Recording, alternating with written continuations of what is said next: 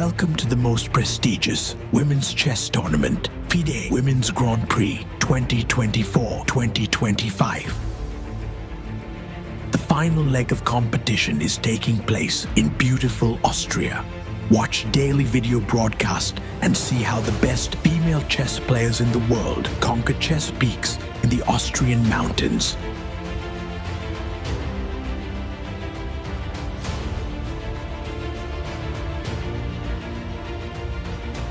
Two top finishers of the series will play in the candidates tournament.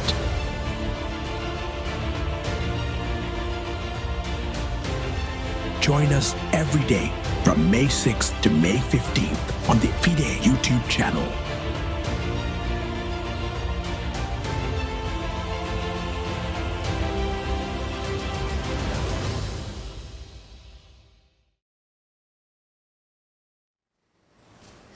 And welcome back, ladies and gentlemen, to the broadcast of the FIDE Women's Grand Prix in Austria. Today is round number 2. Round number 1 saw many exciting encounters and many decisive games. So yeah, what do we got for today, Veronica? Yeah, such exciting games yesterday. Maybe we first have a look from the results from yesterday. Yeah, that's and just that's have a quick idea. recap. Yeah, we saw a draw between the Georgian players, but it was a really exciting game. So Nana had a little bit of pressure and Lela was defending very well. She had a rook endgame with 4 pawns against 3 pawns, but yeah, Nana couldn't win. So in the end it was a draw. Then we had a really exciting game between Vaishali and Nurgyul. Yeah, Vaishali was well prepared and she just overplayed her opponent in the Caro-Kann. Really nice game. And then we had a quick draw between the Muzychuk sisters. Well, we kind of expected it, but I'm sure we will see many more fighting games of them in the rest of the tournament. And then a super fascinating game of the Chinese players. And in the end, Tan could win this game, but actually everything could have happened. So this was really crazy. And then also, super interesting game, Olga won against Alexandra, Kosteniuk, and also in this game everything was possible. So the board is on fire. Yeah, it was especially cool to see Olga winning for the only Austrian player in the tournament. So all the Austrian fans are excited for this start of the event. And yeah, yesterday was a long day. We can see that all of the players are in quite a fighting mood. Everyone is feeling well here. The playing venue is perfect. I don't think there's anything to complain for any of the people who are here. And yeah, for you viewers to see how the opening ceremony was, there was a short video of that, which you can see now.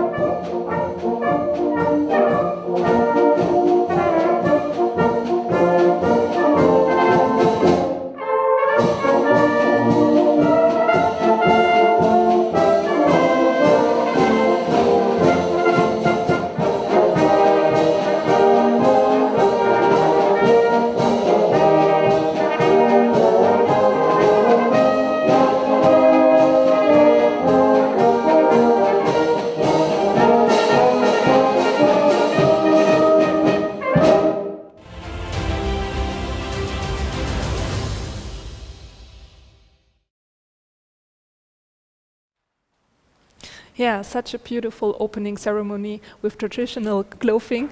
Do you also have one?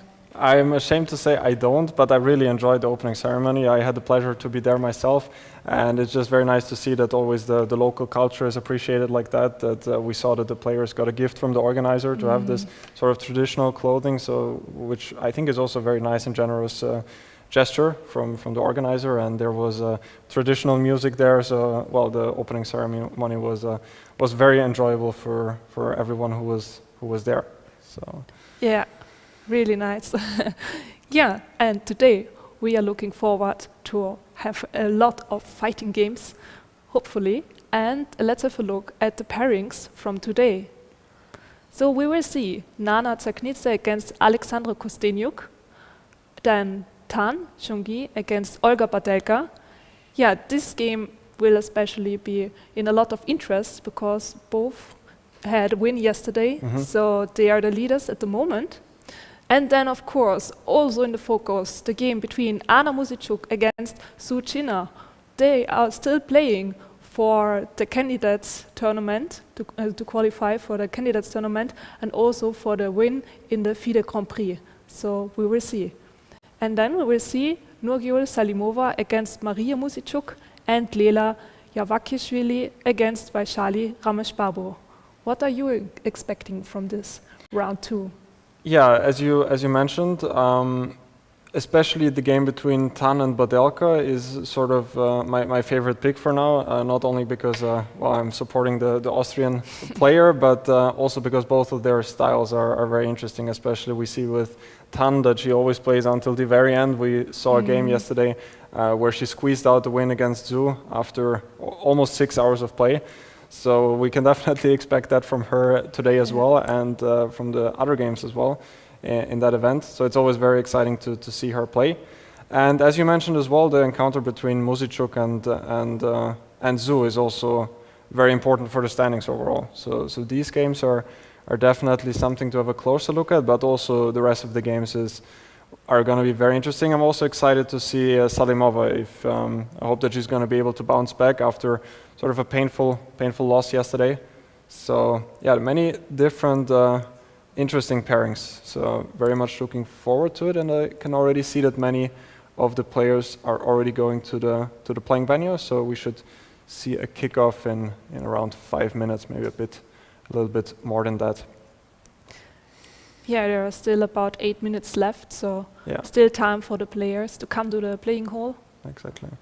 And what do you think about the playing venue? Yeah, I was just about to ask that, since it's quite unusual, and you can also see in the video feed that the players are actually playing in a glass house, which is not typical for a chess event, but I think it's actually a great sort of change of things, because the players actually see around them. It's not like they're in a confined room where there's not much air going in there, but they can actually see the nature around them, and there's a lot of light, natural daylight coming into the playing venue, which I think is great, and I'm also quite sure that the players appreciate that. Yeah, for me it would be perfect. I like to see the nature when I'm playing, and also to listen to the rain. It's somehow relaxing during a stressful game. Yeah, absolutely. Yeah, it's not very typical for chess events to be in such a place. So that's just an amazing work also done by the organizer to just sort of mix up things. And I certainly really appreciate the change of events, and it just looks very beautiful, as you can see on the video feed.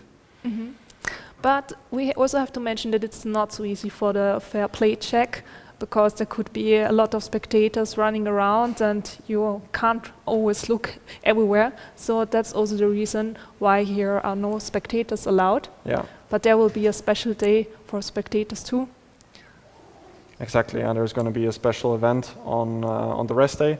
So for those people who are interested to check out the place, that is definitely the time to do so. And here we see already the players sitting on their boards, getting ready for the game, but still a few minutes for the games to kick off. And by the way, I think we haven't mentioned yet also the place we are at is also quite special, since it's actually a castle where everyone is living and where also we are playing, which is another thing that is not really typical for those type of chess events.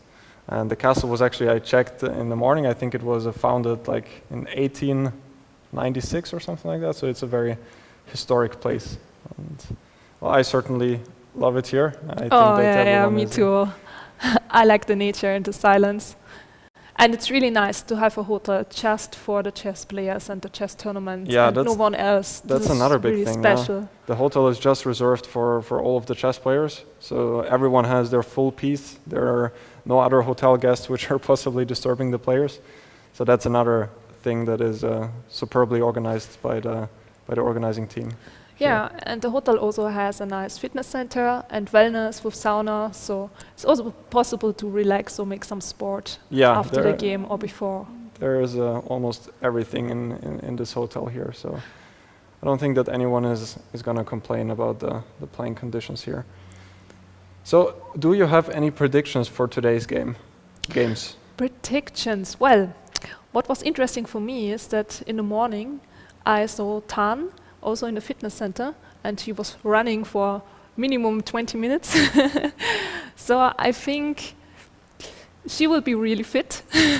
And I also think that we will see a very long game. Yeah, that's always to be expected of her. Actually, it's interesting, there are like many different opinions on when you want to exercise. Do you usually do it before a game or after a game or not at a tournament at all? What is your strategy?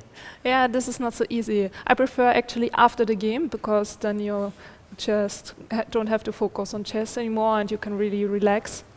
But sometimes I also have time in the morning when I finish my preparation, and then I also do some running or fitness center. Yeah, everyone has their own strategy. Of course, the exercising can also make you tired before a game, so everyone is different in that regard, but it seems like it gives Tan Zhongyi a lot of energy for her games if she does it like that. And what about you?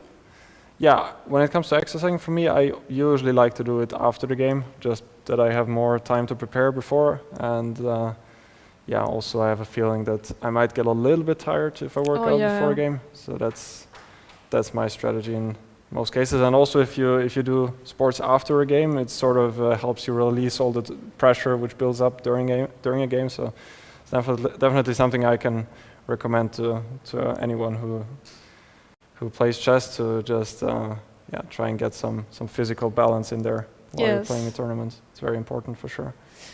Yeah, at least before every game I try to go outside into the nature and get some fresh air, so to be fresh for the game. Yeah, it's also important because you have so much to prepare often that sometimes you forget even to go outside of the hotel room, and they're just in front of the laptop the whole time. So always, not forget about getting some sunlight in as well. So yeah, the games today, predictions are going to be quite hard since all of the players in the event are just so strong, and it's not clear like who is better than whom. Of course, there are some possible favorites, but still anything can happen in all of the games. So it's going to be interesting to see what the players are going to come up with. And here we see already the players are going to get only 2 minutes left. Ready, yeah. Exactly. And I'm really wondering how the game between Su and Muzychuk Anna will end. What do you expect?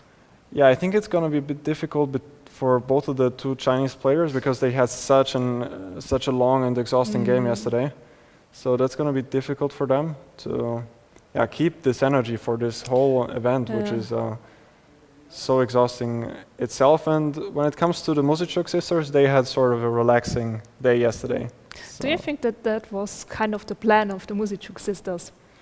Yeah, that's of course one possibility. That if you have a more solid game and a quicker result, then of course you can also relax. But on the other hand, you can also look at it like that if you have some shorter draws in the beginning, that you don't really get into this fighting spirit and fighting mood. So I also saw that happen quite often, that if people make some quick draws, they sort of lose this fighting spirit. So it might also be in the favor of the Chinese players.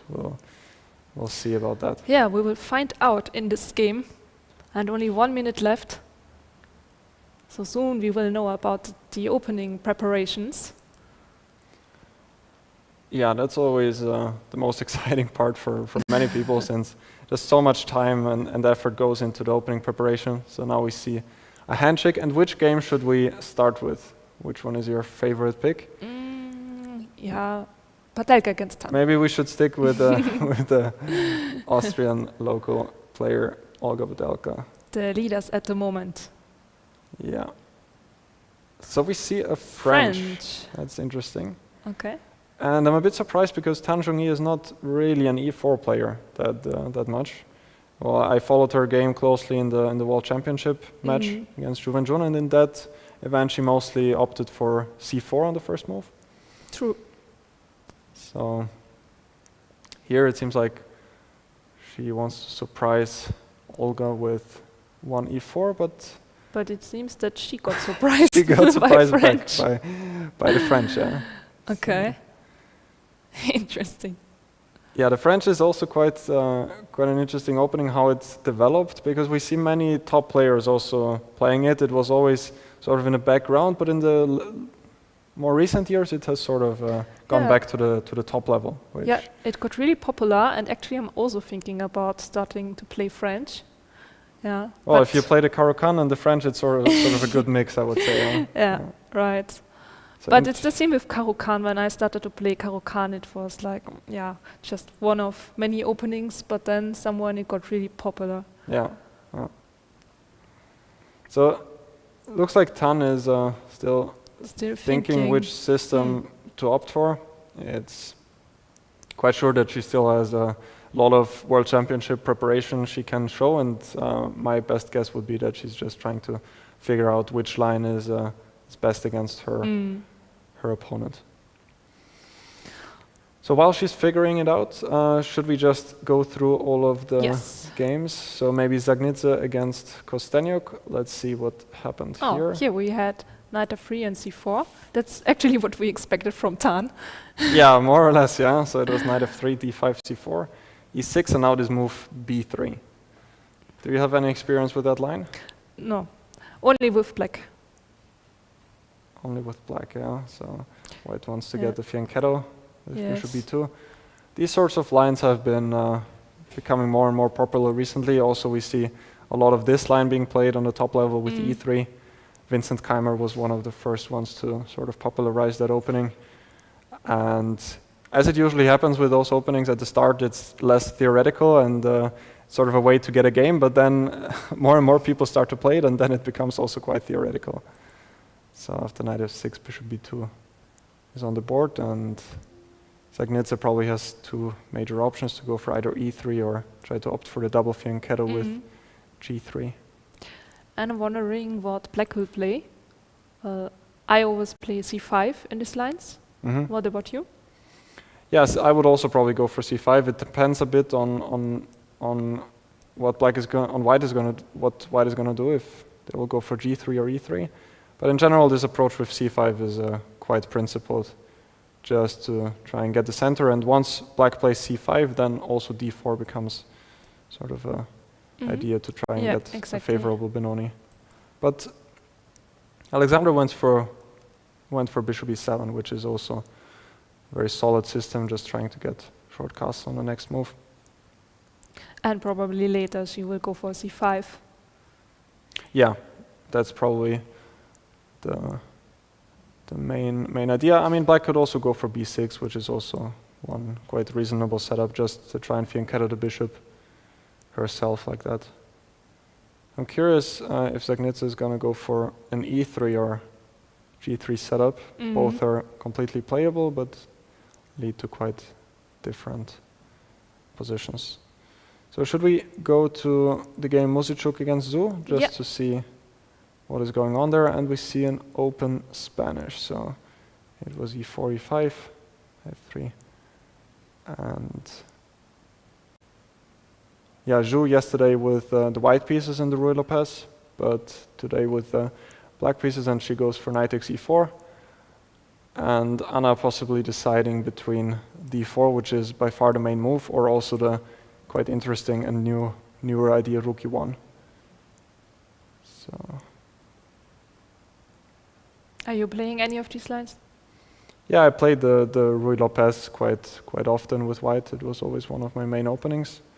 But the open Spanish is generally one of those openings when, if you see that your opponent plays it, you will probably not like to play it because it's just such a good line and it's quite hard to get anything out of the opening there.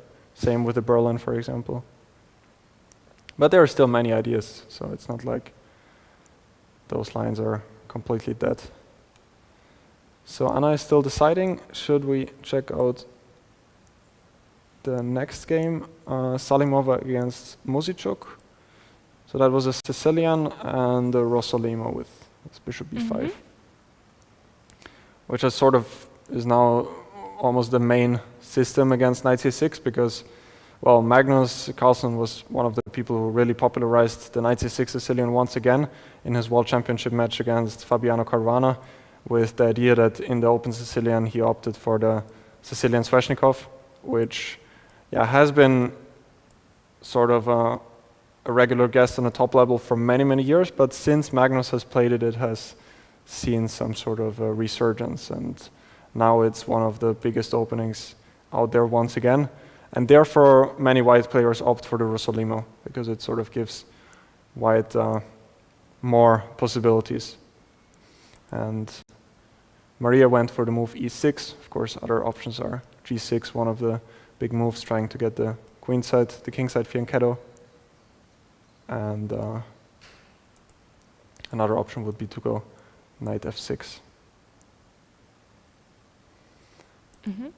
But yeah, she went for e6, and now after bishop c6, b takes e6, that's the current position on the board. So not much to tell just yet in the opening stage.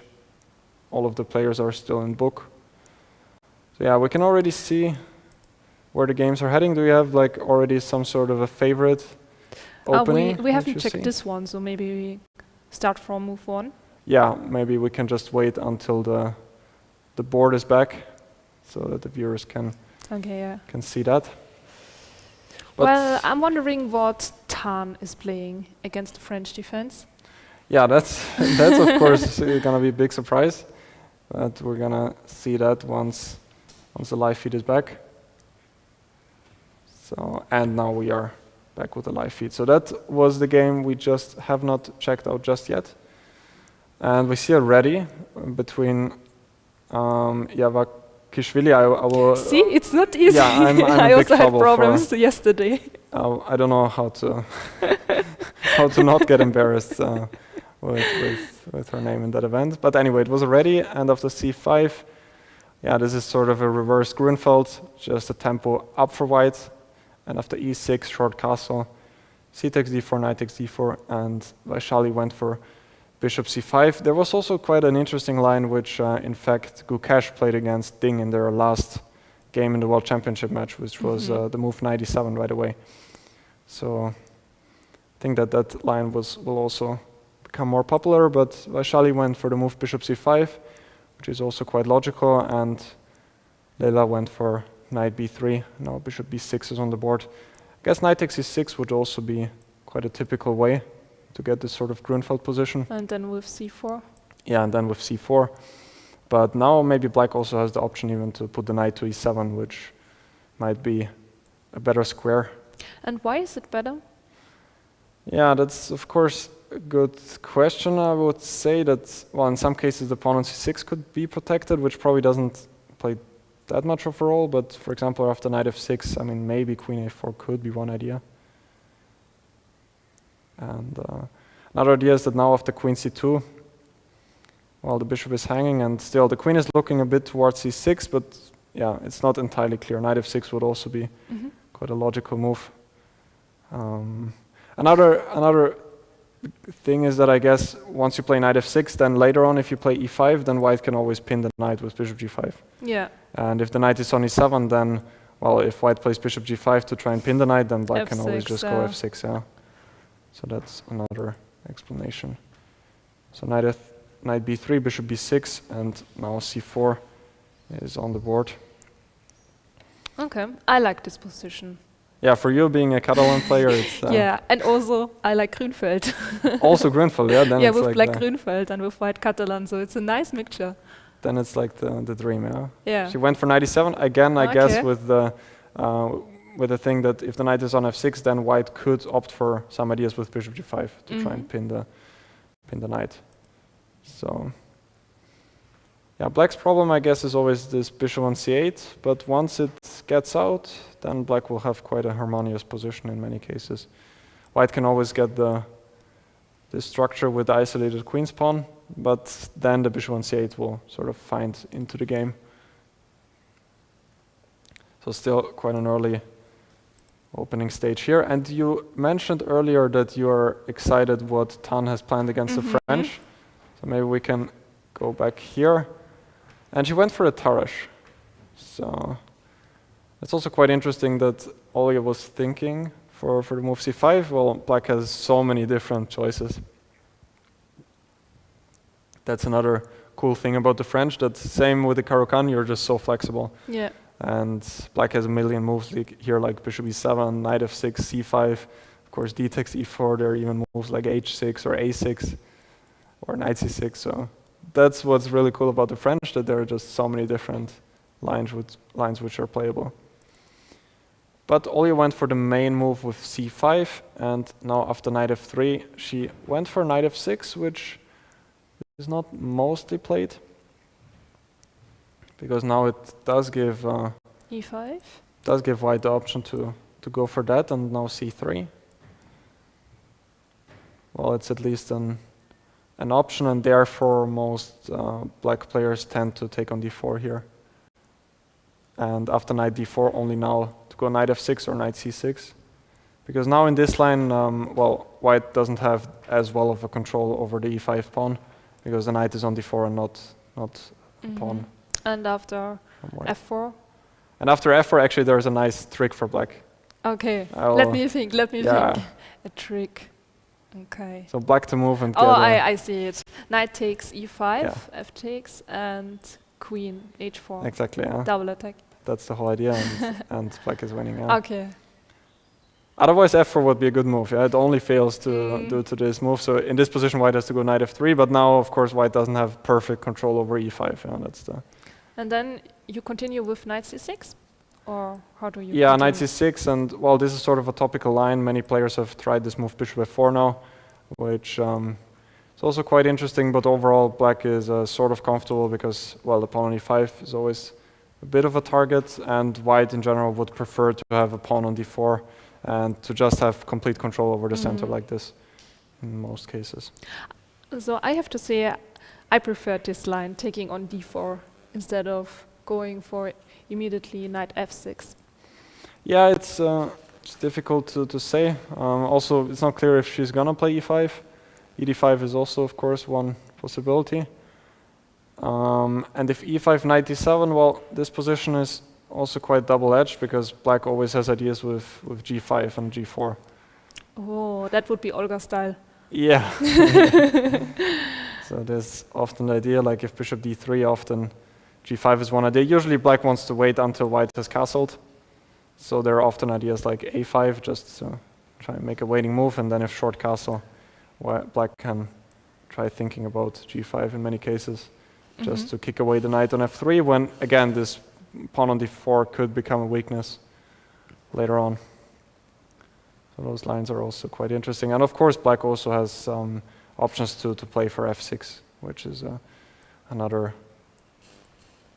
way. For example, if bishop d3 then takes an f6 is also one quite of a big line when we see this quite typical French structure with the weak point on e5, but black also gets some active play with bishop d6 and short castle. So still, Tan is thinking and perhaps figuring out if she does want to go for this sort of close position with e5, or if she wants to play it more solid with e takes d5. And after e takes d5 also, I guess that black now should probably take with the pawn. Otherwise, if you take with the queen, then maybe bishop c4 comes with the tempo. And taking with the knight might also be possible, but yeah. Then after dc5, maybe I'll have a tempo with knight e4. Not sure if you want that, so most people are playing with e takes d5, which then again leads to this isolated pawn on d5 quite often, but this is also a very serious system for black, so. And for white as well, so big line. Still Tan is thinking, so which game should we go to once again? Yeah, Kosteniuk against Dzagnidze. Yeah. And she went for e5. Okay, this is also a typical approach. Every time when you play b3, then you can attack with a5, a4. Yeah, or when white plays g3, often black plays h5, h4. Yeah, exactly. So Nana went for the double fianchetto with g3, and after bishop g2, a5. Which is of course one critical idea, just to get in a4. Other moves are b6, as mentioned earlier, one of the big lines, and black can also go for c5 here, one of the options. And a5 now she goes for knight c3, which I think is sort of the main idea for white, because now a4 probably doesn't work as well because the knight can take. So this is stopping the idea. Knight c3. And how would you continue now? Because if you're playing c5 now, then you have a weakness on b5. Yeah, that's probably not what black wants, yeah, as you mentioned. If c5, then the b5 square is significantly weakened. So I'm not entirely sure. That's also why I never really liked this line with a5, because it always seemed to me like knight c3 is sort of ruining black's fun. And also d4 probably doesn't work as well, because you can just go knight b5. Now this pawn is hanging, and again, if black goes c5, then the knight is just very beautiful on b5, and white can maybe even immediately challenge black's center with e3. I'm not. So what about c6 to protect b5 and then go for d4 later? But okay, also e5 is not that easy to play. Yeah, that's one option. I would say that c6 is probably the best. Well, white could probably transpose to some sort of Catalan now with d4. Yeah, true. That would be one option. And well, the question is if d4 is such a big threat, like if I castle and you go d4, maybe I'll go knight a4.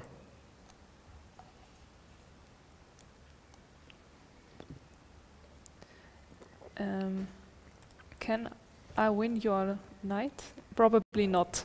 I think, yeah, I was hoping the diagonal is a bit too weak. I was hoping for you to say that, but I think that knight takes d4 is crushing here, because the rook on a8 is hanging, and also the pawn on b5 is hanging as well.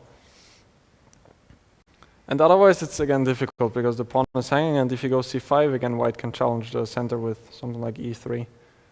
I mean, here it's maybe not so clear, because the knight is not as good on b5, on a4 as it is on b5. So that would be one option.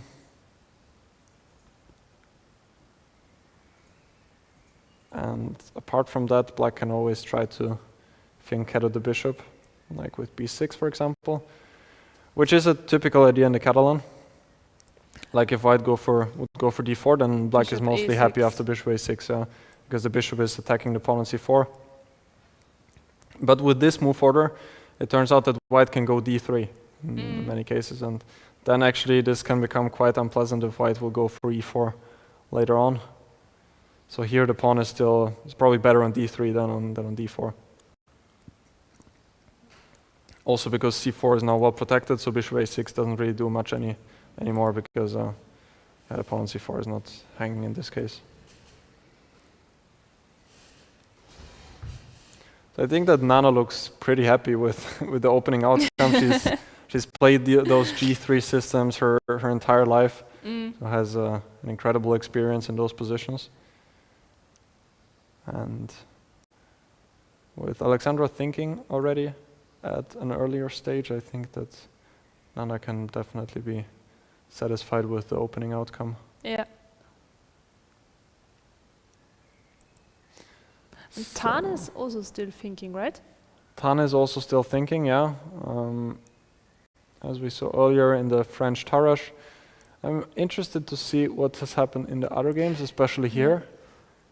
Here we got some new moves in. So yeah, Rook e1 was in fact played by Muzychuk, which is sort of a newer system. d4 was always like the huge line, when after b5, bishop b3, now d5 leads to the open Spanish after d takes e5, bishop e6, where the theory has been sort of established since many, many years. Viktor Korchnoi was one of the big superstars who has popularized that line, and well, now almost all of the top players have the open Spanish in their repertoire.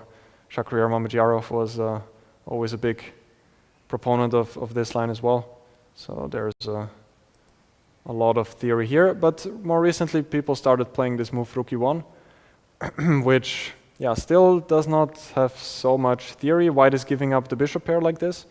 Bishop c6, dc6, knight takes e5, but white will be able to have more space, and also black is it's not so easy for black to develop that fast. Bishop e7, so that's sort of the idea, d4, and the knight is often a bit misplaced on e6, so we are still following more or less the theory nowadays here. There are not as many games as in the Open Spanish, but still there have been some games here. And Zhu is incredibly well prepared. Even though Rook e1 is a sort of a sideline, she is blitzing out everything until move, well, still, knight f8 is still in her preparation, as it seems. And this is also, I think, the best way to play it as black, to tuck away the knight on f8 once again. So the last time I was checking this line, it seemed like this is the best way, and now finally this bishop could move out to, for example, g4 in some cases. Yeah. So would you play h3 now? Yeah, h3 is certainly one idea. Also, in general, white wants to play for d5 sooner or later. That's often an idea as well. I guess that queen b3 can also be considered, just to not allow black to develop just yet, because the pawn on b7 would be hanging. And also to sort of eye the king on g8 perhaps a little bit. But h3 would also be one idea. Yeah, I guess that black wants to either play bishop g4 or maybe just bishop e6 and then put the bishop to f7.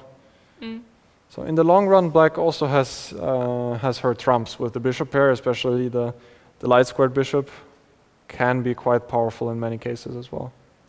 And where is the black knight heading to?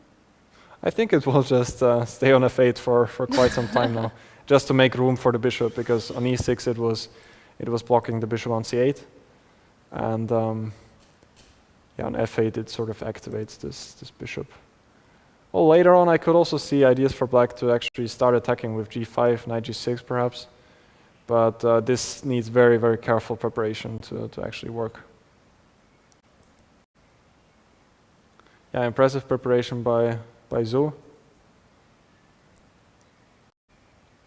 who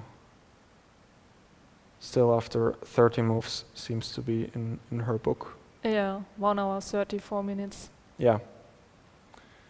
So and a move was played. And move was played in. And it's not h3. Yeah. It's what? What did she play? Queen b3. Queen b3. Yeah. B3 it was. Yeah.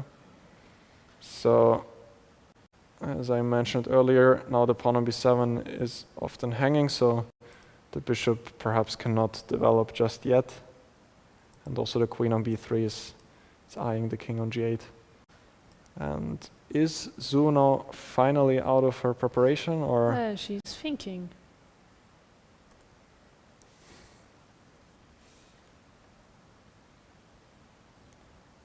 Yeah, it seems like queen b3 has not been part of her preparation. Maybe she remembers. I don't know. Yeah, I think it would also be quite normal to stop the preparation after knight f8 while you cannot analyze everything and the position seems sort of safe for black. Yeah. You have the bishop pair, safe king, and this would certainly be one position where you could stop the home preparation. And maybe after queen b3 she will now have to figure out how to play on her own. Rook b8? Or what would you play? Yeah, rook b8 would be one option. Did she make a move? Yes. And it's bishop g4. See, yeah. she is still in preparation. Well, you don't play bishop g4 that quickly if you're not prepared. Okay, so what happens if I take on b7? Yeah, that's a great Rook question. b8? Or maybe not? Or taking on f3 first? I guess that has to be the idea, because if rook b8, then I take on take c6 and f3 is protected again. Yeah. Okay, so first I take on f3. Yeah, that's probably the idea. And then maybe rook b8 and taking on b2 or something better. Like immediately attacking.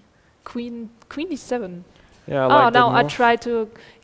try to trap the queen with rook b8. Yeah, Rook b8 is now threatening, that and makes maybe sense. And then queen h3 and knight g6, h4, and checkmate. yeah. So for example, if d5, then you could think about maybe queen h3. And this can become quite dangerous for white. I mean, for example, queen c6. Now knight g6 probably is a bit too early because white can exchange queens with queen e6. Yeah. But maybe she can start with bishop d6, threatening h2, and then after f4, which seems like the only move. Black probably already has perpetual check, but might even be able to do something more. Seems actually quite dangerous. I don't really see how white can stop this. So that's quite an unpleasant situation for Anna. Yeah, she's out of book and it's a complicated situation. Complicated, yeah, and most importantly, her opponent is superbly prepared, as we can see. So what to do? Well, I guess in the worst case, she can go for Knight knight d2, d2, right? which, yeah, is not really the move you want to make, but still, I have a hard time believing that white is going to be worse here as well. So, yeah, but it's not really a move you want to make. So again, if queen b7, bishop f3, g takes f3, queen d7. What can white do? Well, d5 seemed quite logical. it must be d5. I mean, queen b3. It looks a bit passive. But maybe we need our queen back on f1 or something like that. Yeah, I was also considering bishop f4, but just to attack c7. But maybe knight e6 and... Well, this exchange sacrifice on e6 doesn't look like it's enough because also c4 is hanging. So yeah, here again it looks unpleasant. f4 is hanging and rook b8 is coming. So what can white do here? d5 we mentioned, but now bishop d6, or was it queen h3 first? Queen h3 first, yeah. Maybe white shouldn't take on c6 because it's... Can we take on c7 and then move back to g3? Yeah, that's a good idea. So maybe first we need to play bishop d6. Yeah, that's more accurate, it seems. So bishop d6. No, this is coming, but now I can maybe play c5. Yeah, c5 and then also queen b3 with check later. Yeah.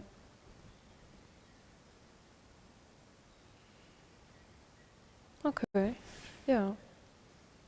Oh, I don't know if I can go crazy like this, but I don't really think I can. Yeah. Okay, you're really going crazy.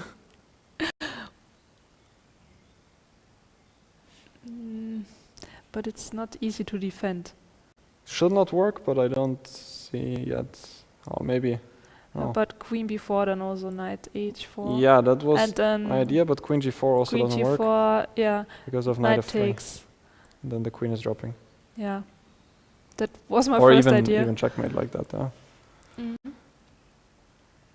that might be a cool idea. With c5, queen h3 in this position.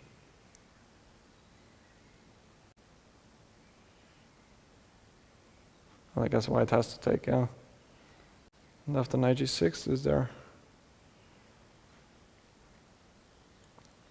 actually no defense? It's somehow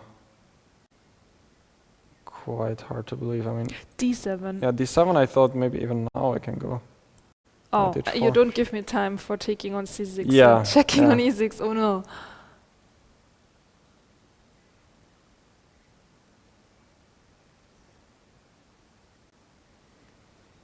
I don't see how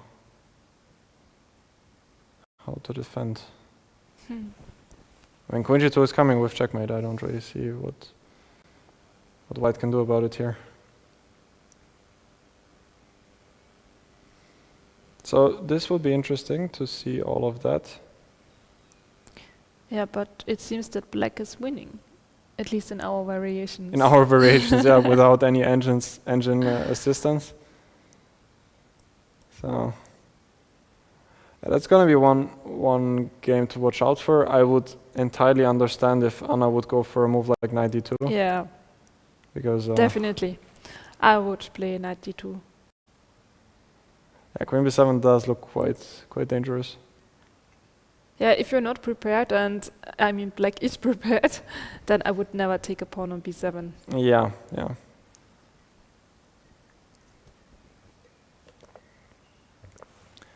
So, not so many developments in Salimova's game as well. So we stopped before, after e6, in the Rossolimo. Nurgyul went for bishop takes e6, which is one of the big moves. The bigger main line is short castle, and after knight e7 now black wants to play a6. And if rook e1, now a6, bishop f1 is sort of where the theory is heading nowadays. And d5, one of the big theoretical debates in the Rossolimo. And bishop c6 is quite an interesting line, because white just argues that he ruins black's pawn structure, and usually black's problem here is the bishop on c8, which is not really getting out that fast, and also the pawn structure can be quite weak in the long run. On the other hand, if black manages to get d6 and e5, he will have a fantastic center and the bishop pair as well. So it's a very double-edged line. Mariya went queen c7, which is intending to prepare e5. Short castle, knight e7, and now knight h4, which is a typical idea, trying to f4, f5? Trying to prepare f4, yeah, in most cases. And yeah, another idea often for white is to go h4, even in those lines, like whenever black goes knight e7, for example, if I don't know, something like knight d2 perhaps, knight e7, white often wants to go h4 just to stop knight g6, because then h5 would happen, and if black goes h5, then the g5 square is often weakened later on. So, but this is the current position. I'm wondering what is the plan after knight g6. I guess she just wants to take. Why not queen g4? Okay, then bishop e7 and yeah. Yeah. Also, I'm not sure if the queen is. Yeah, maybe you want to play for an attack after taking, but you don't really have that many pieces on the king side, so. Okay. But also taking on g6 opens up the h file, and if white is not careful, the game could end in one move. Well, that's not going to happen for sure, but maybe something like f4.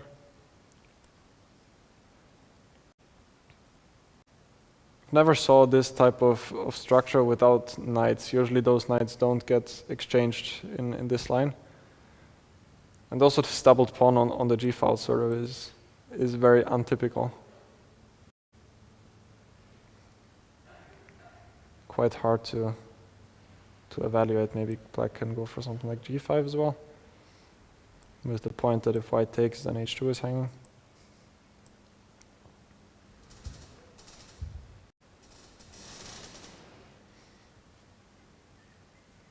Yeah, I think that Mariya can be quite happy. It also seems like Nurgyul was not, that knight h4 was maybe not... not preparation? Yeah, judging from the time management, it's... Yeah, it looks a bit weird. I think that after knight g6, black is completely fine, and I prefer black's position. Yeah, well, this knight h4 idea is quite interesting in many cases, but usually it's only after f6. Like in some lines like this, often white goes for knight h4, because now knight g6 doesn't really work because of queen h5. Maybe here it's actually a bit different, yeah, because there's queen e5 even. But in general, white usually goes for knight h4 only after f6. In general. But yeah, I mean, the game is only starting, so it's hard to make any statements just yet. So in Lela's game, it starts to look like a Dubov Tarrasch, funnily enough. In the Dubov Tarrasch, the knight is on f6, so maybe we can put it on the board, how the Dubov Tarrasch comes. So this is, let me just think what's the best move order for that. If black goes, yeah, for example, like this is how you can reach not this exact move order, but this is the line in the Dubov Tarrasch.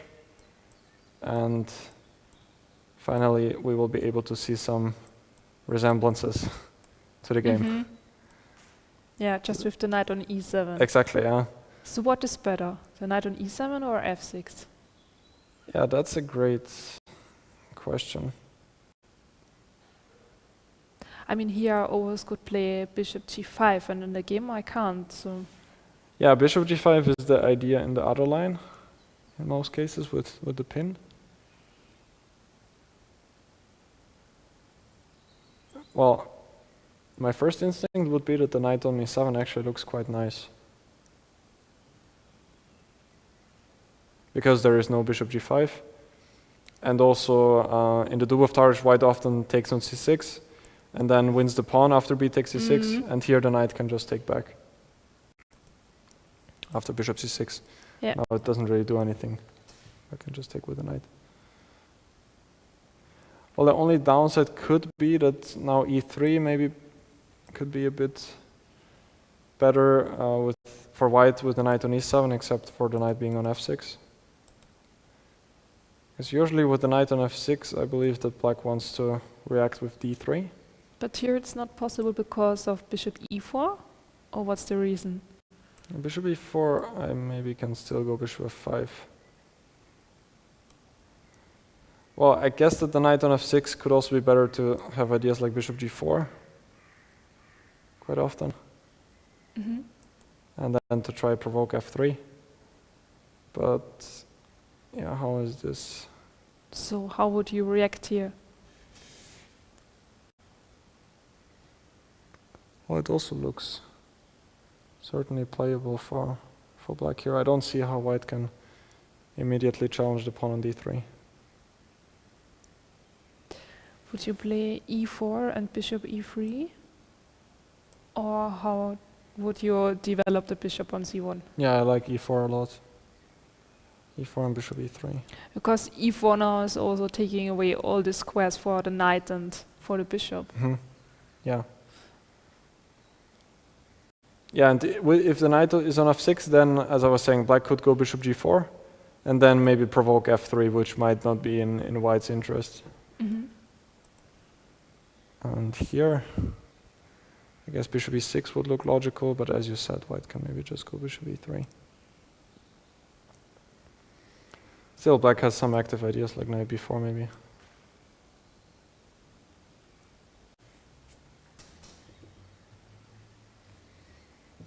With possibilities on either a2 or c2. It's getting complicated. Yeah. So this does not look entirely clear. And what is the live position? I think after knight b6, a b6, yeah. So here, Mm-hmm. Lela is So she is thinking. thinking about e3, yeah? Most likely, yeah. But what else? I mean, there's only e3. I think you have to go for e3 and d3. Yeah, probably bishop g5 doesn't really do anything here.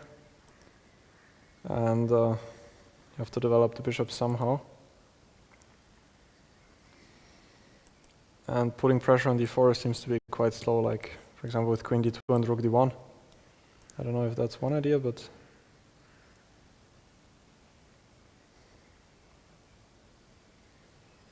it is probably quite slow because bishop e6 and now it's already bishop b3 is quite an unpleasant threat because the this rook on a1 pressure is really unpleasant. rook on a1 is falling. Yeah, you need your bishop. So a Dubov Tarrasch with the knight on e7, that's sort of new to me, but it seems very interesting. And e3 is not an easy decision for white to make. Did she do it? I think so. Yes. Yeah, she played E3. e3. But if d3 now happens, it could become quite unbalanced. Vaishali still has a lot of time on the clock, so maybe she's still in preparation. Yeah, her preparation for sure went quite long here. She will for sure go for d3. And then I think the black has good chances because white need to be precise. Yeah, this pawn on d3 is definitely dangerous as well. I mean, it can also become weak quite often. But yeah, up and down sides for white and black in this position. Yeah, but especially I like this idea with bishop e6, and then you get really problems also after knight to b4. Bishop e6, knight b4. I still don't see any solution. Well, now that I think about it, I like bishop d2 here for white, just to get bishop c3. That was my first idea actually, and then I thought maybe e4 is stronger, but yeah, your black idea is really good. Yeah, just to try and develop the bishop.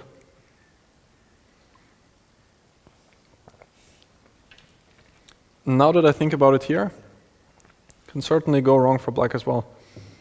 Show me. Like bishop e6 maybe, or what would you? Yes. Now bishop c3. Now if I get one more move with knight d4, I think I'll just pick up the pawn.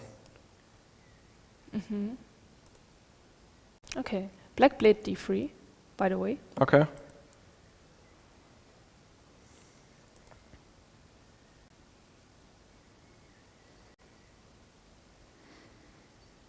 Well, we could also think about bishop e4, as you said earlier. And if bishop f5, then to exchange, and then to go e4. Could also be one idea.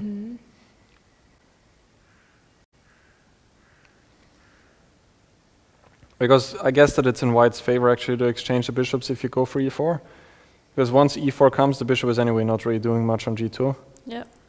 And now also the bishop could come to e3. Oh, and bishop d2 was played. Bishop d2 was played, yeah. Yeah. Looks like quite a safe move, yeah. Just put the bishop to c3. You don't block your bishop on g2 by playing e4. So I like that decision. And yeah, the knight on e7, it has some benefits, of course, but, well, I'm saying this for the 10th time, but with the knight on f6 again, black would have the option to play bishop g4, which is definitely an option which is not available now.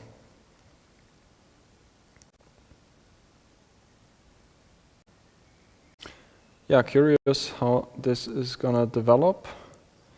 So in the meanwhile, which game is the one we have not checked out? Maybe it was actually Badelka's game, which, yeah, a lot of development here. So it was a French Tarrasch, and she did go for e5, knight d7, and d takes c5. That's Okay. quite interesting. Not really the move which white necessarily does, because, well, as we said earlier, usually white wants to protect the center with c3, and after d takes c5, the pawn on e5 often tends to be weak, and Olga immediately went after it with knight c6, and Tan went for bishop b5. So now knight e5 is not possible because of the pin, and black just loses a piece. But instead, Olga just took on c5 with the bishop, knight b3, and now bishop b6, queen e2, and short castle. This is the current position. I'm also a bit intrigued by the move queen e2 first, and why not castle first? I guess she just wanted to protect e5 right away. Yeah.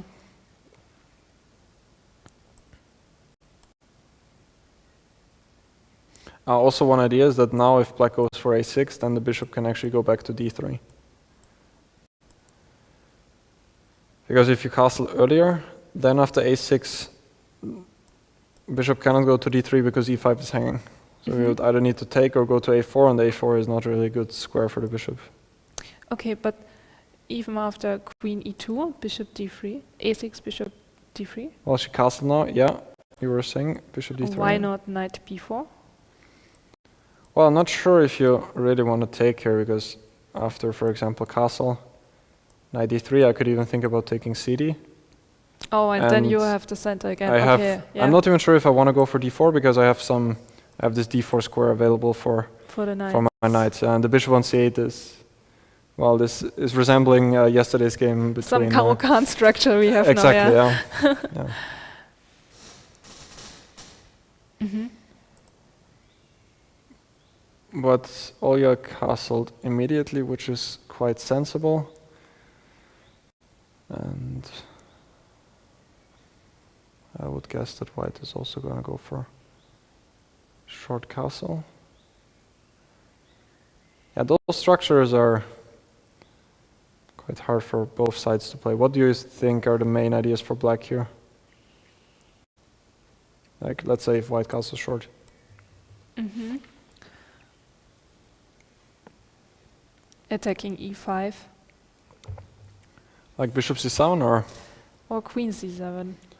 Queen c7, bishop f4? Yeah, that's the problem. I don't really see any future plan. I guess I have to go for e6 somewhere. a6 and bishop d3. I know you don't want me to take this bishop, but if I don't take it, then white might be able to play bishop taking on h7, Yeah, like making this beautiful sacrifice. Might actually threaten that right away. Yeah. And now bishop h7 maybe doesn't work, because in the end you have queen takes c2. Oh yeah, that's nice. And protecting h7, yeah. Well, maybe c3 is also interesting here, but just to attack the knight and not allow queen c2, and then to get queen h5. But yeah, again, I don't really need to take here. I think that taking on d3 will be sort of in white's favor, like here, for example. Now also the queen on c7 is probably misplaced because rook c1 is going to come with the tempo. And this d4 square is weak. But I like your idea, trying to pressure the pawn on e5. I would think about with also going bishop c7. And also bishop f4? Yeah, I would love to go for some f6 somewhere. Me too, but... Okay, yeah, at the moment my bishop is hanging, that's why. Yeah. Okay, and clever. I'm not sure if this works, but... My point was that, yeah, there might be some checks here, but I don't think white has anything special. But you could also win the pawn on c6. Then there are many pawns. It's 3 pawns, but all of a sudden I think that white is gonna get attacked more than black. I feel like knight b6, for example, and this bishop is gonna try the attack, and maybe king h8, rook g8 later. Yeah, the bishop pair is too strong. Yeah. So bishop c7 would be one idea. I mean, assuming that Tan is gonna castle, which is not fully obvious yet. Because she could also argue to maybe go bishop f4 earlier. That now she can go bishop g3, for example. Yeah, and what to do with black? It's so difficult. Well, here again I would be thinking of going f6. I think that black probably has to play for that.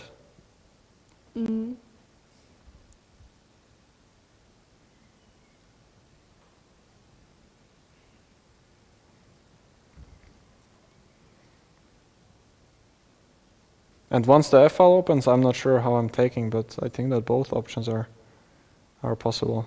Taking with the knight or with the queen. Let's say I take with the knight, and some ideas like knight e4, f2 is weak. So this looks, to me at least, like black can be quite happy. Therefore, Tan is thinking. And I also don't really see how you can stop this plan with f6. Maybe you can go for knight d4 at some point, but you have to take on c6 for that first, and you don't really want to do that. Yeah, difficult. I like black's position here.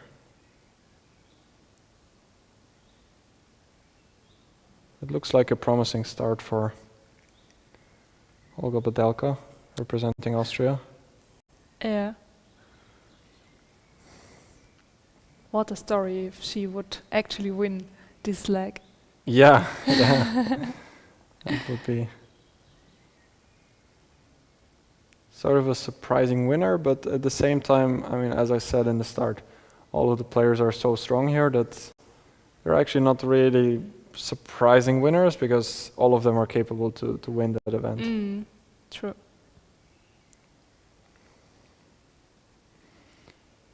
Yeah, I'm a bit surprised that Tan is spending so much time. It's not really in her style to burn that much time early on. Usually she's playing much faster. Also in the World Championship match, that was sort of something I noticed, that she always tries to put her opponent under pressure on the clock early on.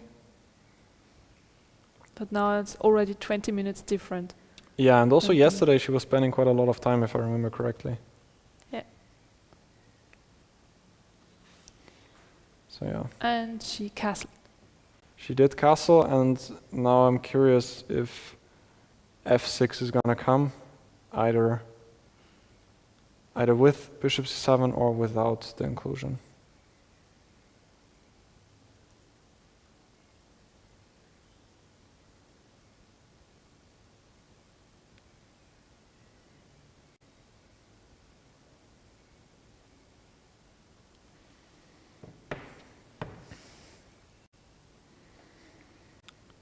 So what are the other games which we have missed something? Yeah, Anna Muzychuk did go for knight d2, which is Safe.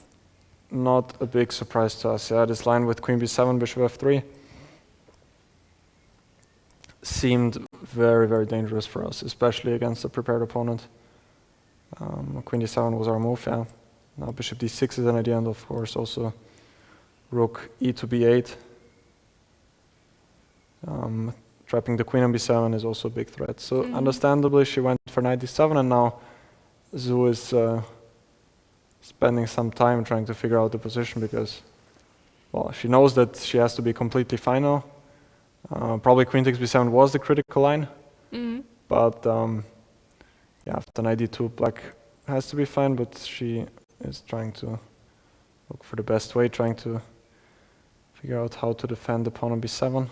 Guess you could go for queen d7 once again. Yeah. And maybe also move like b6 or rook b8. I would play queen d7. Yeah, just to prophylactically protect the pawn, because again, queen b7 fails because of rook e to b8. And if queen d7, I mean, I guess that h3, well, you still need to think about this one here. But now you have your knight, Yeah, which now can go to f1. I assume it doesn't work. I can also bring back the queen, maybe like this. This is one idea which I maybe like. And then queen f3, even though bishop d6 could come. But as you said, knight f1. I wasn't quite sure about this, once again.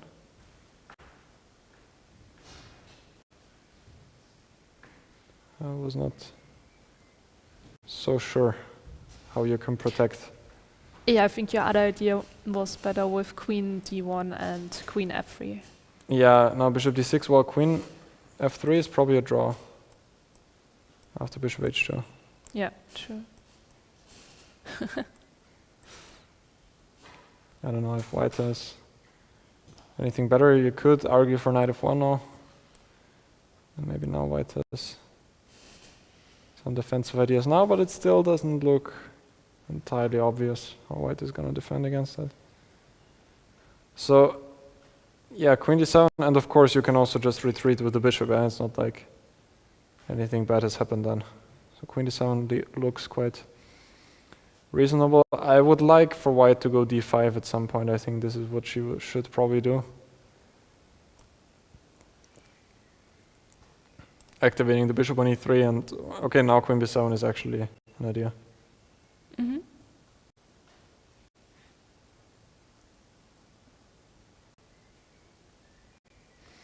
So we're gonna go on our first break just quite soon.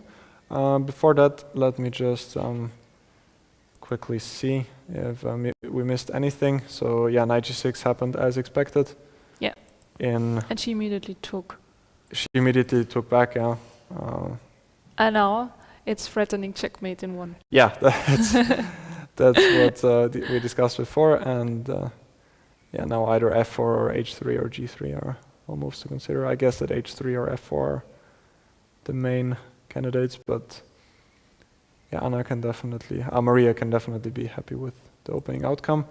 And yeah, this game is also quite exciting. She did go for bishop f5, which looks actually quite logical, just defending the pawn on d3. And after bishop c3, now knight d5 is on the board. So pawn on d3 can be a long-term weakness, but as we said earlier, it can also be a strength in white's camp. And the last game, which we have not seen in some time, is the encounter between Nana Dzagnidze and Alexandra Kosteniuk, where Alexandra went for this early push a5, and Nana stopped her plans with knight c3, which I think was a pretty good move. And now c6. Yeah, that was what we said. And yeah, Nana actually went for the plan with d3. And the knight on b6 now looks a little bit out of play, I would say, and white does have this idea with e4. Yeah, so, but it seems that her idea was to go for e4. Yeah, maybe she can do that now, yeah. As she did, actually. Ah, this is on the board. Okay. Yeah. Yeah, then knight b6, of course, makes much more sense, but still, if I go for e4, it could be one idea.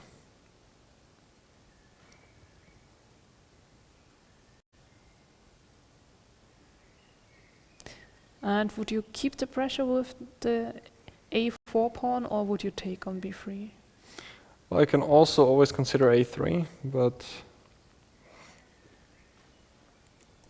this pawn on a3 seems to me like it's going to become more of a weakness than an asset later on. I mean, I would like to simplify with black, but don't really like the prospects because e5 might come and then white just has a lot of space.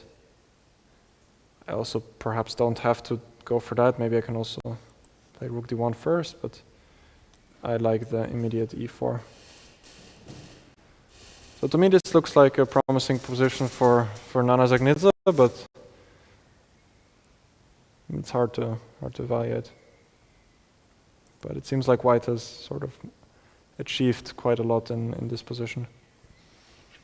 Because as I said, the knight on b6 can often be quite passive. So yeah, we're gonna go on our first break. Gonna be a quick break, some 5 to 10 minutes. So we're gonna be right back. So see you soon. Yeah, see you soon.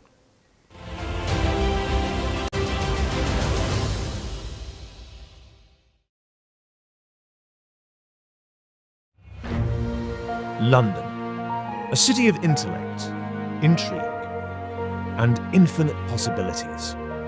In the heart of the city that gave us the greatest detective, a new mystery unfolds. Not of crime, but of calculation. This June, London plays host to the FIDE World Rapid and Blitz Team Championships. A battle of brains, where speed is the weapon and teamwork is the key. Grandmasters, wild cards and legends will join forces into mixed teams for the world titles that will be decided in seconds. Rapid, Blitz, London. The game's afoot. Think you have what it takes? Assemble your team and register now to be part of this chess story that will become chess history.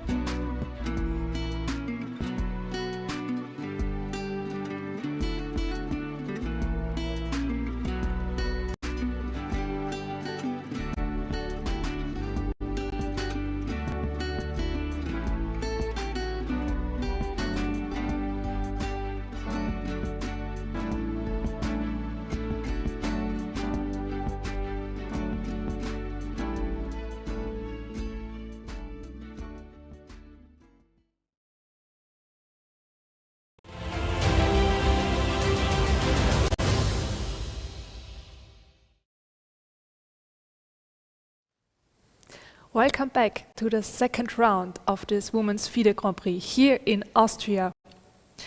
We are still in the early stage of the games, and so far the games still seem to be equal, but here, for example, in a game between Nana and Alexandra, it seems that Nana already has a small advantage.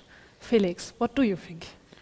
Yeah, more or less. Well, it's still in the opening stage, so there are not so many like huge developments. No one is winning or anything like that. But the position in Dzagnidze's game is probably the most promising for White so far. And also for the viewers, we have just changed one thing, which is we turned on the evaluation gauge. So since many people have wished for that, which has the benefit that from now on our analysis will also be more correct than it used to. But we will still try to keep it as human as possible, the analysis, of course. So yeah, that position, as you said, we checked the position after a4 earlier, and I think that e4 was our suggestion as well here, and it actually happened in the game, and Alexandra went for a3, which forces bishop c1, but Dzagnidze is simply not at the board now, so that's why we don't have a move. Otherwise bishop c1 is going to get played any second, and I think that the pawn on a3 is going to be more of a weakness than a strength later on. That would be my guess. And I'm not sure what black is playing for here. Like, do we want to close the position with d4, or you want to take some pawns here? What would you opt for? Pooh. As someone, I would like to play e5 to get some space for my bishop, but I really don't like my knight on b6, and I really don't like my pawn on a3. Yeah. So I understand why also Ancient thinks that it's better for White. Yeah, I just don't like black's position. Yeah, this knight on b6 is just a bit, well, it's simply not doing that much, and a3 is going to be a weakness. I mean, a takes b3 is also not a great move to make, because, well, now the a line opens up for the rooks, but at least the pawn on a3 is not going to be weak, so maybe I would prefer to go for that with black, but it's also not the dream scenario, I would say. So she went for a3, and bishop c1 is going to get played, and I'm curious what black is going to do, because d4, well... But what else? Yeah, I mean, I could just leave it like this and make some move like, I don't know, h6, for example. But can't I play e5 then with White and just gain space? Yeah, for sure, you can, and you probably should, and I don't know where this knight is going. I could go to d7, going to h7 is also always one idea, just to slow down White's kingside attack, because now at least black has one more defender here. But yeah, the knight on b6 is not great, and the pawn on a3 is also gonna become quite weak probably later on.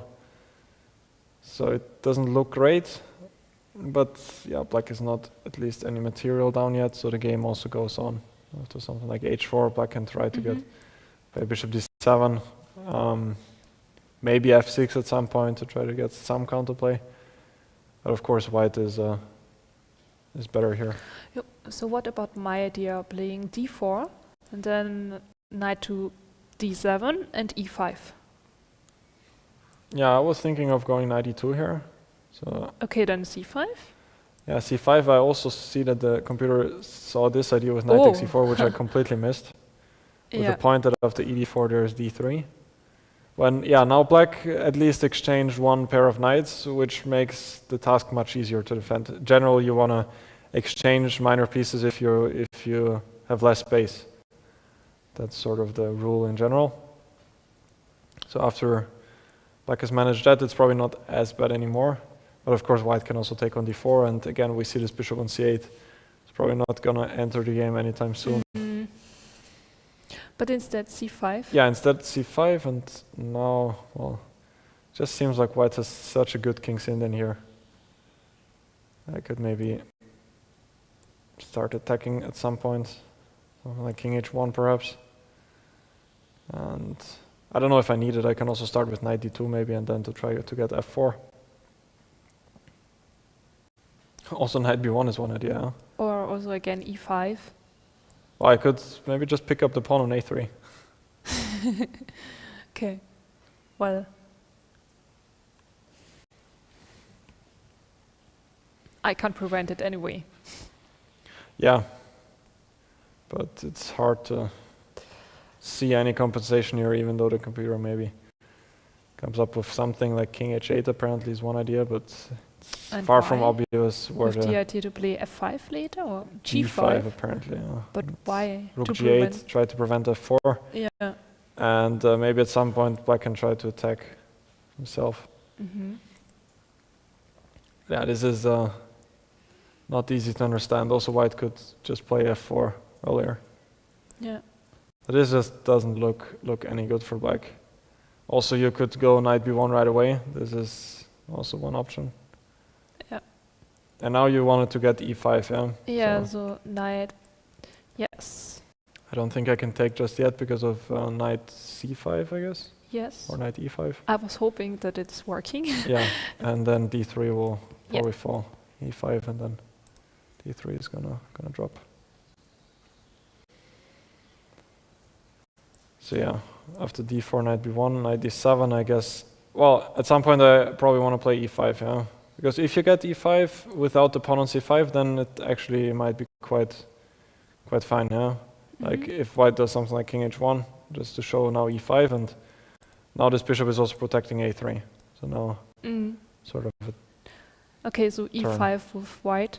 e5 and Knight's probably, yeah, both is possible, but if maybe g4, then at e8. some point even the knight maybe has to go to h6 when it's gonna get in trouble there. So rook e1 and h3 is coming. So this also doesn't look that great.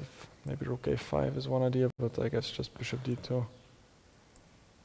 And okay, you have to give the exchange. Maybe that's actually still one of the better practical tries, but still should not be so great. Actually I cannot take here and then take on e5 because, well, e1 is hanging. So that doesn't work. But I can take on d4 now, and then the rook is hanging and does not look great once again. Now the knight is also joining the game with knight c3 soon.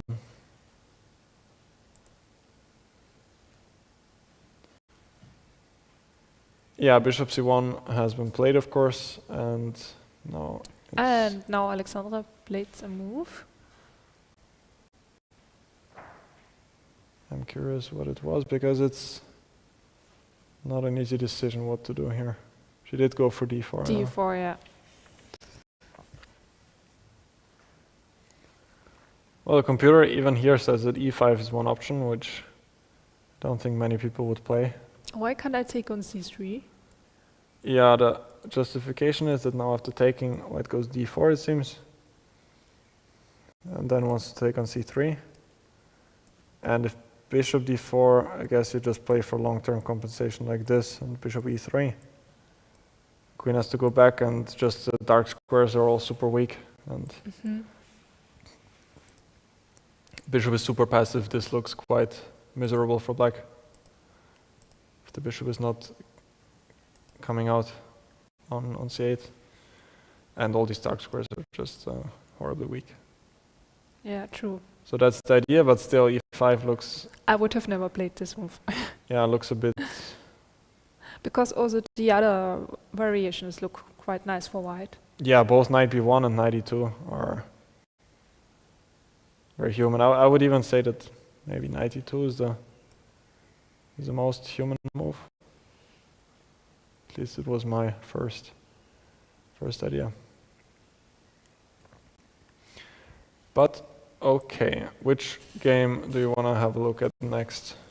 Of course, Badelka against Tan. Yeah, there And they played f6. have been quite some developments. So first queen c7. She did go for queen c7, Okay, yeah, so it was in fact your idea. She did go for rook e1. I'm wondering why. Yeah, bishop f4 probably ran into f6. It was here, right? That was kind of our idea. So rook e1 happened, and now f6. E takes f6. Knight f6, bishop e3. Takes, and knight g4. Which looks like a very dangerous idea, because I guess after queen e2, at least white has to think about rook f3.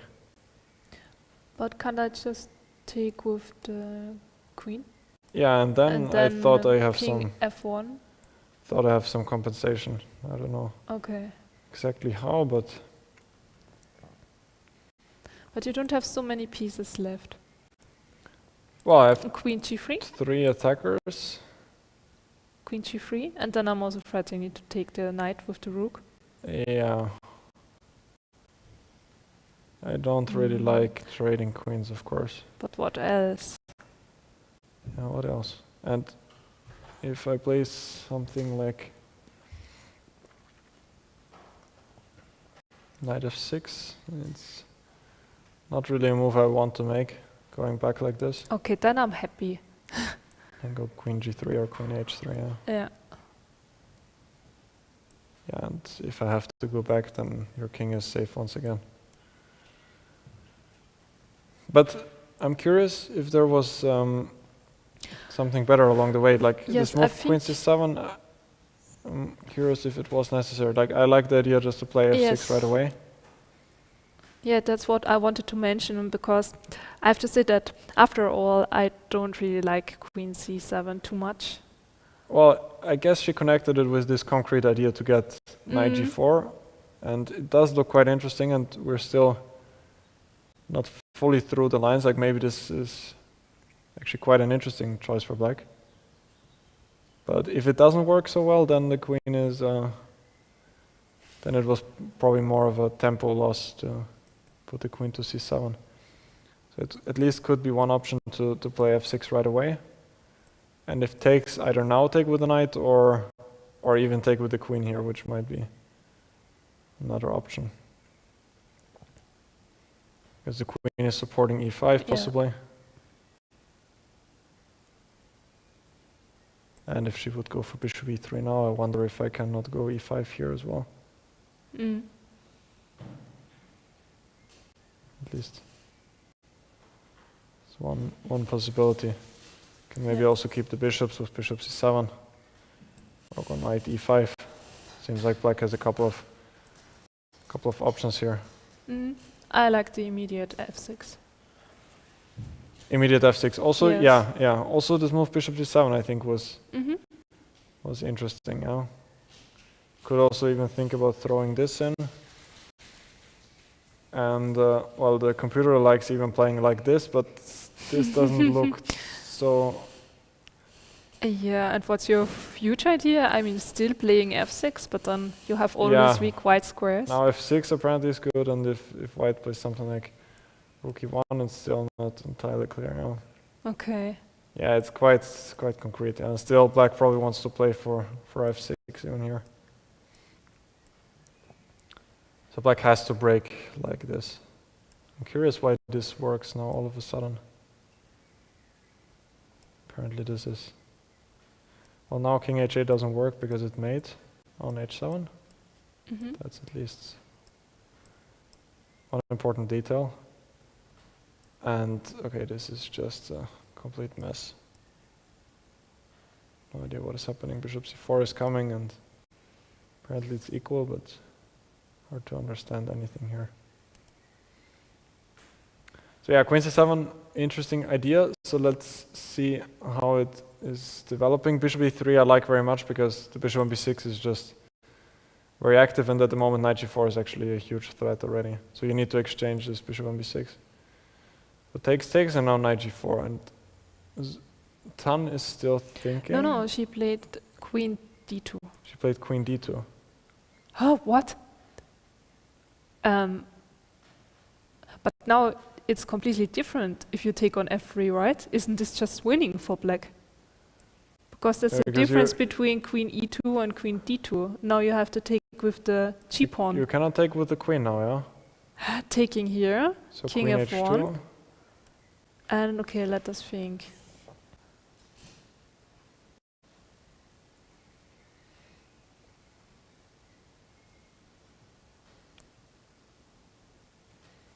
I mean, even if I would have to move back with my knight, I think it must be good for black, right? Even if you go to f6, Yeah. maybe it's still enough compensation, yeah, at least. Well, computer Yeah. doesn't like it that much. Well, 95 probably makes more sense, just to Yes. attack f3.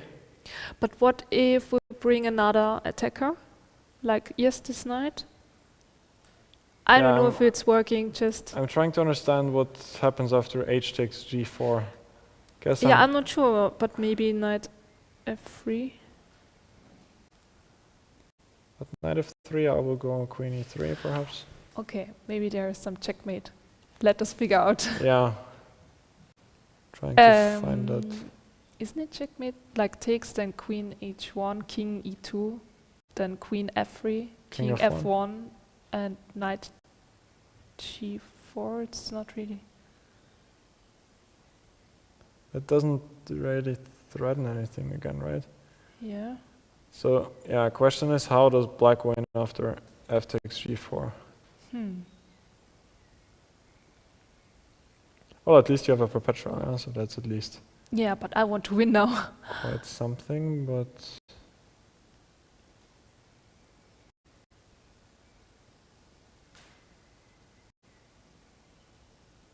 But such a big chance.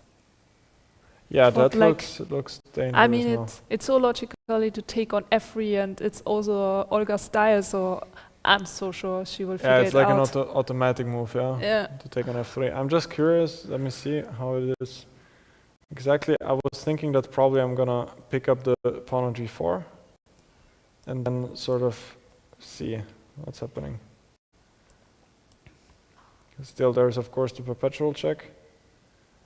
Knight f3 seems to be crushing because there's both the threat knight h2 and knight d2, Oh, which that's the idea, is yeah. quite beautiful.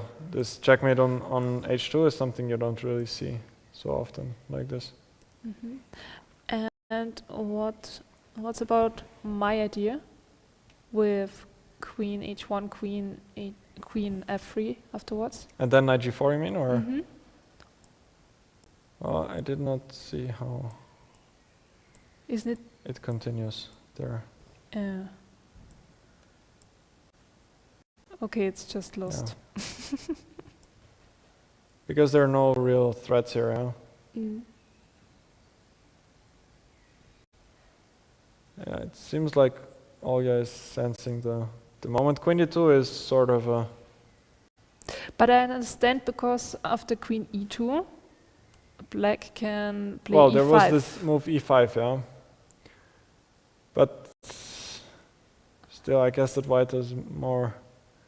But now there are also interesting ideas. For example, if you play h3, then I can take on f2, because if the king takes, then I have queen b6. Ah, there is Or? queen b6, yeah. I thought. Well, queen b6 or just again e4, I guess. Yeah, both. Well, because queen b6, b5 is still protected, yeah? Yeah, So I guess I can go to but g3, g3, but I thought that you are dying there somewhere.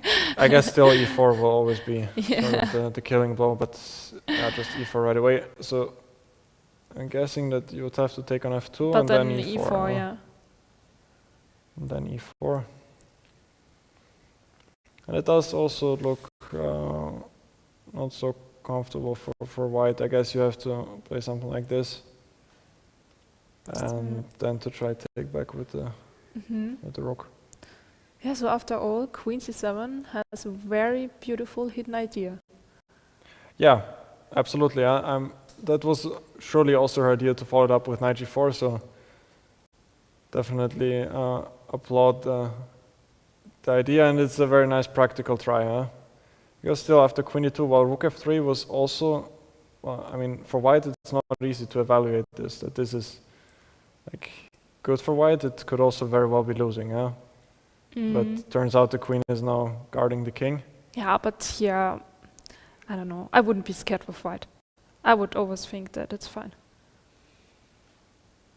But taking with the cheap pawn on f3, then I would be really scared. Yeah. Do you think that she just missed this? What, rook f3? Yes. Oh, it's well, everyone is calculating rook f3 at this moment. So I'm not sure what exactly she missed, but it would be unbelievable if rook f3 was not calculated here, because it's the first move you're thinking about. I mean, what I can imagine is that in this position, she sort of missed this idea with knight c5, because otherwise it still looks dangerous, but it's not entirely clear, because the king is going to run out to e2. Yeah. If this knight is going to go back. But knight e5 seems like it's just it's crushing, yeah. And also here, like maybe she even saw that and thought it's a perpetual after fg4. But again, it seems like black has only this winning idea with knight f3. I don't think there's anything else than that. Otherwise, it's probably a perpetual. Yeah. Okay. So this is gonna be exciting. Well, Olga is for sure thinking about rook f3 here, but just making sure. She also has still quite a lot of time. And did white have any other ideas, like earlier, to prevent this knight g4? Not really, right? Or h3? Well, you could go for h3, yeah. But now you, like, I had some games like this, and often even this e5 idea worked. Like, often you just sacrifice the pawn. If knight takes e5, there's probably going to happen something on f2 later on. And if take first, bc6, perhaps. Something like this. Again, knight e5 seems to abandon this point on f2, so... Queen takes? Probably queen takes, and then if I can keep queens on the board somehow, like queen f7. If I'm going to get knight e4 or bishop c7, then those bishops are going to be quite happy on these diagonals. So those positions tend to be quite dynamic, and white has to watch out for those chances. And well, after knight g4, it's already not so easy. But yeah, queen e2 was probably the best chance. And after e5, while we were discussing h3, the computer even says that queen d2 now is stronger. But yeah, this is also not so easy to see, to play queen e2 first and then to go to d2 just to attack d5. Because now, well, obviously rook f3 doesn't work, because after gf3 this diagonal has closed. But yeah, black even here has many options. How to protect the pawn? Well, bishop e6 probably runs into knight g5, I guess. But I'm wondering if you can... Just sacrifice it, or what? Yeah, somehow. Okay. Yeah, I understand. I mean, e4 is very strong someone, so if you take, then bishop... Yeah, it's not so easy to follow it up. Like, computer bishop says this, f5. but... Ah, but... Just to play e4 next, yeah. Still not clear, but... hard to find this move, queen d2 now. I guess this h3 was a more human way, but even here there's also e4, yeah, which you need to consider, which in fact looks quite dangerous. Oh yeah. Because yeah, ef3 is coming, so now we definitely have a better understanding of how difficult white's position actually is at this moment, and how careful she needs to be. Yeah. So this is the live position. I expect Olga to play rook f3. It just looks so dangerous for white.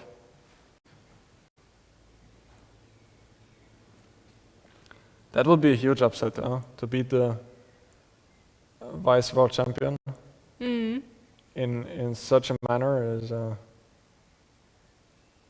Yeah, and the second victory in a row. Second victory in a row, yeah. But yeah, the game is not over yet. There are still, of course, many things which can happen. So yeah, should we check out another game in the meanwhile? Yes. I want to see Su against Muzychuk Anna. Yeah, that's a good idea. Because we left the game around here when bishop g4 was played, and here knight d2. And we also discussed this. Okay, we didn't discuss queen c8, but we discussed queen d7 and d5. Yeah, so d5 looks natural, and now after d5 here she went for the move queen c8. And why?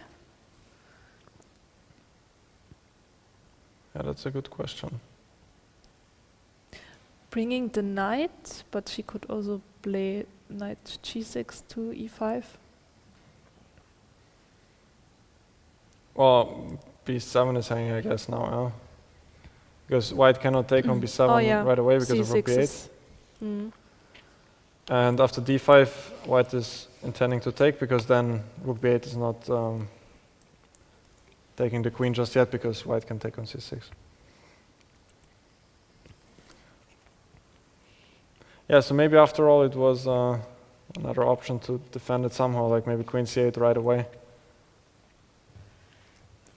Because probably white would anyway go for something like d5. I think she might have underestimated this move d5. That's sort of my feeling.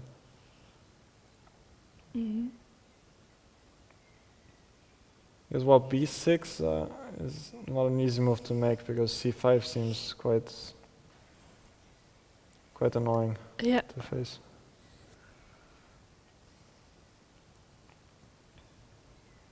So queen c8 was played, and this is the live position after knight e4. She went back bishop h5.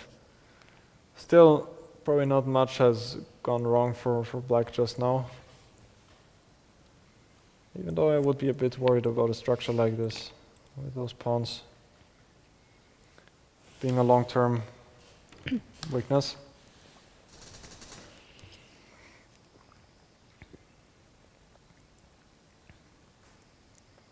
But black does have the bishop pair after all.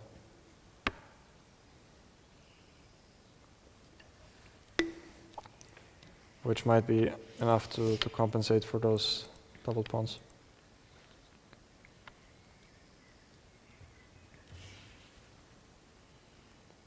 Yeah, Anna is still thinking here. DC6 is probably the most natural move to follow up, but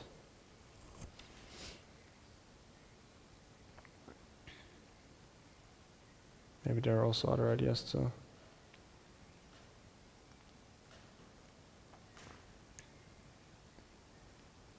strengthen the position, like something like bishop d4. I guess that she wants to go back with the bishop to f7 in general. It's probably the idea of bishop h5.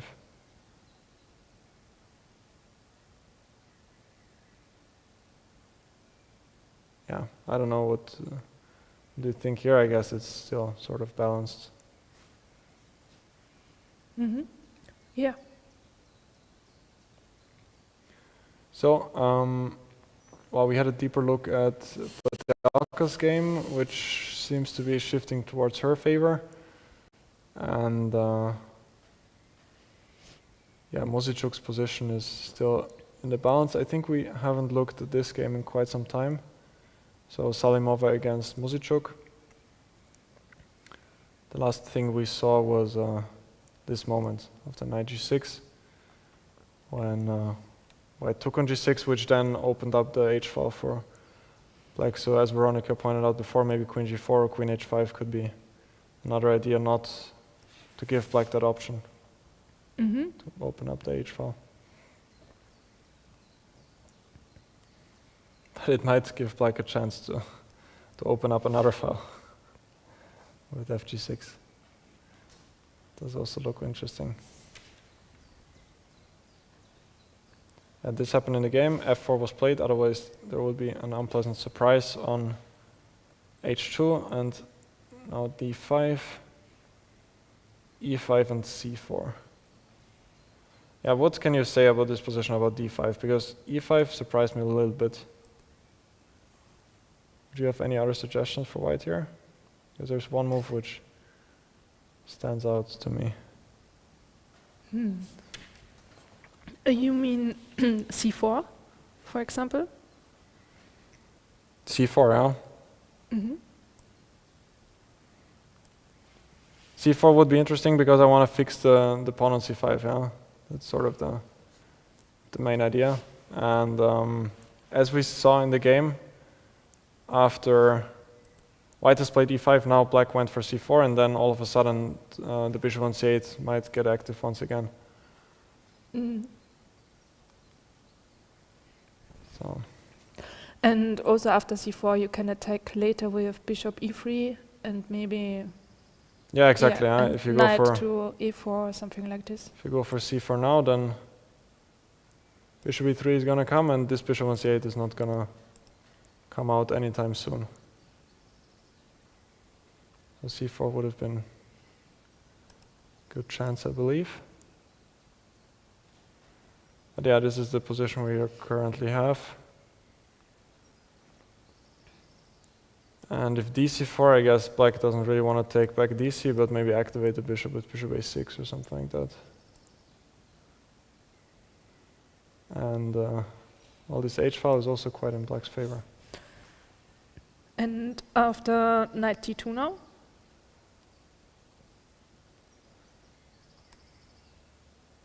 Yeah, I would love to play for some tricks like this.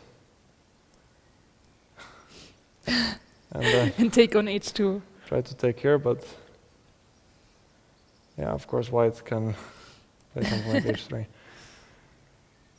Yeah, it still seems like, well, the computer plays this quite aggressive with long castle, probably with same ideas with rook h2. So this looks quite interesting. I guess black can also play it more solid if just take here, and well, the pawn structure is broken, but at least you got rid of this passive bishop on c8.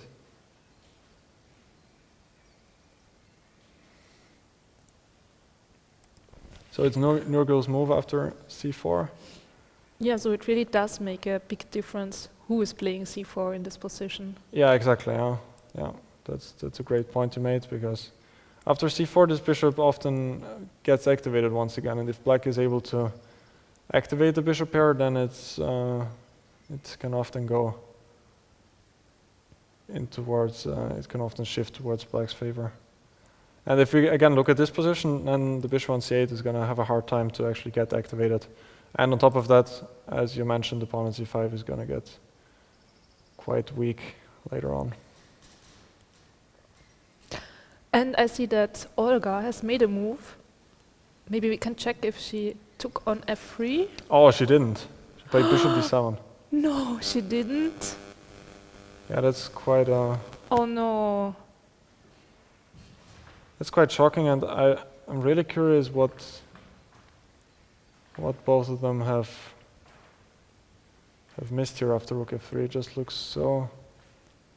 I mean, even if she doesn't see it, this variation with taking on g4 with the queen and then putting the knight on f3. Yeah, because it's still But like, still... even if you go back here, it still looks quite dangerous.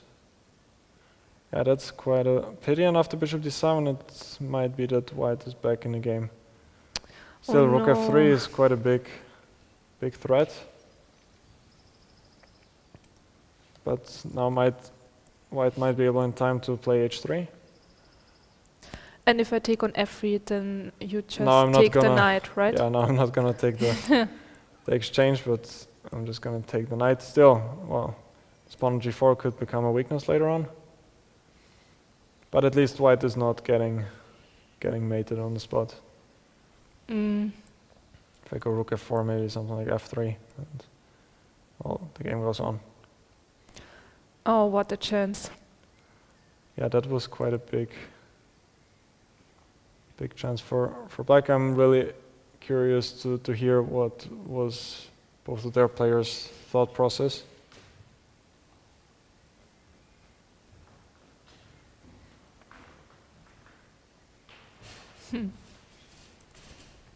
Yeah, the game is not over yet. Maybe we're still going to see some action with rook f3. Still, very interesting position here. So I think the game we haven't checked out in quite some time is Lela against Vaishali. Mm-hmm. And there are quite some developments here. So this was the position where I think we left it off after knight d5. And Lela went back bishop c1. Which And yeah, now we can cheat a little bit. So what's about taking on g7 and playing e4? yeah, I did not see that option at all, once again. Yeah, same. Just to get this double attack.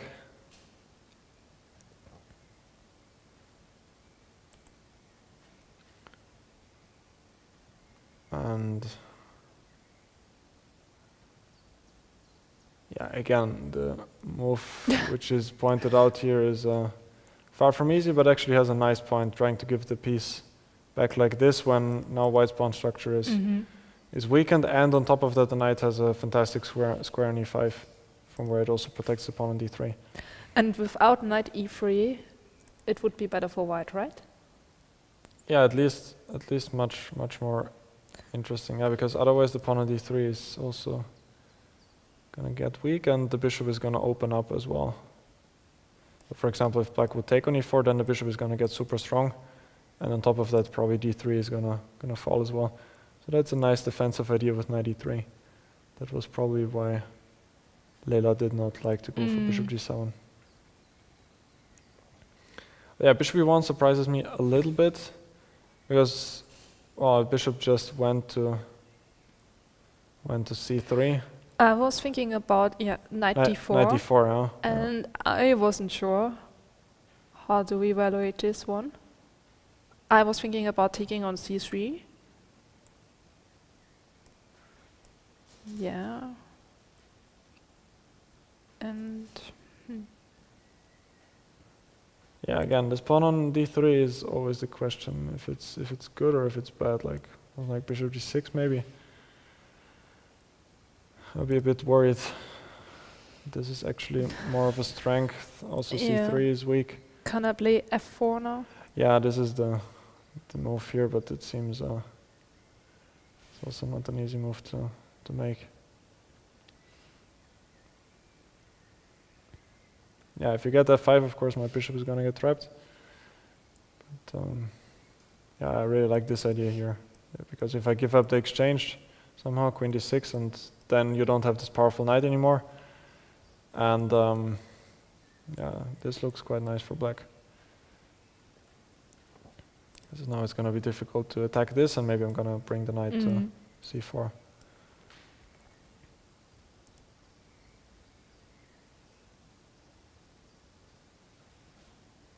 But yeah, bishop e1 was played. I mean, knight d4 still, I thought this was very logical, but I can also understand, like, even knight d4 and then knight b4 looks quite annoying with the knight coming to c2. Can also understand why white maybe doesn't want to go here. Yeah. So she played bishop e1 with the idea that now e4 is a big threat. Knight db4, and is that the current position? I think it is. I think so. So again, knight c2 is one threat.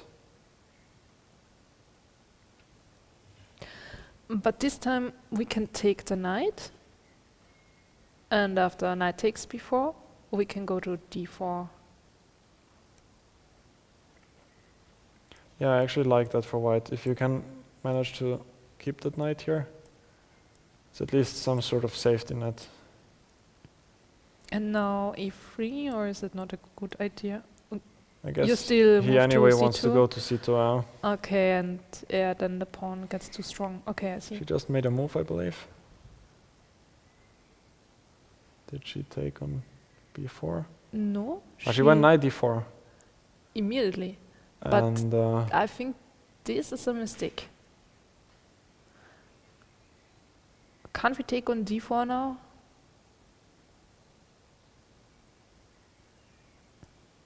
I mean, what's the idea? yeah, she must have evaluated this position after bishop e4. But knight And now rook e8 some position like this. Pooh. Which was probably not so clear to evaluate from the far, but it seems like Vaishali is quite surprised by that decision. Yeah, I think the problem is because it looks nice after bishop f3, but you can't really take. Yeah, the light squares are gonna get very weak. So you could even go bishop e4 to exchange a bishop. True. But even if white takes on e2, it's probably gonna be Yeah. quite dangerous because then all these light squares are And opposite colored bishop, yeah. always favors the attacker, right? Yeah.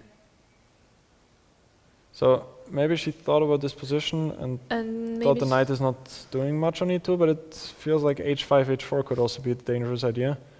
Trying to open up the h file, and then this king is kind of in a mating net even. So it seems like this plan with h5 and h4. And what was she planning after knight no take on d4, e takes, bishop takes, and instead of e2, the knight hops to c2? I guess bishop f8 has to be played. And I can't get any advantage taking on a1. I was thinking maybe I can move with my pawn to d2 or something. Yeah. Ah, you don't let me. At least. Okay. Even now, I guess you can take on c2 on a2 in some cases, but at least I maybe have some ideas on g7 in some cases, like queen h5 or queen f3. Yeah, I understand. The knight on e2 is much stronger. Yeah, because then also the bishop doesn't really have a safe place. So Vaishali is thinking. So actually, this is the second big mistake we see in this round. Yeah, exactly. Yeah, knight d4 gives black quite a big chances, it seems, with knight takes d4. I'm wondering. I'm guessing like a matter of this misevaluation in this case. But I understand because the knight on e2 first looks a bit stupid. Yeah, it's exactly. Yeah. But it turns out somehow you can't make any other moves afterwards. Yeah, also you cannot get any rooks on the c file anymore. So it's sort of clamping down white's pieces. It's hard to do anything there. So gonna see if Vaishali is gonna follow it up correctly.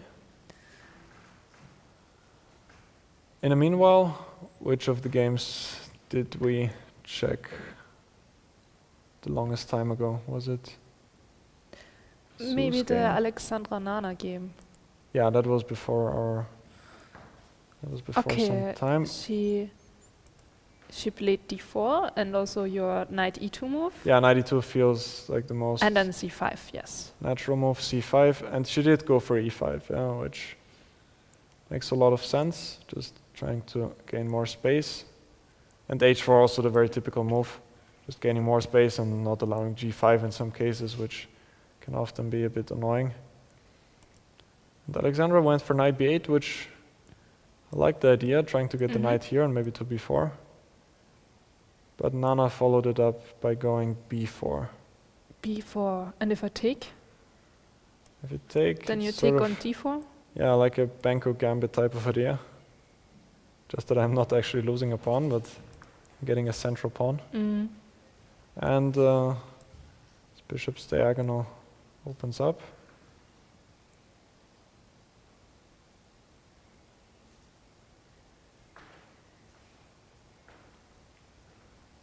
And white has these two huge, these two pawns in the center, which could very soon actually run down the board if you go d4 and d5.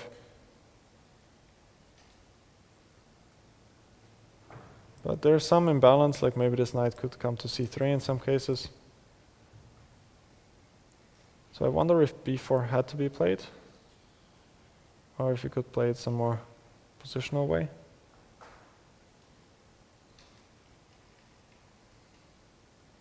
Usually this is one typical idea, to try to get h6. And if I reply with h6? Yeah, then I was... g4, g5?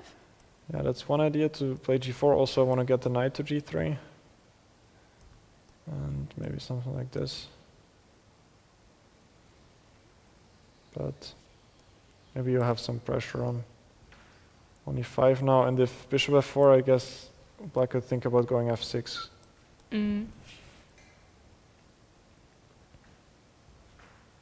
So yeah. This is a very nice plan from black to bring the knight back to c6, where now finally the pawn on a3 is actually doing something useful. But I like the move b4 from white.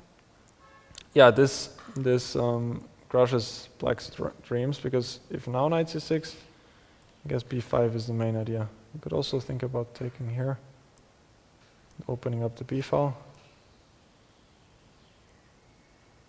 But b5 seems quite powerful, because now this knight could maybe be captured. Or also the pawn on a3 could be captured. Yeah. A3. Yeah, b4 is beautiful. Yeah.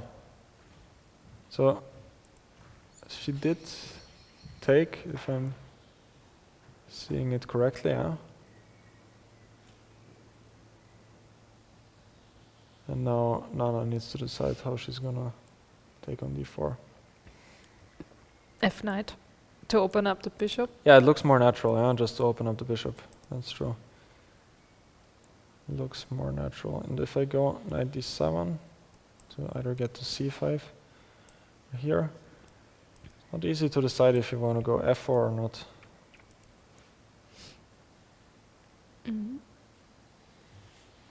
Yeah, so Nana is keeping her small advantage and having a more comfortable position, but still everything is possible. Yeah, yeah. Just have a quick look at the game between Badelka and Tan, because Tan is still thinking. Unfortunately, yeah, Badelka just missed this huge opportunity to take on f3. Yeah, nice so sacrifice. this was the big chance here to take here and take on h2. And what probably both of them missed is that knight c5 actually is more or less crushing, because there was this nice idea, queen h3, and at the end there's knight f3, which is not so easy to see. The queen is hanging, and there's knight h2 with checkmate as well. Yeah. Yeah, but let's have a look at the clock. I mean, Olga still has 50 minutes and Tan only 26 left. Yeah. So you can see that Olga is feeling comfortable, while Tan is really not happy about her position. Yeah, the time management is certainly in Badelka's favor. So that might also play a key role later on. And I don't see what else white can go for except for h3. Have to get rid of this knight. Well, she's probably evaluating this position. But at least now the danger on the king is sort of a bit less than it used to, because the knight on g4 is not there anymore.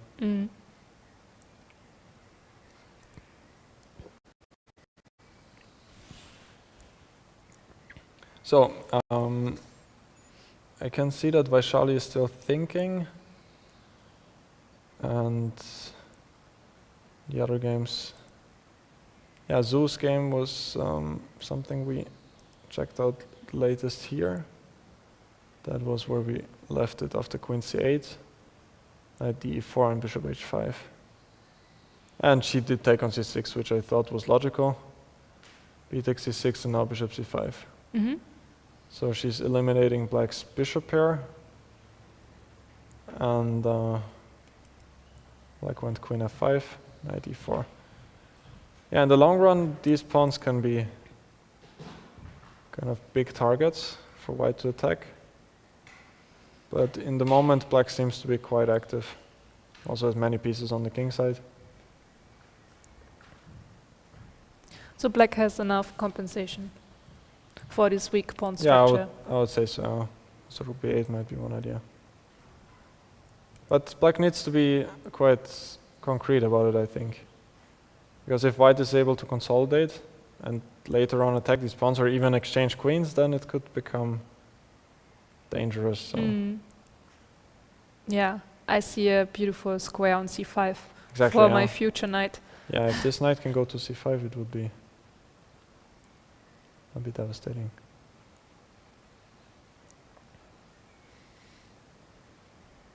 And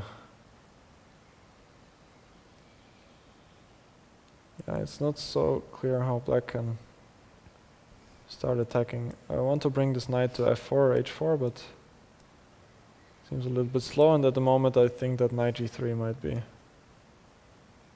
an idea, because if I can exchange this bishop, I think that white would be happy. So can I go to f7 maybe with the bishop?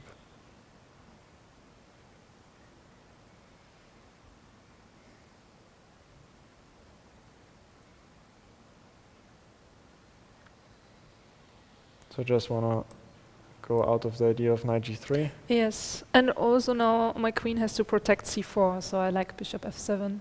Yeah. c4 can often be attacked. Well, the queen b7 might be one idea. Again. Yeah, again, Okay. going back there. And now we can see that the pawns actually might be in danger. If you play rook b8, this pawn is often hanging, so I wasn't so sure about it. So you would move with the queen to a3 to attack it? Yeah, I would think about it, yeah. Also, maybe I'll get some ideas with queen c5 later. I guess this is a good idea, because there might be some ideas with f5. Oh yeah. So how can I protect my pawn at the same time? I can't, right? It's a good question, yeah. I'm just losing my pawn. Because f5 is quite a big threat, I would say. Oh, I like this idea with black. Yeah. Maybe queen a3 is not necessarily the best, but going into this pin with queen c2 also doesn't Yeah, why is this not good? look so great. Also queen e6. Queen e6 Same idea. Or also knight e6 makes some sense to get knight d4 with the tempo. Yeah, as you said, queen e6 again. c4 is hanging and f5. Okay. That's not easy to see, this retreating move queen e6, that this Yeah. can be so good.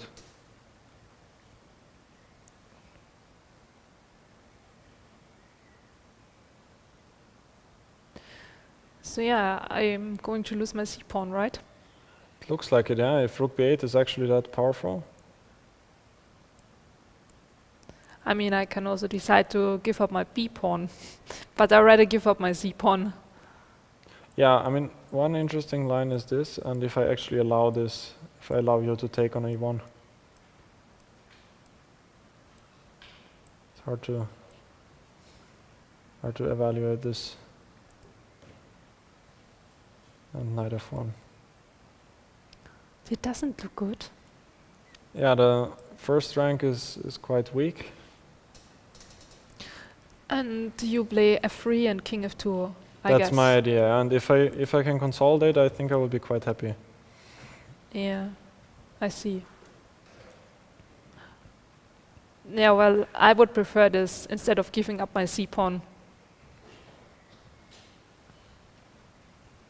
Yeah, seems more interesting. But hard to.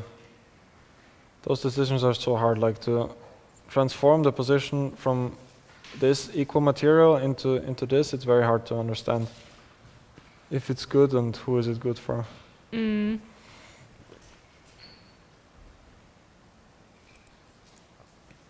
But at the moment, it's still Zulu's move.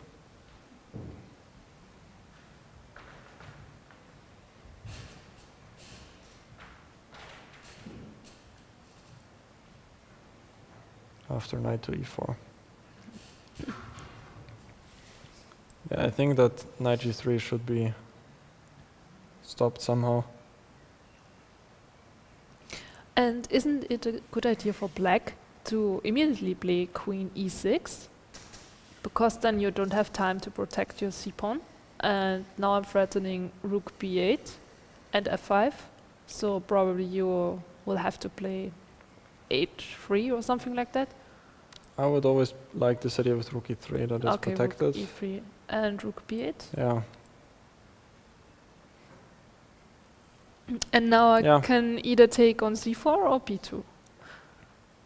So, Yeah, true. yeah. You can also start like that, huh? That's also...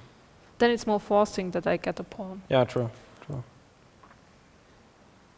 Unless I want to play c5, but probably I don't want to, because then it gives you this d5 square. Mm.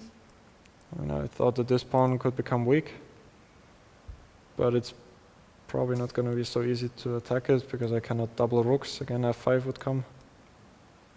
And yeah. And also your b pawns, they are weak. Yeah, yeah, exactly. Black can also attack them with rook b8. Oh, complicated situation. And I think this is one of the key moments of the game. Yeah, queen e6, this idea seems quite good. Just to step back and put this pawn on c4 under pressure. Such a beautiful idea, this retreat with the queen. Yeah, you don't often take those retreats so seriously. No, I would never have had this idea if we wouldn't have discussed rook b8 first. Yeah, yeah. And going queen e6 before is even crazier, yeah? Yeah. But we'll see what she comes up with. Also the move bishop f7, which we discussed earlier, I think makes also quite a lot of sense from a practical standpoint. Yeah.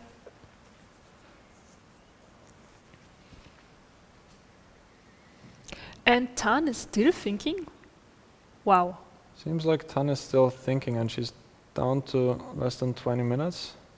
Oh, she has played. She has played h3, Okay, okay. yeah. And this is the position we are. Okay.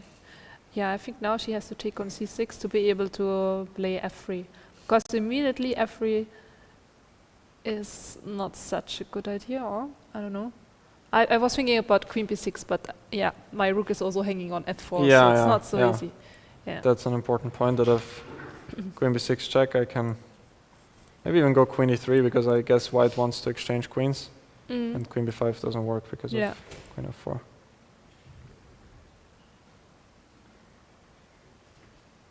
Yeah, I mean, bishop c6 you could take right away, but if I'm not forced, I would actually prefer not to. Well, I guess one idea is that now, if you take only now, then black maybe has the option to take back with the bishop, because now e6 is already protected. So that's why it could be one option to take here right away, because if bishop c6 now, then white can take on e6 with the rook. So But isn't it also a good idea to have the pawn closer to the center? yeah, probably, unless knight c5 will come, and then this square is gonna get weak. Yeah. Oh yeah, and I can't play c5 at the moment because you can just take. Yeah, yeah.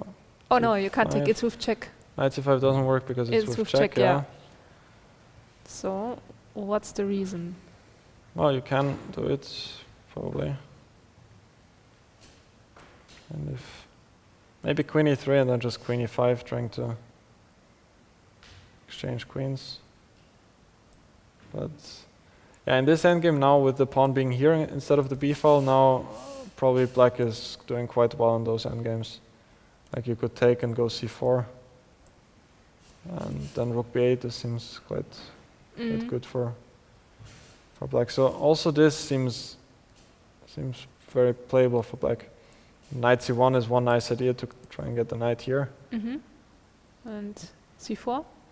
I guess after c4, knight e2, knight d4 might come. Yeah, there are so many squares. And again, we have a weak bishop. Yeah, yeah. And if these pawns are not moving, then it's gonna stay weak. Yeah. Yeah, so I still have the feeling that Olga has very good chances to win this game, especially because of the time management. Yeah, yeah. It's only move 17 and Tane is down to 16 minutes. Mm-hmm.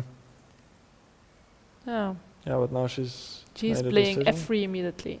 Yeah. I think it looks logical not to take on c6 first if you're not forced to do it.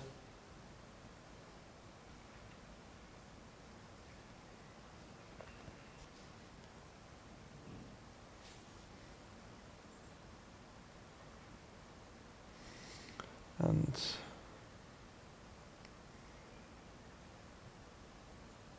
black has many different options. I like this plan with rook e8 to try to get e5. It looks like a nice plan. Otherwise, I'm not sure that maybe it could be one idea to go for something like this, which also looks interesting.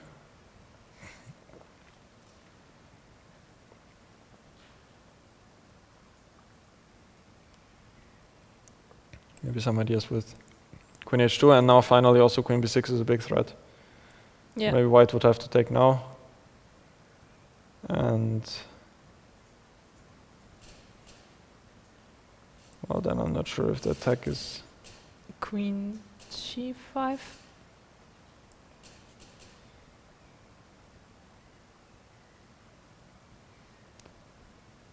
Yeah, so your idea is if Is I go king here, f2. and now then you have then, queen e7 maybe, yeah? yeah. Yeah, looks like the king is surprisingly... Safe, yeah. Yeah.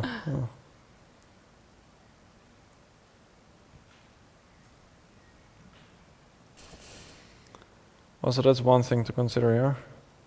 This h5, rook h4. It seems like this move, queen g5, is quite strong. Yeah, apart from that, well, rook e8 looks like a nice idea. Try to get e5. And maybe now also the same idea with h5 is more stronger, because in the end there's no queen e7.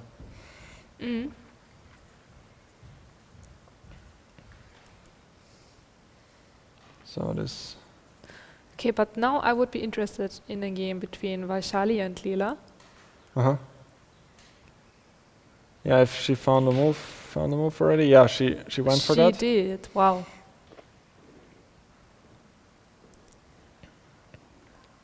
So she did take on d4. Bishop b4, knight e2 check, king h1, and now rook e8. Queen d2, rook c8, bishop c3.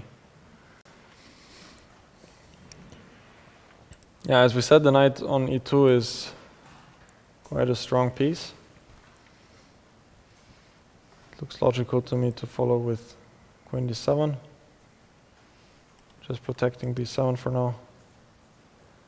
And it's hard to actually find a plan for white. Does she want to go for f3, e4? What else? Yeah, what else, yeah?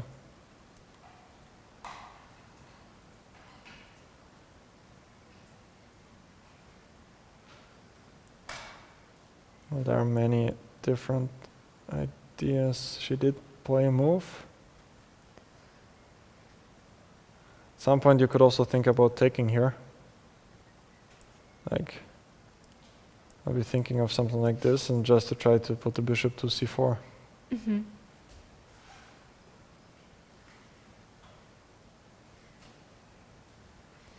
But she played b5, and Yeah, I like b5 with the Lela idea went of b4. yeah, b4, bishop b4, queen c, rook c2, I guess is the idea. Yeah, and I also think that if white would play bishop takes b7 now, we would just sacrifice our rook and go for b4, right? Because, okay, anyway, she can't give up her white squared bishop. Yeah, also Then I it will be guess you checkmate can somewhere. take with tempo, but there are probably many Yeah. things that are good here. And once again, if takes here, then rook c2 is very strong. Yeah, just so many attackers. So she did play a3, which is still a good defensive move, just avoiding b4. Yeah. And, well, h5 is still one idea to get h4. Or queen d7. Queen d7 looks quite logical. Yes. Yeah.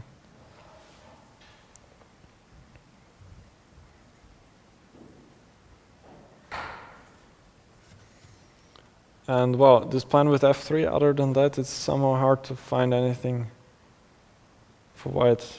Otherwise, black can, well, play something like this and go for the attack, or go h5, h4. Just so many ideas, but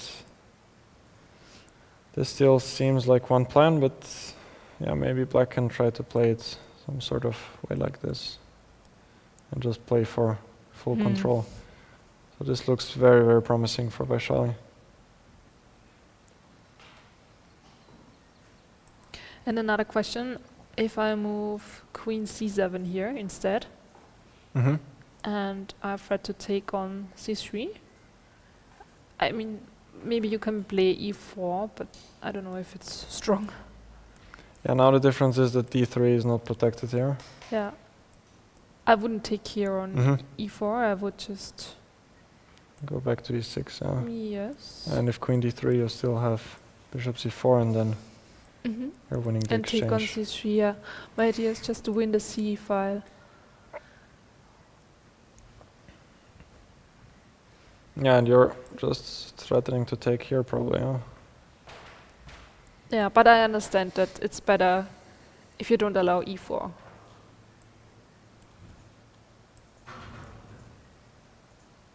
Yeah, maybe that's one pro argument for queen d7. But still, even this looks quite good, huh? Because at the moment knight c3 is also there, and well, maybe white can try to hang on like this, but still at some moment rook c2 could come, so... Yeah, this was my idea.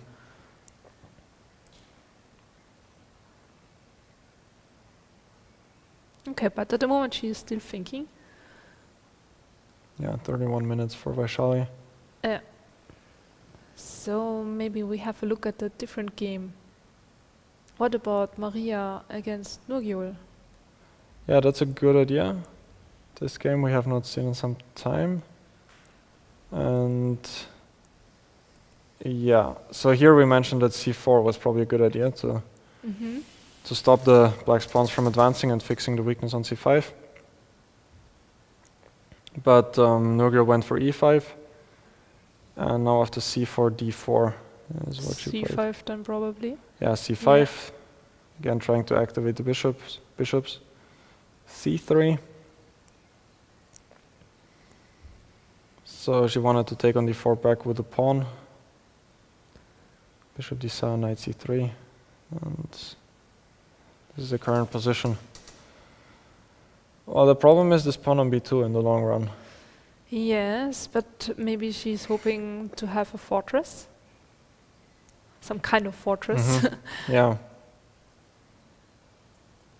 Yeah, the thing is, it's just doesn't look so good for white. Like there are no really any active ideas, right? Like usually in this structure you want to play for play for f5. Yeah. But that doesn't even work here because this pawn on g6 is now quite useful for that. But the question is, what is black's idea here? Well, I would play something like rook b7, then maybe even king e7, and then rook b8.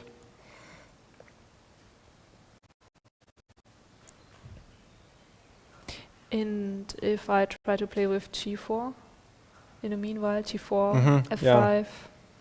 I mean, I don't have anything else. For me, it's not so clear how black can break through. Yeah, for sure. Sure, not so easy. I don't know if I start maybe with rook b7. g4?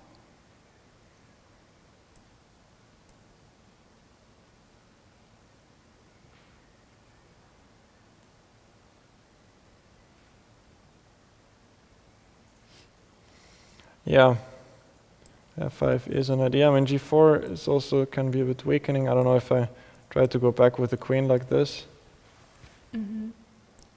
So Queen f3. a couple of ideas, yeah, and maybe queen h4. They're still holding everything together, yeah, like it's not, maybe rook g2. Yes. Not so clear at the moment, but it just looks quite passive. And yeah, I get your point totally, yeah. It's not like black is breaking through anytime soon. Yeah, I still don't see any plans for black, but also not really for white. Yeah, yeah. So Yeah, I guess that bringing the rook to b8 is also not so easy to achieve.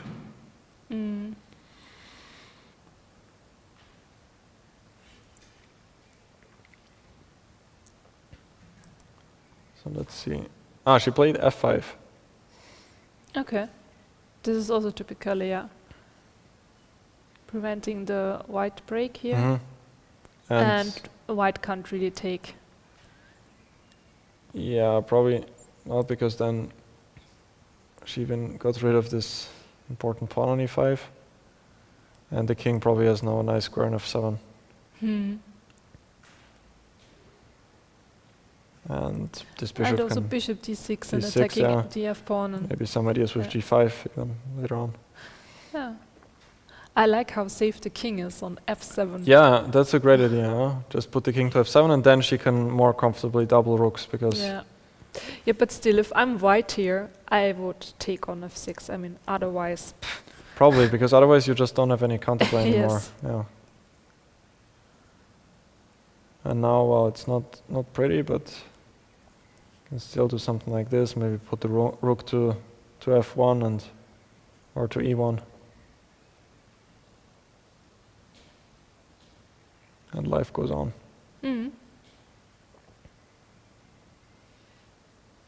Okay, so Mariya having a little advantage. Yeah, definitely. And also Vaishali having a little advantage. And not so sure about the Olga and Tan game. Yeah, this one is now already quite unclear. Ah, she actually did go for this. Oh, she did. So she went for h5, takes on Wow. rook h4 quite quickly. So she spent a little bit of time here. Yeah, I think she's playing also against the time trouble of Tan. Yeah, which might be successful, but it might also backfire. Yeah. And, well, this idea looks nice to get queen h2. But we saw earlier that queen g5 is a very good defensive move here.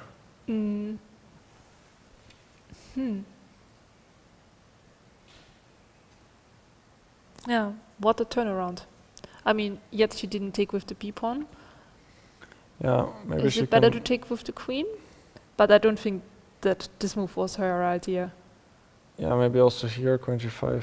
Yeah, no, I don't like it. Somehow I don't like black's position anymore. The rook on h4, it's not really attacking, it's just weak. Yeah, I mean, the idea was for sure to take bc and then to get queen h2. Yes, for sure. But yeah, it's not so clear how this continues, because again there's queen e7 in the end, and now this bishop is actually in some trouble. Also rook h1 might be one idea which is coming.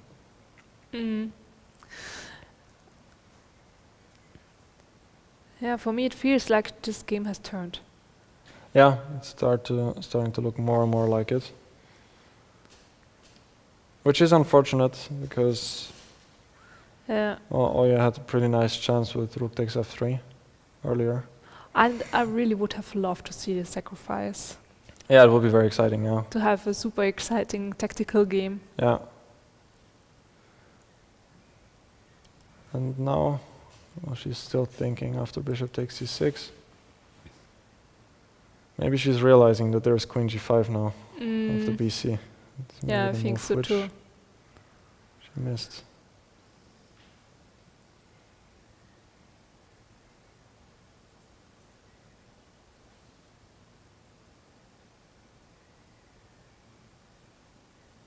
Yeah, does not look too well anymore, unfortunately. But still, of course, many chances, especially if you look at the time situation. It's far from over just yet. Yes, but only 20 minutes between the two players, and before it was like Yeah, it was more crazy. was a much bigger difference before. Should we check out Dzagnidze's game? Because Yes. yeah, a lot of stuff has happened here. So we saw this idea with b4 before, and Kosteniuk took c4, and she took with this knight. We were discussing mostly knight Yes. fd4 because it opens up the Okay. bishop on g2, and now knight c6 is also not possible because, well, the pawn is hanging on c6. Unexpected decision. Do you have an idea why? Well, one idea would be that she's still protecting the pawn here. But my issue was here that now bishop d7 would be possible, and then the bishop could go to c6 or to a4, and now this bishop is not attacking b7. That was Yeah. actually This looks fine, actually. my idea, but she went for knight c6, which now also works since, well, the knight is not on e2 and white cannot take on c6 twice. Yep. So she went knight b5, and now f6, so understandably Kosteniuk is trying to get counterplay, because otherwise, well, she can play something like bishop d7. But it's not so clear what black is playing for. White is quite an easy play, I guess, maybe bishop e3 or bishop g5. It's not so clear what Yeah. black's plan is. And why was it now so much stronger to immediately play bishop d7 instead of knight c6? Well, I would say that then the bishop has the option to go to c6 or to a4. Like if we have bishop e3 now, maybe I want to play bishop a4 now. And then only knight c6, because now the bishop at least is more active here. Okay, I see. Is it also an idea to move with the bishop to c6? You mean here right away? Yeah, just for example. Yeah, Or not really I a think good it's idea? still good to at least get rid of this bishop, but Yeah, now we have d4 immediately. I would, I don't like yeah, it. I would prefer to exchange the bishop on d7 against the bishop on g2, Yes. if it would be possible. Okay. So yeah, this was the game. f6 was played, and Nana played bishop f4. Oh, why didn't she take? My guess is bishop f6, and if rook b1 now e5. Doesn't look entirely convincing. But I think that here is this beautiful move, bishop. Bishop g5 was also. Also d4. Yeah. Okay. I Yeah, I was didn't just think about looking. Yeah, d4. bishop g5 also makes sense. But it's not really working, or what do you think? It still looks nice for white, but it's slowly getting out of control a little bit, because the square on d4 is now always quite weak, and if you go to a position like this, And now d4. yeah, I guess I always need to try to play for e5 as soon as possible, just to open up this bishop. And d5. Maybe bishop f5 with tempo, Yeah, I see. and then knight a5. This pawn is weak. Okay. Okay, yeah, immediately d4 looks much stronger instead of bishop g5. Yeah, but this is probably something which both players missed, and it's not really. So what happens if you Surprising. take?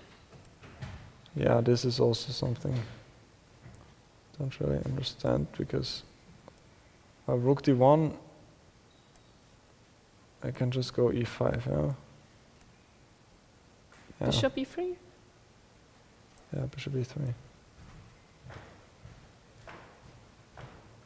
And now we also have rook b1, and the b4 pawn yeah. is really weak. And if I take here right away, then can you also play rook d1? Yeah. Yeah, this d4 move seemed quite good, and if I go e5 here, maybe there are some knight g5 jumps maybe right away. Oh yeah, threatening mate again. Nice. Yeah, but not so simple to see and understand all of that in a real game. And then afterwards it's just the idea to play c5 and knight d6 or something like that? Yeah, I saw that idea quite often now. So you're saying it was here, yeah. After g6 to go c5 and then knight d6 after now. Exactly. A lot to calculate. Yeah, I guess that maybe she also didn't want to give the option of g takes f6, which I don't know if it's that great, but at least black will have better control of the center now, but of course the king will also be a bit weaker, but still it doesn't look entirely clear. d4 now, maybe knight a5. But we see some developments in the game. Wow. So she played bishop f4, fe5, knight e5, and Kosteniuk took on f4, giving up the exchange. G takes f4, and is she gonna play for the dark squares somehow? Anyway, I like it. Yeah, it changes the nature of the game. Yeah. Do you see what she played? No. Knight d4 she played. Okay, she will take, of course. Yeah, they will both take. And But the question is if the sacrifice was necessary, because at the moment I was thinking that black finally has reached a position which is okay. yeah, well, you could think about going knight d4 Yeah. and going for something like this.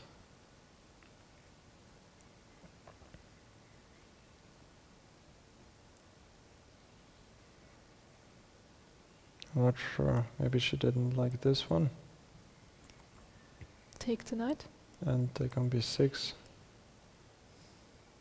Still looks like this bishop is quite passive, so Okay. maybe that was her problem with that. Yeah. And at least if she gives the exchange, well, she maybe has some attacking chances. And bishop b4 was played just to prevent black from taking on f4. Yeah. And if bishop h4, is the idea c5 or?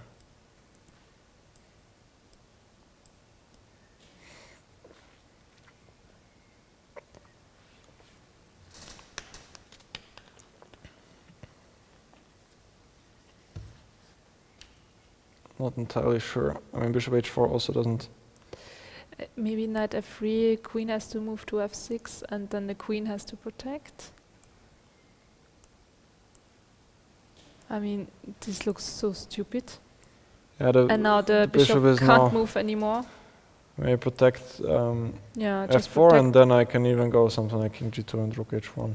Yeah, and I also attack the b4 pawn. Yeah, exactly. So, yeah. Okay. A nice exchange, sacrifice. I'm happy. Finally we have a sacrifice. Yeah, On the wrong board, but yeah, we wanted to see it a bit earlier, Yeah. but cannot choose, unfortunately. And what about Vaishali against Lela? Yeah, let's go back to this game. Because here it seems that Wow. black lost the advantage. Yeah, a lot of stuff has happened here. So we were quite optimistic around this point. Vaishali actually went for Oh, she went for queen queen c7. c7, which Nice. we also discussed earlier. Yeah. Oh, after e4 she took. That's why. Yeah, that was then she lost a lot of advantage. that was sort of the problem. Okay, I see. We like the move queen d7 as well, which because now e4 doesn't work because d3 is protected in the end. And otherwise it was quite hard to see any plan for white actually. There was even the idea for black to just take here and go bishop e6, bishop c4, which I quite liked. And it seems like black is in full control. Such a pity that she didn't find bishop e6 here Yeah, instead still of taking. there was the chance for this, yeah, because queen d3 doesn't work in view of bishop c4 take here and then black is Yeah. winning the exchange. And otherwise, otherwise after bishop e6 and if white moves, for example, bishop b4, Yeah, then we have, protect exactly. pawn somehow. Queen d7. Queen d7 is actually the wrong square, as it seems, Why? because you cannot protect d3 as well here. Because if rook d8, there's bishop a5, it seems. Still not entirely obvious. Okay, and if we move to d8, why should we go there? Yeah, Okay, and now rook d1. What's the difference? maybe bishop b3. Oh. And and the queen is not hanging. That's why Yeah, we that's can't take. Oh, okay. that's the whole okay. point. This is deep. Yeah, with queen Deep d7 stuff. it didn't work. Just to put it on the board. Yeah, bishop b3 doesn't work because now the queen is hanging on d7. Okay. Yeah, now I understand why she didn't go for bishop e6. Because if you need to find queen d8, then it's crazy. Maybe you have something else like. Well, maybe you can go for that as well. Yes. It seems more. It seems a bit And simpler. here, rook d1 is not working. Well, I could go bishop b3 Again, at bishop least. b3. Yeah. Okay, I see. So yeah, she went for bishop takes e4. Yeah, but then the pawn is gone, and I don't see any advantage, of course. Yeah, it still seems maybe a bit unpleasant for white because the king is a bit weak. But at least there were quite a lot of simplifications. And it made white's life much harder. Also the knight on e2 could get trapped in some cases. Like if I move the bishop and then rook e1 comes, the knight at least cannot return home safely for the moment. And we do have a move. We have rook e6 on the board, right? Rook d1. Oh, with Rook white, e6, yeah. rook d1 was played. Mhm. Yeah. Yeah, rook d1. Okay, but now I can take on c3. I don't understand this move. Why not just bishop b4, as you mentioned? Why go for this weak pawn structure? Maybe Yeah. she thinks because it's just draw, right? Yeah, The rook it might endgame. also be a draw. Yeah.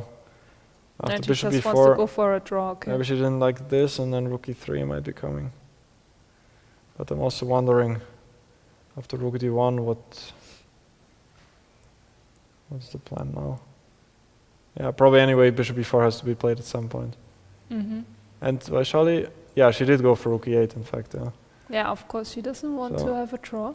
yeah, this would have been possible perhaps, but I don't think it's really leading anywhere. Cannot take immediately because of rook d8. And if g6, something like rook d3 maybe. Is holding, I mean, it's still some sort of suffering, but Rook drawing. a8. Rook a8 and maybe I can go. I don't know if it's. Yeah, the second rank is a bit weak, and that's annoying. Well, maybe this is very strong. Oh, yeah. And guess I'm holding here. Yes. With yes. rook b1 or rook e5. Rook c5. Yeah, it's still not so easy, but should probably Yeah. be holding. Yeah. Mm. But she went for rook e8 instead, and well, probably Lela has to move the bishop anyway at some point. But I like the fighting spirit. Yeah, not going into any endgames. No draw. We don't have any endgames just yet, I think, in general. Many unbalanced positions. Yeah. So before we go into a break, can we have a look at the game between Badelka and Tan? Because I'm very curious. And this is actually on the board, yeah. Oh, it really happened. So this is on the board, and she found queen g5, yeah, which Ah, okay. I mean, it's logically, yeah, I yeah. understand. Queen g5 is logical, and now it's looking not so great anymore. Okay, you have to Since- go for this check. I mean, what else? And you have to take on h5. Otherwise, Yeah. your rook is just a really stupid We place. have to take, but now queen e7 was our issue. Yeah, I don't like this position. Ah. Yeah, you have to maybe even. This is like, ugly. this would be this sort of scenario which you really want to avoid with the knight coming to c5. Yeah, but what else? I mean, you can protect with queen c7, but does it really work? Well, still knight c5. And knight looks- c5, and what do you do? Have to go queen b6 here now. Okay, yeah. At Well, it least still you have sort this of one. goes on, but I don't even see what black is doing on the next move. Okay, but this makes sense with queen to b6, yeah. Yeah, just stopping white from taking on d7. And but still, I don't see how black can even kick out this knight. Maybe you just want to also have the moment to take at some point, but this bishop just looks... Yeah, but my idea is to play rook e8, Yeah, and then, I don't know, it's not that bad, at least, with the pin Yeah. and everything. wow, this is a cool idea, Rook e3. but that's pretty crazy. What? Because now you have knight And d7. no. Yeah, that's insane. Also, And- here it goes on because a1 is falling, and What? well, this looks terribly dangerous, but it's not Okay. clear yet if it's losing. I would think that I am losing with black Yeah, it looks very dangerous. against the queen Yeah. and the knight, and my rook and my queen, they are not playing here. So that's a crazy idea with rook e3. Wow. And now white is also ready to take here. So, but I don't know if this is findable over the board. Yeah. That's Especially with this time left Yeah, on the exactly. clock. Well, it's Badelka's move, and yeah, before we go into the severe time trouble, we're gonna go on another break. So yeah, we're gonna be back in around 10-15 minutes. Keep watching. Now it's getting really exciting. Yeah, see you soon.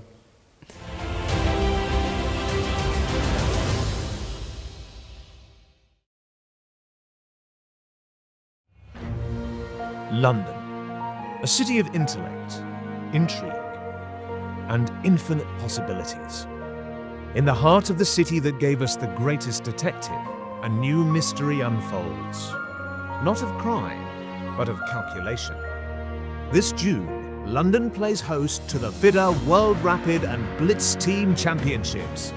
A battle of brains, where speed is the weapon and teamwork is the key. Grandmasters, wild cards and legends will join forces into mixed teams for the world titles that will be decided in seconds. Rapid, Blitz, London. The game is afoot. Think you have what it takes? Assemble your team and register now to be part of this chess story that will become chess history.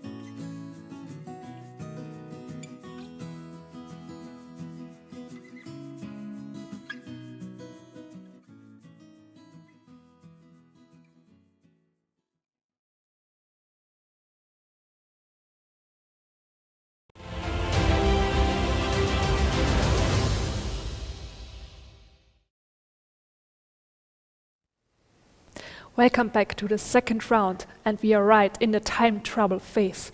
And today there were a lot of chances that were missed, especially in the game between Badelka and Tan. Badelka could have played a nice sacrifice and probably have won the game, but unfortunately she didn't. She only played it one move later. So let's have a quick recap.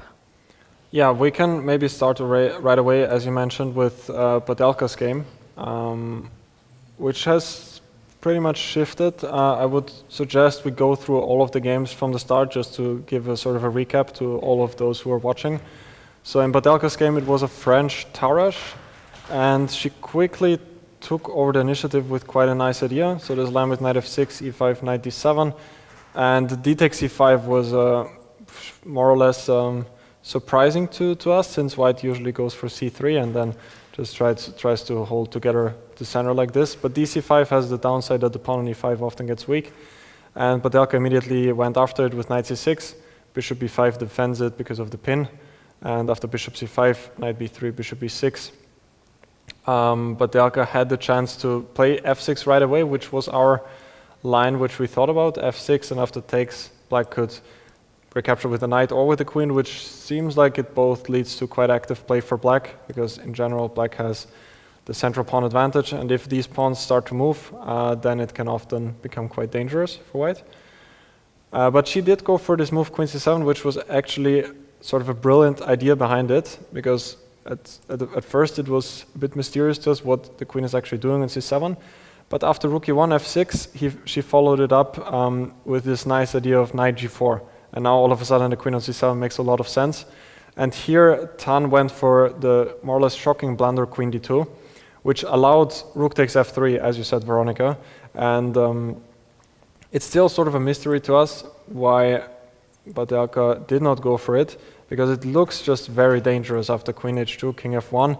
Black has a couple of different ideas. Knight g5 is still quite dangerous for black, but black had the knockout blow knight c5, which was very difficult to see. There was this beautiful line here that in the end black, after the move king f1, has knight d2, which is quite easy to miss. We also did not find it, of course. The point is that the queen is hanging on d2, and at the same time there's the checkmate threat on h2, and white can resign here.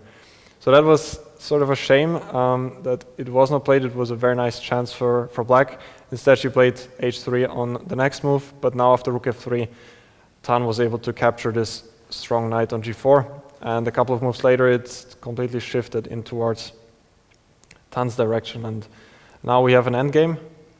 But we also might mention that white could have played queen g5 to e7. Yeah, that was also one chance. Having probably a good advantage.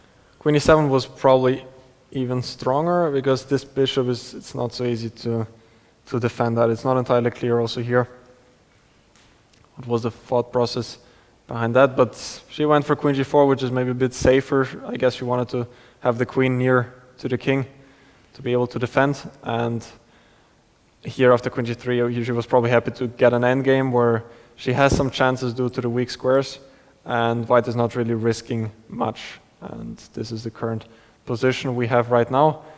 And it still looks like this rook is a bit stuck on c4, it cannot move because the pawn on c5 will always be hanging. Black certainly has drawing chances, but white is surely pressing. What do you think? Yeah. I would like to play this endgame with white. Yeah, white could maybe think about regrouping the knight to d3 and then go to e5. That looks like an interesting idea.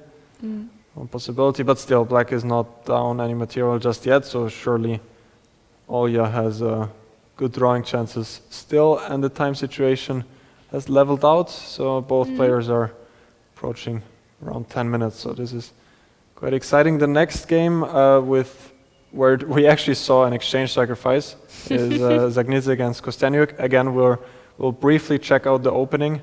It was another sort of reti defense with a double fianchetto, and here Kosteniuk went for a5, planning to play a4, but Dzagnidze stopped it nicely with knight c3, and now a4 did not really work anymore, and Kosteniuk tried to make it work with putting the knight to b6, but then we saw that the knight was a bit misplaced on b6 later on. And d3 was Dzagnidze's plan, to try to get e4, which she also played on the next move. And for quite a few moves, it looked like Dzagnidze had a very good position, but at some point it kind of shifted. Here she went for the nice move b4 to try and get the central pawn on d4, otherwise the knight would come to c6 and to b4. It was looking quite promising here. We thought that knight fd4 would have been maybe a better chance to activate the bishop, but Dzagnidze went for knight ed4 and still looked like she was in charge, but after f6, all of a sudden black got some counterplay. Nana went for bishop f4. Here we were analyzing ef6, bishop f6, and now d4, which was not easy at all to see, but it seemed like now black has a harder time to break out because the typical idea with e5 didn't work as well here because of this very strong idea of knight g5. The game continued bishop f4, and here Kosteniuk sacrificed the exchange on f4, which did not seem to be entirely correct in the beginning, but later on it turned out that practically speaking it was quite difficult for white to handle. And I think around here, where it looked like white was definitely in charge. Yeah, but white blundered here with d4. That's actually the problem here. Yeah, so d4 seemed like it was the final mistake, and after queen f4, it was already not so easy because the bishop on e4 is also hanging. So instead of d4, I guess that still knight e5 might have been a better way to play things and just a slower approach. But still, even that position was not entirely clear from a practical point. And after d4, Kosteniuk was totally back in the game, and later on, as it seemed, even is now taking over perhaps. This is the current live position, and starting to look pretty dangerous if this bishop appears on c6. So black has certainly very good compensation for the exchange, but both players are very low on time, so still anything can happen in this game. So also many changes in the Muzychuk game. Again, we can begin from the start, that it was a Ruy Lopez open Spanish, and Muzychuk went for this modern line with rook e1, and Su showed very nice preparation, was prepared quite long. Still, she was blitzing out everything here until bishop g4, and her preparation most likely went queen b7, bishop f3, which we were analyzing, but it looked very dangerous for white to let in the queen to h3. That looked very risky for white, so understandably Anna went for knight d2, which is a more solid approach, and after queen d7, d5, queen c8, white managed to get the better pawn structure after taking on c6. And even though the position was balanced, it seemed like it's not easy for black to play just because these pawns are like a long-term weakness. And around here, we were analyzing the idea with queen e6, also maybe with rook b8 first. And this seemed like to be quite a nice idea with queen e6 often attacking the pawn on c4 and at the same time also threatening f5. So, but she went queen e5, which was also still okay, but at some point it sort of slipped, I think. Around here was the moment, right, Veronica? What was the critical mistake? Yeah, it's hard to say, but I think queen h5 actually. I mean, taking on c4 was also not 100% precise, but okay. But I think that queen h5 was actually the problem. Because now, after queen h5, we can check the game. She played b3, and white is just winning the a6 pawn. Yeah, and even though the material is still level now, white just has a much better pawn structure, and now the white pieces are coordinated perfectly, like there are no more threats along the e-file, and it's very hard for black to generate any counterplay anymore. And f4 was also nice, kicking back the rook, after knight c5, take, h5, queen e7, this is the current position. Understandably, Anna wants to exchange queens since the endgame would be quite unpleasant to defend. I'm just wondering if black can play queen g6. Maybe that would still be the best way of defending things. But threatening at least mate. Yeah, at least threatening checkmate. Still seems like Anna is certainly in control, but it's far from over, especially if you look at Anna's clock. She's down to 2 minutes and 30 seconds. So this is so here I believe that queen e5 actually was a bit imprecise, and then it started to get complicated. But I think instead of queen e5, if she would have moved to e6, then she could have won the c4 or b2. Probably, yeah. And then it's much easier to play. Queen e6 was a strong move, but on the other hand, a very hard move to find because you don't really often retreat with your pieces, and you usually want to go forward, yeah. But actually, she went for queen e5, so. Yeah, yeah. But at least like she's not going backwards. That's I think Okay. that's like a psychological yes. psychological problem players often face is that you just don't really want to go backwards with your pieces. But in that case, it was probably a good idea to do so. So another game which we thought that Black was in control and perhaps is again, but it's not entirely clear anymore, is Salimova against Muzychuk, which seemed like already from the start of the opening it was more or less a success for Muzychuk Mariya. Around this moment it seemed like Nurgyul was already sort of out of book, and we got this type of structure with Black's rook opening up on the h-file and threatening mate on h2. So understandably she went for f4, d5. Here also g5 seemed like quite an interesting approach for Black. But after d5, only here, it was sort of a moment that Nurgyul went for e5, which allows Black to free his pieces with c4. And instead of e5, we were discussing move c4, which is like a typical strategical idea from White.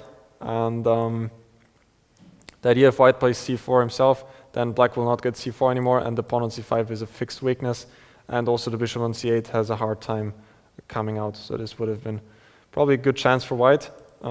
Since after e5, c4, it became quite difficult, and all of Black's pieces already came out. Maybe it was a bit of a better decision to take on d4 with the bishop, but here it was already feeling like Black is sort of taking over.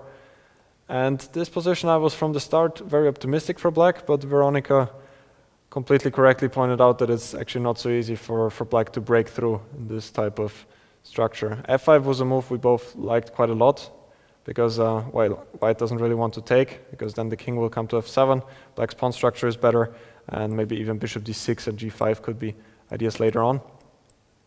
So understandably she did not take, went rook c1, and now the king went to f7 where it is very safe, and Black has ideas at least to double on the b file, which I don't think she did in the game, but that would be one idea in general. White's pawn on b2 is always sort of the main target in this structure. So it continued queen f3, queen a5, king h1, rook h4, and around here she took on c3, which surprised us a little bit, I would say, because well, if you give up the bishop in opposite colored bishop positions, it's usually easier to hold a draw. But still, she's picking up a pawn, so that also makes, of course, quite a lot of sense. And after a bit of more shuffling pieces around, we are currently in this position when, well, my feeling would be that it's probably quite hard for Black to break through. What do you think? Yeah, but it seems that after queen e1, like one move back, yeah, there was a chance for Black. Yeah, after queen e1, it's hard to say. So rook h8 apparently was not the best. I mean, g5 is kind of the or the only way to make progress, and if you manage to get this, it could definitely be sort of a success for White. But I wonder if it's still possible in the game. Like, I would assume that Nurgyul now needs to really stop g5 from happening. Queen g3? Yeah, queen g3 would be one option, even though here maybe I can play g5. And then d4 is hanging. Yeah, I see. So, not entirely clear. Maybe she can again attack the queen with bishop a5. Ah, yeah. And then just you try can to attack the queen all the time. Yeah, and try then to go there's back a and time. forth like that. Oh, yeah, I see. So now I'm wondering if g5 now, if bishop b4, is that also one idea? Well, again, I guess that d4 is hanging, so maybe, I don't know, I can go here, and if bishop e5, I can even go to h8, and then take on d4 maybe. Yes, I take. Something like this, and if d4 drops, it's gonna become quite difficult. Also, the king on f7 is always very safe. That's another. But if I don't take on g5, then you play g4. Yeah, exactly. I yeah, have or to, right? Yeah, or even take here at some point. So I think you need to take, as you said, yeah, g5 was probably a good choice. Still, White needs to be very careful about preventing g5. It seems like she went queen e3. which Is it possible again? maybe g5 again, fg, and now rook e4, Yeah. queen d2. But such a nice defense with bishop a5, bishop b4, Yeah, yeah. So bishop just a5 following was the black queen. still, of course, the position is not so easy for white to hold. I don't know where the queen is going, but Yeah, but without g5, I mean, I don't know. yeah, Okay, I can play maybe queen g3, and then you play rook h5 that's again. true, queen g3, yeah. But rook h5, and maybe I try to Mhm. go for g5 again. Yeah, the thing is, white always has to be careful about this g5 idea, so it's always kind of unpleasant. And still, maybe now g5 can be considered, but maybe we can go to the last game, which we haven't talked about Yes. after the break, which is Vaishali with Whoa, black against Lela, where black is winning. yeah, now there was a huge Ooh. turnaround. Okay. So let's go briefly through the opening stage. It was sort of a reversed Grunfeld, and Vaishali put the bishop to c5 and the knight to e7, when we actually got this famous Dubov-Tarash line, just that the knight was on e7 instead of f6, which seemed to us like in most cases it actually has more benefits, because white doesn't have bishop g5 pinning the knight and the queen, because now after bishop g5 I guess it can often be just answered by f6, for example, or if h6 then the queen can also take on e7 in some cases. So she took on b6, went e3, and after d3 now it became very very complicated, because the pawn on d3 can often be a target but also a strength, as we saw in the game, and it seemed quite difficult for white actually to play around this pawn on d3. Lela put the bishop to c3, which we still thought was the way to go, but after knight d5, which was a very unpleasant move to face, she went back bishop e1, which is probably a bit too passive, but it was also quite hard for us to come up with anything better. I think knight d4 was one Knight d4 suggestion, was our idea. which we had. But even here, those positions, like even if black takes on c3 and goes bishop g6, this was one example which we had. White had to find f4, and even here after f6, those positions seemed, quite hard for white to play, because the pawn on d3 is just always so powerful. So she went bishop e1, and Vaishali went knight b4, which was very strong, trying to get the knight into c2. Knight d4 now, that was sort of the shocking moment. That was the mistake. First she has to take on b4, and then put the knight to d4 perhaps, when the game is still around balanced. But after knight d4, what we thought was sort of the misjudgment, which was also not easy to understand, is that the knight on e2 is actually a very strong piece, which at first you might think that it's sort of not really doing anything much, but it's really controlling many important squares. Rook a8 was strong for the moment, preventing e4. Next couple of moves, rook c8 trying to get into c2, again b5 with the same idea, trying to get b4 followed by rook c2. And around here it looked like it was very promising. Queen c7 was maybe a first small inaccuracy, because it did allow white to go for e4. Instead, queen d7 maybe is a bit more accurate, because now e4 doesn't work as well, since in the end the pawn on d3 is protected. And after e4, now she took on e4, when objectively it's back to equality. It was still very hard for white to defend, but bishop e6 was probably the best chance to keep the advantage going, since queen d3 doesn't work, because in the end white will lose the exchange on f1. But she did take on e4, Vaishali, and then, even though it was equal, still the king on h1 is quite weak, and we still haven't seen where it actually went wrong for white. Was that here? Maybe around here, where pawn on b2 dropped. Maybe she could have gone for why not? queen d2 instead. No, wait. What are we missing here? There's a tactic.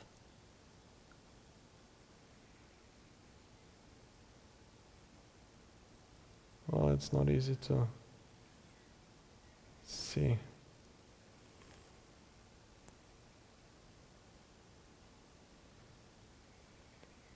What are we missing here? Can I just go to f5 maybe? Not that easy. Then seems just like white is sort of paralyzed. And again, the knight on e2 is quite strong, so Well, certainly white is in a lot of pressure here. Maybe you can take on white. Rook on d1 is hanging. Yeah, you cannot take here. Maybe rook And d2 rook was possible. d2? Yeah, rook Ah, d2. that's the right decision. Probably the only way to defend. But also then rook d2 and queen c1. Yeah, still quite difficult. Yeah. I don't know what to move. Yeah, it looks very dangerous for white. So she played queen d3, then Vaishali took the pawn on b2. And wow, knight c1 looks like a very beautiful move, because after knight, after rook b2, knight d3, black wins due to the pin. So instead, Lela played queen to f5, and now queen e2. King g1, rook e5. It looks like black's attack is just very strong, and it seems like this is the current position when rook e2 is coming, and probably it's not really just easy to stop that. Also, e1 is hanging at the moment. And b1. And b1, yeah. And just so many things hanging. There's no move left, right? Yeah. I don't know what to do. The knight. Knight is so nice. First on e2, First on e2 now and then on on c1. c1. So this looks like Vaishali might be on 2 out of 2. With Well, she is one of my favorites. She and Anna Muzychuk. Well, she's playing very impressive chess here. Also yesterday the game against Nurgyul was highly impressive how she won that. If she's not winning this tournament, then for sure at the next FIDE Grand Prix, she is one of the big favorites. Yeah, absolutely. And it looks like we have a move in that game. Can also go to some other games. I see that Anna Muzychuk is down to 1 minute. Bishop d2 has been played in the game, but well, black can take on b1, at the minimum, yeah, which is probably more than enough. Yeah, she took. Okay. Yeah, this game is probably Lela will resign soon. Okay, she's still trying. Yeah, but this is probably gonna end pretty soon. So we can go to another game. I'm quite curious how this has played out. Whoa! What happened here? Yeah, they are approaching What happened to the pawns? the time control pretty quickly. So Dan Zhongyi against Olga Badelka. This was the position we have last seen. King f7, and yeah, knight c1 was actually played, which is quite a nice idea, bringing the knight via d3 to e5. Bishop b5, rook e1, b6, and yeah. Once the knight gets to e5 or to c5, it becomes quite difficult. Maybe black has to still play king e7, but and then with this rook being stuck here, it doesn't look so great either. I mean knight f. Knight f4, then you there's can rook take. f4, Yeah, you can take. That was the idea. So how to prevent? First, maybe rook e5. Well, white has many ideas. Also, this rook is almost getting trapped. Like after king e7, I would even be thinking about doing something like this. I don't know if it's any good, but just with the idea of b3, when this rook is almost trapped, but maybe you still have d4. Yes. I would be quite worried about this rook. I don't know where it's. But why not playing rook e5 instead, threatening to take on d5, and also threatening knight f4? Yeah, that looks very strong as well. Yeah, I like rook e5, threatening rook d5 and preparing knight f4. Yeah. That looks quite good. But she played rook a4, knight c5, rook a2, rook e3. Maybe she could have taken on e6 as well. Yeah. But then no, this b2 is hanging in the end. So when a lot of material is disappearing. No, okay, but instead. Well, rook e3 looks very logical. Maybe she can also go to. But why is she not protecting the pawn? Well, I guess she wanted to take on e6. So I think this looks quite reasonable.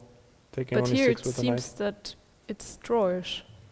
Yeah, but still with those two rooks, like black's king is always in quite a lot of checkmating threats. So at least practically speaking, this looks very unpleasant for black. She played Okay, a5. e5 was a mistake. But can we move back? Instead of rook e3, I still want to check rook to d2. Rook to d2 here, yeah. But this is not good, no. Okay, well, so there must you're be giving up something the pressure on the pawn on e6, so now I can also move away the bishop, and I don't know where I'm going, but maybe to c4. and it's not so easy to defend. Okay, but what else? Because ancient is And maybe rook finding e5 something. was like a better version to take on e6, and to then take you have, with the knight. yeah, and I then- anyway want to take with the knight, but now with the rook here, maybe I have ideas with rook f5 as well. Yeah. But I don't really like blame her for this decision. Rook e3 is a perfectly fine move, and anyway, this position is practically just so hard for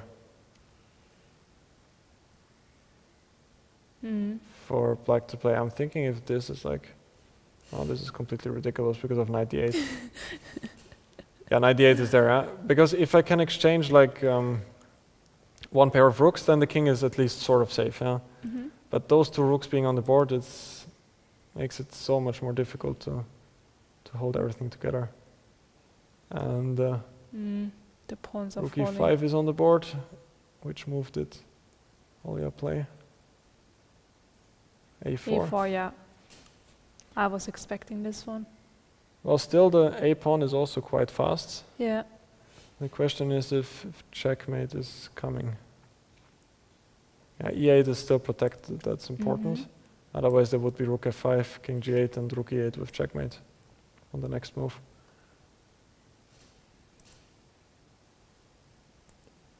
This is still not simple.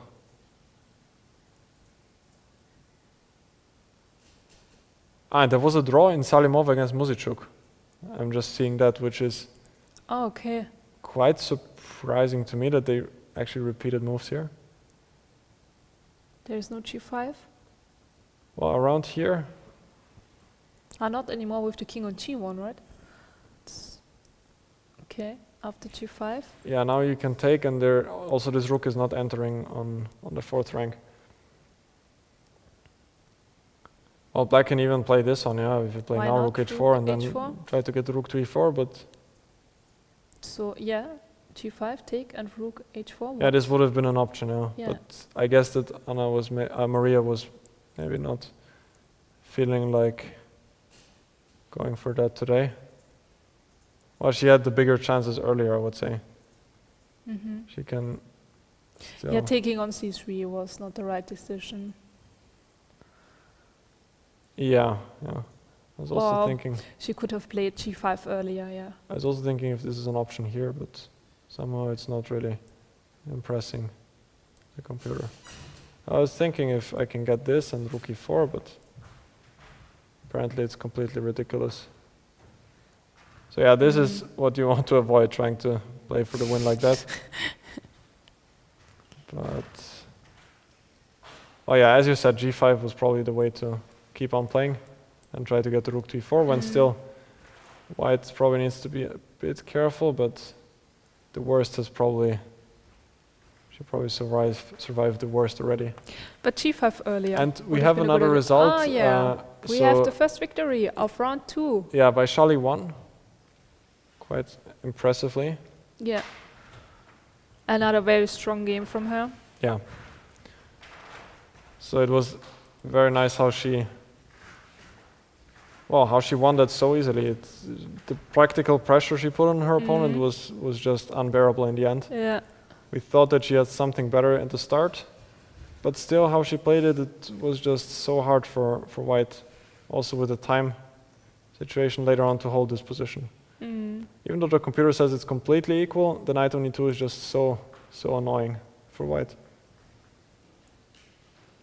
And as we said, probably the decisive moment was around here when she played queen d3, which gives up the pawn on b2. Instead, the move rook d2 was still holding everything, even though we are still not sure what's the right move after queen c1.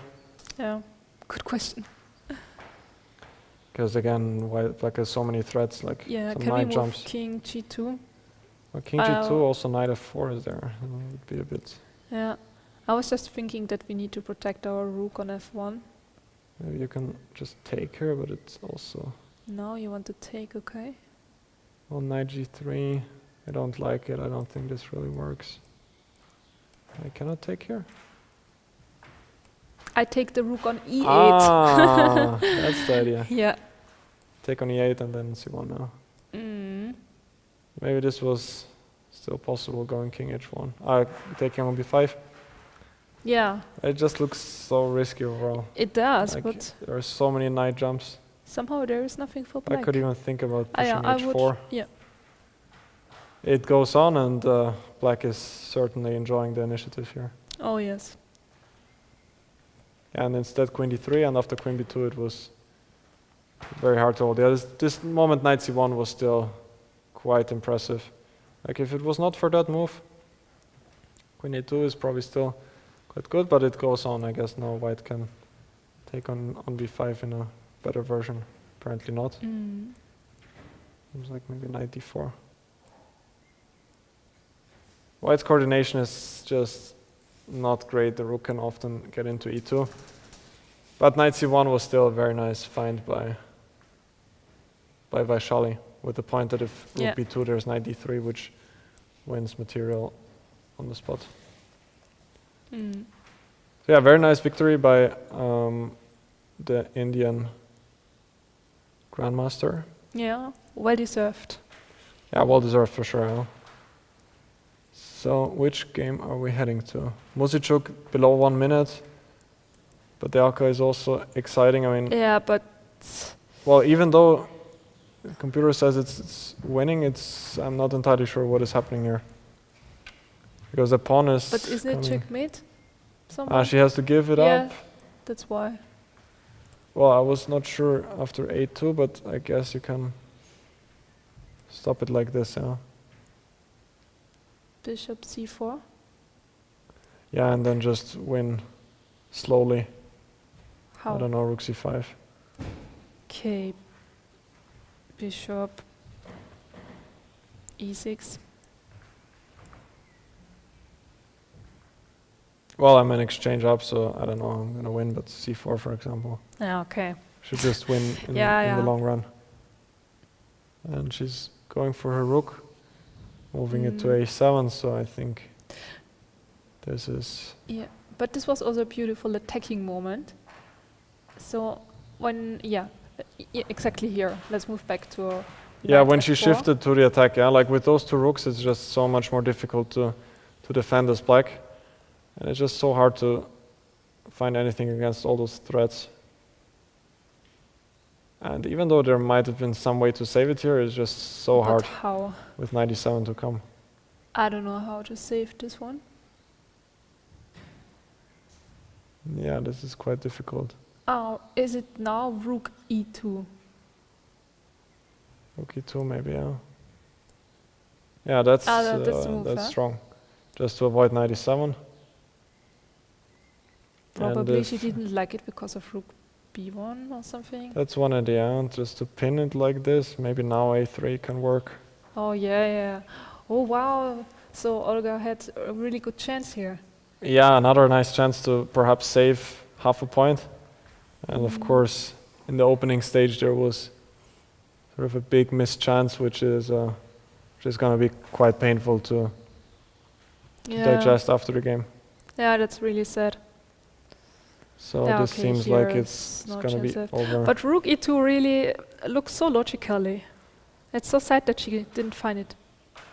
I mean, she went for the a pawn. You never know if you don't have much time left, and it's either running with the pawn or trying to defend. Yeah, rook e2 is probably like the last chance to So what was wrong hold things. from the white side? You mean because earlier around yeah, here? yeah, Yeah? because here it seems white is still winning. Well, but maybe you can take on d5 before, Immediately? because now there is no rook e2. That could be one option. And now rook f5 might be a bigger threat. Okay, yeah. But maybe there's even something stronger. It's not easy to see also. And rook d5 looks kind of wrong because now a3, but yeah, this is difficult to see how. Yeah, but here it's difficult for both sides. Yeah, but doesn't seem like there is any like concrete checkmate ideas. But this is very difficult to see. This looks sort of logical, but yeah, Yeah, rook it e2 was does. like the last chance to save it, and now it looks like it's Yeah. over. They will also reach move 40 in a second, and think we're gonna have, Just a quick look at the Anna Muzychuk game, yeah, but and she is still having a good advantage. yeah, this seems still quite promising, possibly with the knight coming into c5. We will also have an interview pretty soon with the first winner of today, Vaishali Rameshbabu, who won a fantastic game, and Milan Dinic is here to interview her, starting pretty soon.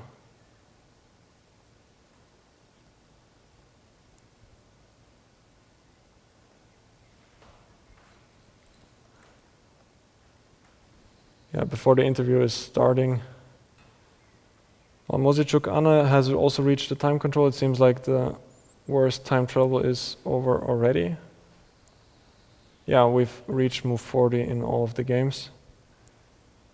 And well, a lot has happened also in Dzagnidze's game, right? So last time we picked it up was around here when the bishop came to c6. And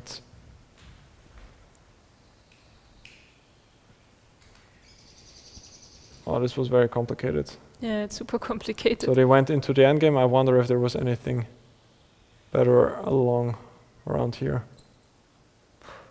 Probably not. Well, I don't have Mariya.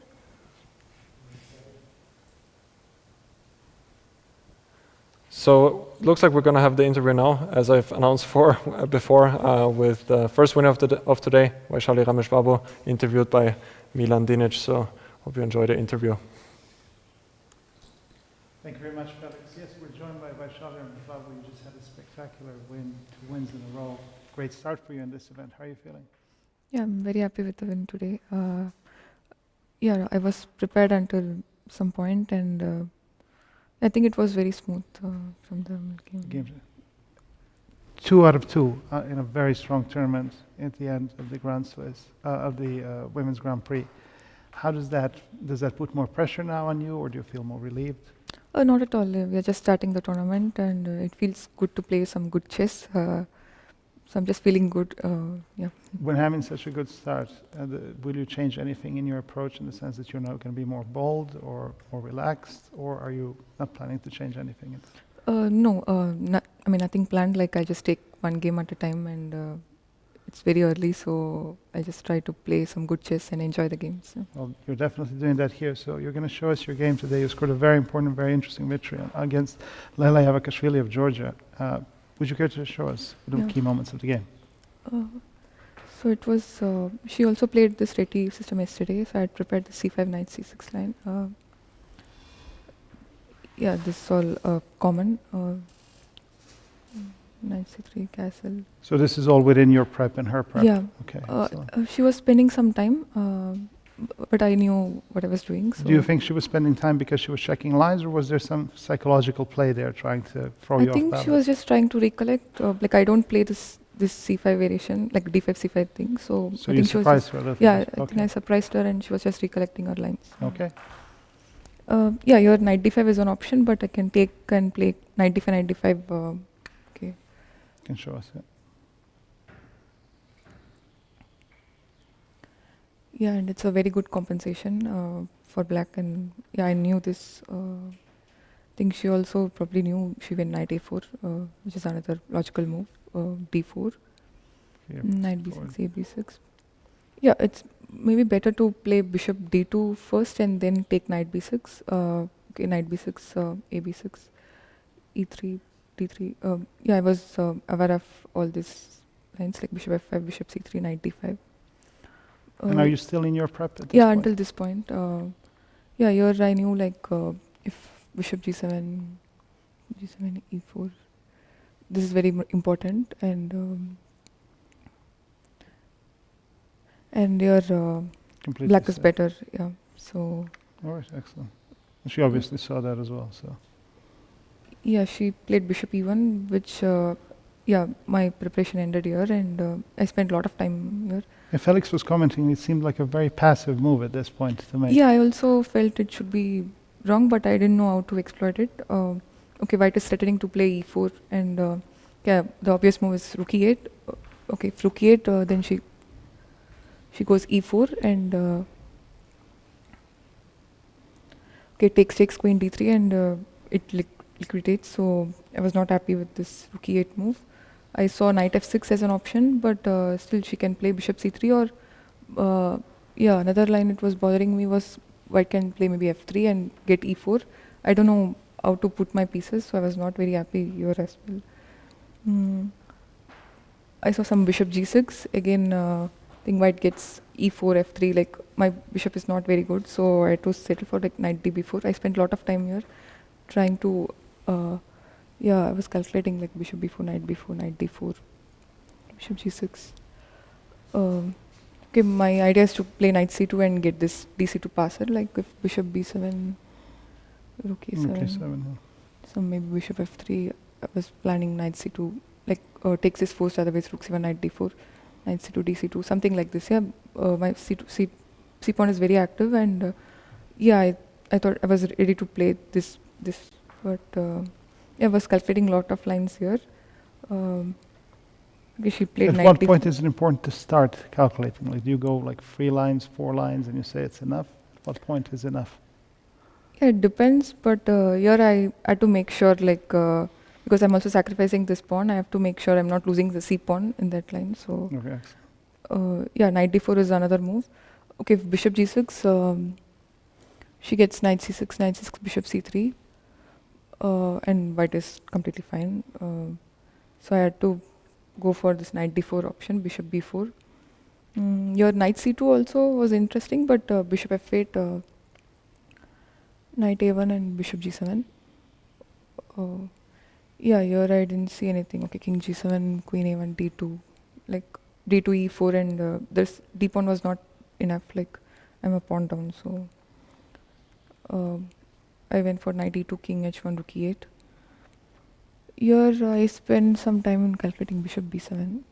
I think it was possible. I saw bishop h3, rook e1, and I think that was. What would you have played here? Yeah, I thought it was good compensation. I saw something and I stopped. I don't. Oh yeah, bishop g4. I'm threatening You're knight masking g3. the queen. Yeah, knight g3, and for queen b3, think queen f6, threatening f2, and that's why it was important to include bishop h3 and bishop g4, because if bishop a8, bishop f3 is a mate. Yeah, I saw some lines here. I felt here also I should have at least a compensation, if not better. She played queen d2, rook c8, threatening rook c2, bishop c3 is forced. I included b5, a3, queen c7.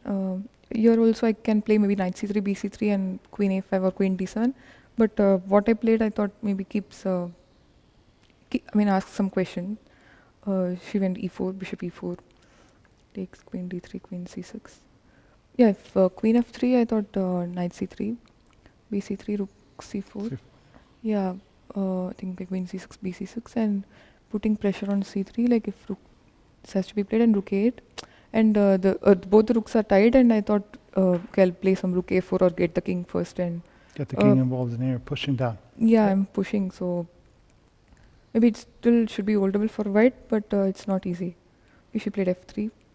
Initially, I wanted to play rook e8, trying to get rook d8, but rook e8, she gets rook e1, rook d8, and I think queen b1. Yeah, your knight c3, rook e8, bc3, and b5 is hanging. So I was not happy here. Yeah, I played rook e6 to keep the game going. Yeah, if I thought I can take c3 anytime. She played rook d1, rook e8. Yeah, bishop e1 here also was another surprise. I can spend some time here. I missed bishop e1. Yeah, she's basically threatening play like bishop f2 and slowly get her pieces. I played h5. I think she should play bishop f2 here. I was not sure how to continue. Maybe rook f6. Like, okay, so rook d6, but okay, queen d6, queen f3 is mate, so queen b3, rook d1. Yeah, it was not clear for me. Knight c1, queen c3. Yeah, I was not happy here. And yeah, I was still trying to find how to continue. Maybe I play rook f6. Yeah, okay, she played queen d5, and yeah, I was happy here. I got queen c2, because if rook d2, I get queen c1. Okay. And yeah, somehow the pieces is stuck. And now you're penetrating her back ranks, Yeah. so she's not in trouble. Okay. And if queen d2, I thought queen maybe b3, and still this bishop f2 is not coming, and somehow the pieces are stuck. So she played. This is the moment where she started thinking more and getting more into time trouble. Yeah, also it was not easy for white. Like somehow there are not many options for white to continue. Like if to rook f2, I think I get take knight g3. This pin also. So. Yeah, that's a nice text. Queen d3, queen b2. Yeah, I think she was counting on rook b1, but I get this nice knight c1 trick. Yeah, if rook b2, knight d3, and get the piece. So queen f5. Extra piece. Queen e2 was important, and rook e5. Yeah, if queen f4, knight d3, anyway loses a piece, I think. Yeah, so queen d7 and queen c2. Yeah, here I win an exchange, and yeah, yeah, there's So she was already in deep trouble trying to defend a complicated position with very limited options, and in the end, she just broke. Were you at any point, I mean, you described this very confidently, but were you at any point worried or nervous that you missed something in the calculations, especially towards the end part? No, anyway, I had like many safe options. I was sure that like, I can't mess this up. At least a draw was in my hand, so it was under control. Okay, perfect. So congratulations once again, a great victory. So how will you finish the day? Are you just going to rest, or are you going to go and do another deeper analysis of the game? I'll just quickly check my game and probably go for a walk. Okay, fair enough. Well, thank you so much for your time, and good luck with the rest of the tournament. Thank you. Over to you, studio. Thank you, Milan, for that great interview. Fantastic variations, which we just saw. So again, big congratulations to Vaishali for winning such a nice attacking game. And in the meanwhile, we have reached the time control in, I think, in all of the games, and can already sort of make a conclusion in almost all of them. The only one which still seems like almost everything is open is the game between Nana Dzagnidze and Kosteniuk, where we see that Nana is an exchange up, but all of her pieces are very active. Like this knight is coming into c5, the pawn on a2 is dropping. So in this game, it still seems like every three results are still possible. Yeah. Okay, let's have a look at the last moves. Yeah. So how did we reach this end game? So the first question was around here, that if there would be a chance to keep the queens on the board, I would love to seize it, but With black. yeah, with black, because still seems like probably black is the one attacking, even though white can also have some threats on the g file. Still seems like black has more attackers, but doesn't seem so simple. Maybe I can try rook f4 with the point that, well, maybe I'll take on h4. Yeah, and then I give you checkmate on g7. Well, now I'm gonna take on g3. Okay. And then I wanted to take on c4, because now at least You take on c4. yeah, I I'm see. protecting this pawn, and well, I picked up one pawn, and quite an important one. At the same time, also the pawn on b4 is not falling, which is protected. So what are you playing now? Rook g4? No, that Rook doesn't g4 make I much can sense, but I take Take, with the then knight. you can take with the knight, so maybe I would go to c2. And if I want to take here, maybe we can reach a peaceful conclusion like this. Which might actually be the best way for both parties. Ooh. Okay. So e5 was played in the game, queen g3, and she did take. Yeah, I'm also curious if you can keep the queens on the board, but probably the black's attack is not really going anywhere. Like maybe I can just take on b4. Yeah. On the other hand, the knight is maybe coming in. So it's also one option. Maybe rook e3 was the problem. Okay, yeah. I was thinking about. Is it possible? No, I was thinking about maybe playing a knight to g4, but you can take on f3. Yeah, that seems like it's probably works, even though I mean, there I might be win some the e5 pawn in the end. but you can also go king h2 perhaps. Oh, yeah. And then there are And actually if you take my knight? quite a few threats, and then I'll take back, and I can block all the checks with rook g2. Okay. So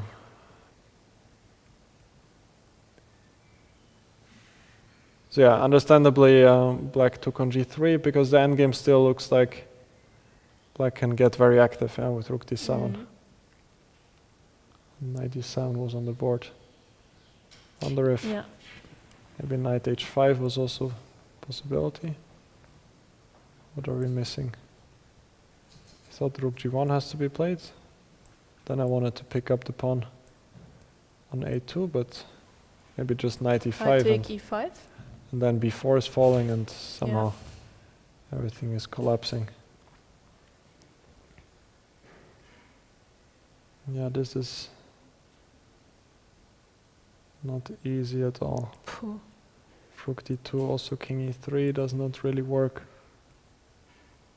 So knight d7 looks very logical. Maybe there's something better which we are missing, but this looks quite natural. And it seems like this is the on the board, yeah. current position. It also seems like there has been another result in in Tan's game, or are they still? Like, no, it's still ongoing. Fighting. But it's more of a technical process, I believe. Yeah. Should just not take on g7, because then black can win the rook like this. Yeah, but we already discussed it. So rook to c5 for and example, then rook c5 and then c4. So it is more of a technical thing. Even in some cases, you can give back the exchange if you end up with two pawns up in a rook endgame. In most cases, it's going to be and she also played rook to win c4. comfortably. c5, sorry. So rook c5 is on the board. Yeah, so I think Tan will win this game. Yeah. And here it's also very interesting. Yeah, another game which we haven't seen in some time is the encounter between Muzychuk Anna and Jiner. And I think the last position we saw was around here. And I was suggesting this move with queen g6, threatening on g2, but I think I just forgot that white can just take on d5 and then take on c7, which just seems like it's winning. So knight g6 was played, take. And yeah, this was sort of the endgame we were afraid of already at the opening stage, that white ends up like this with the passed a-pawn, super strong knight on c5. And Anna decided to take on d5, which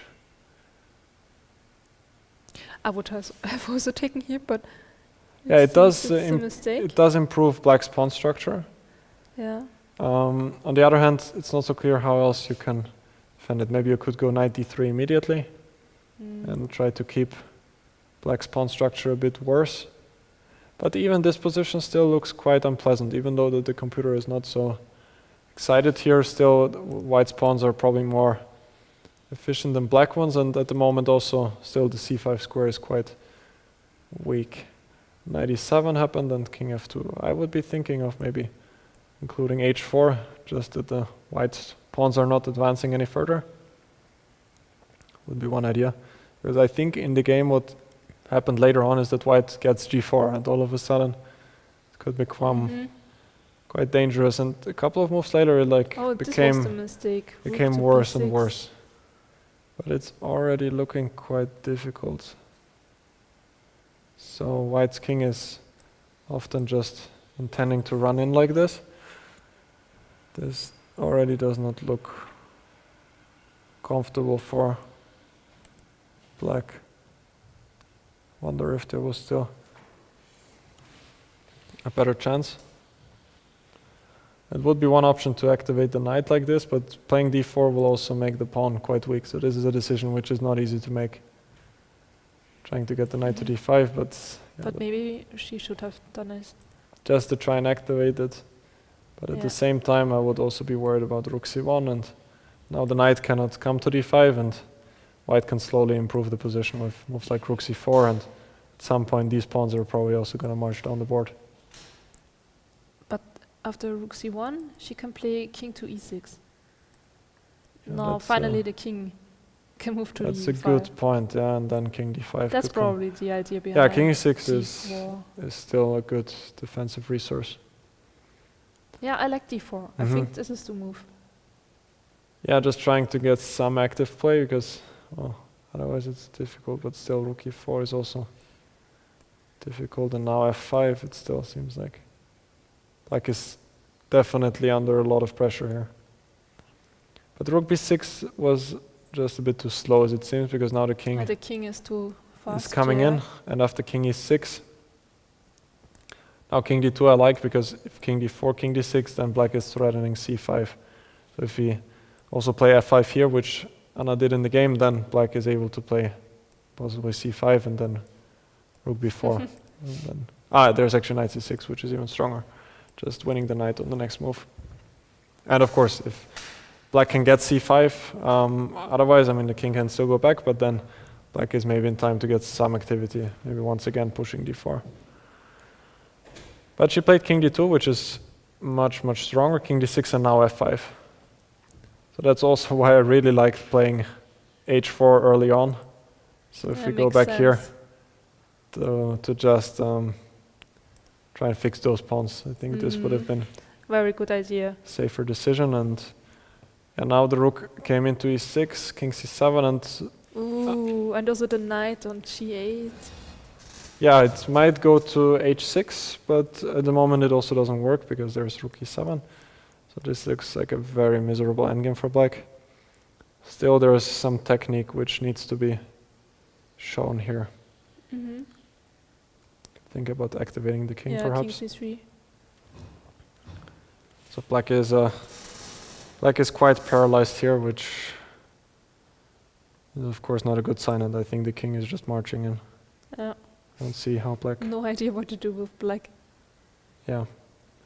So let's go back to this game. It seems like there have been some developments. Now it's better for white again. Interesting. Yeah, so this was the endgame we were looking at. Oh, here. And she played king f7, so she didn't want to give up the pawn on e5, which makes a lot of sense. Yes. But was there anything better? Maybe you could try rook c2 instead to play rook c3.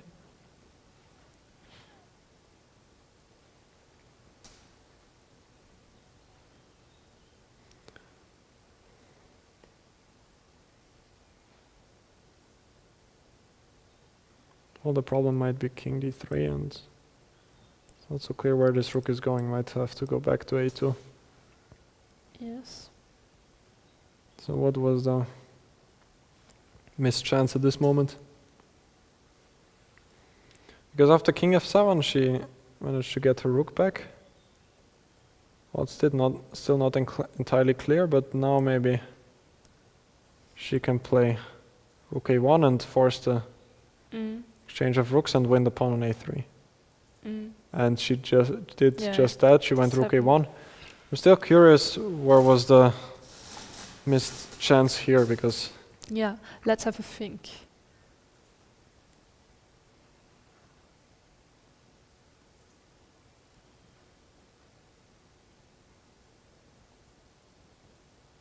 Phew, it must be a rook move. I mean, otherwise. very difficult. But rook b2 doesn't do anything because white can just take and go rook b1. Yeah. No, this is completely lost, yeah. Yeah, just winning the pawn on b2. Rook c2, we already said king d3 doesn't really do much.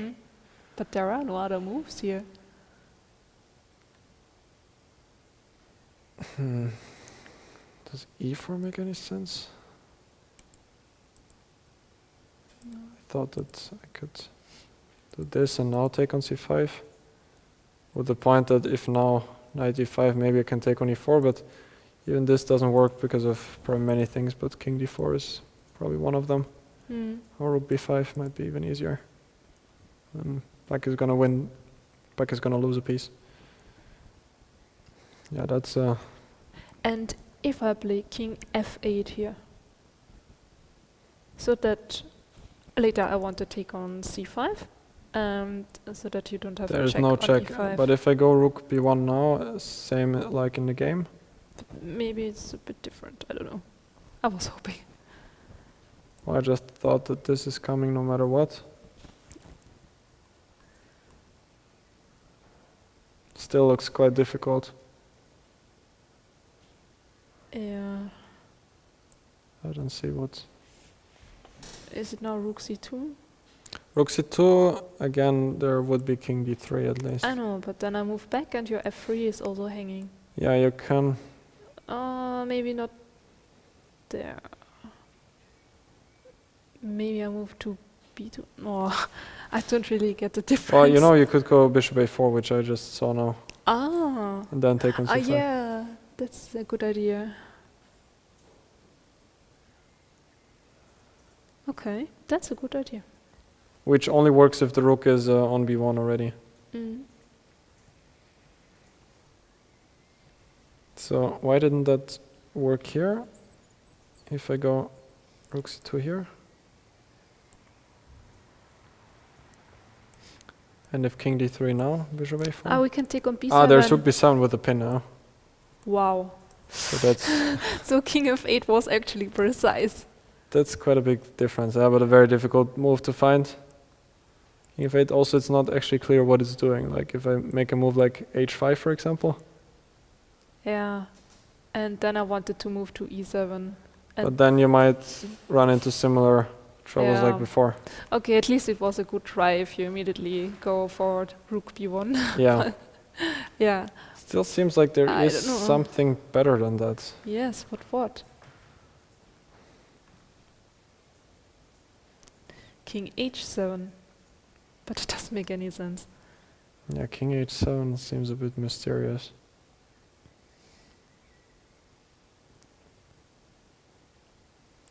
Because if I go, seems like it's the best move, but just so difficult for black. And now after rook b1 we have the same idea with rook c2. Yeah, so And if after king h7, rook b1, we have rook c2. And if king d3, there is again bishop a4. But yeah, if I move like h5, then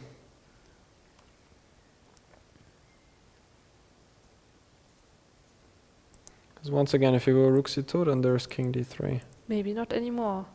Well, I mean, the only thing I can see is that maybe you can go back, and now you're threatening to take on c5 with a check. Ah. So maybe white has to go back here. But that's super deep to find this. I mean, king h7 is such a unnatural move because you want to move to the center. You have to support the pawn on e5. Yeah. I mean, I understand if you make king f8 to prevent the check on e5, but king h7 is crazy. Difficult. So this is the current position. And this game, again, looks like it could take quite some time because, well, white is up in exchange, but black is probably going to pick up both of those pawns, and it's going to be very difficult to actually get the full point.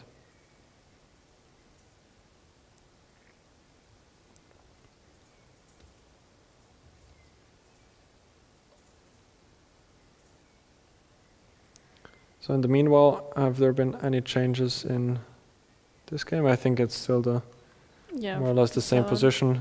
Anna played king c3 as expected, and after rook b7, she's thinking whether the king can march in to c5 at some moment.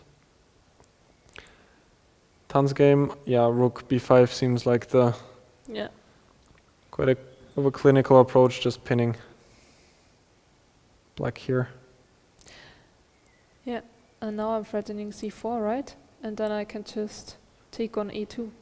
Yeah, also rook a3 is a big threat. Yeah, true. So Nana just made a move. Let me see what she played.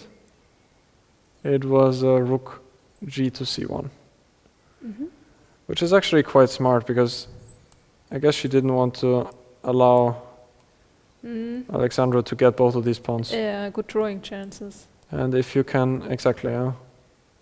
If you can exchange one pair of rooks, it's going to be much easier for white to try and make progress.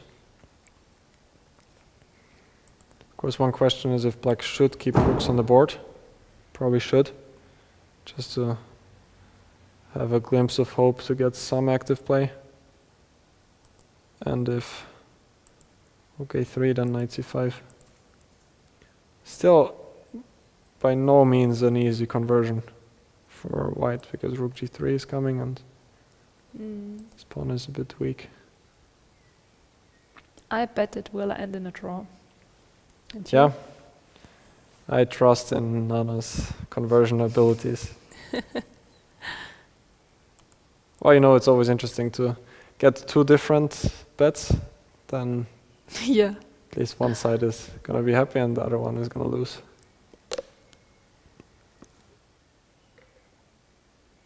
And rook d2 was played? I believe so. Yes. Yeah, that makes a lot of sense because, as we said, if black takes on c1, rook c1, knight c5, then white is going to play rook a1, pick up the pawn on a3 next. Even though I'm also not entirely sure if this is so easy to win, like +3 or whatever it is, seems like Overestimated. yeah, a little bit, but it should be quite clear that without the black rook, white at least has nothing to worry about when it comes to counterplay. So rook g2 is a good decision.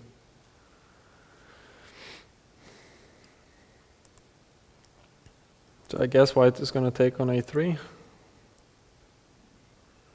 knight c5, and we're going to reach this type of position.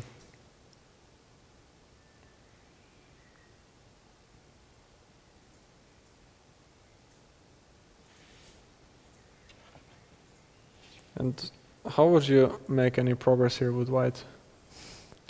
Yes, I was thinking about that. Especially while black is also threatening rook to g3 and rook h3. I have no idea. I would really think that this is draw. Maybe attacking the e5 pawn somehow with rook e1 and then yeah, but I can't even move with my king. But maybe rook e1 here.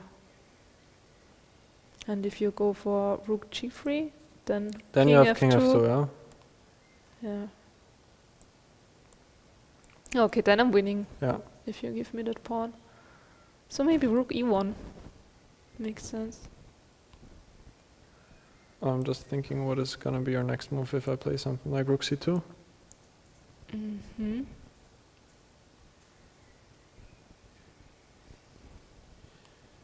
Now I also don't really see how you're going to defend the pawn on Yeah, I c4. think I can't.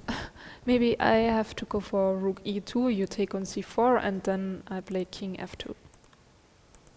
And try to attack e5, but I think that you have e4 then. Yeah, So I would love to I think exchange this is just draw. as many pawns Yeah. as possible, yeah. Okay. Okay, what else? So moving this rook away from the c file also allows rook c2. That's already one thing we understood. Another idea I thought, Yeah, rook e5, yes. just to provoke b6, because, well, I'm not sure that, I don't think black should go for b6, because then a pawn on b6 can easily be attacked. I think, yeah, this Can is maybe not a go good back idea. to a1, then, Maybe not a1, maybe a3 to protect f3 again. yeah, because now there's rook g3. Yeah. Yeah, rook a3, and then you can go rook b1 on the next move. That's one option. Also rook a7. That's of course a big thing also, because now the 7th rank opened up, and g7 is going to be Yeah, difficult. this is stronger. So rook f5 is one option, and now I guess that maybe she would have to defend with knight d7, which at least is some sort of success for white already. True.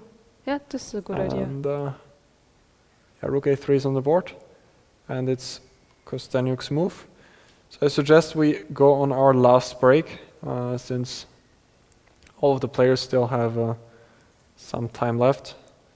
In the meanwhile, it looks like Anna Muzychuk is going to convert her win, same as Zhongyi, who is just slowly making progress. And in the game Dzagnidze against Kosteniuk, there's still a lot of technique to be shown by Nana to convert the win. So we're going on our last break, but we'll be right back. So see you soon. See you.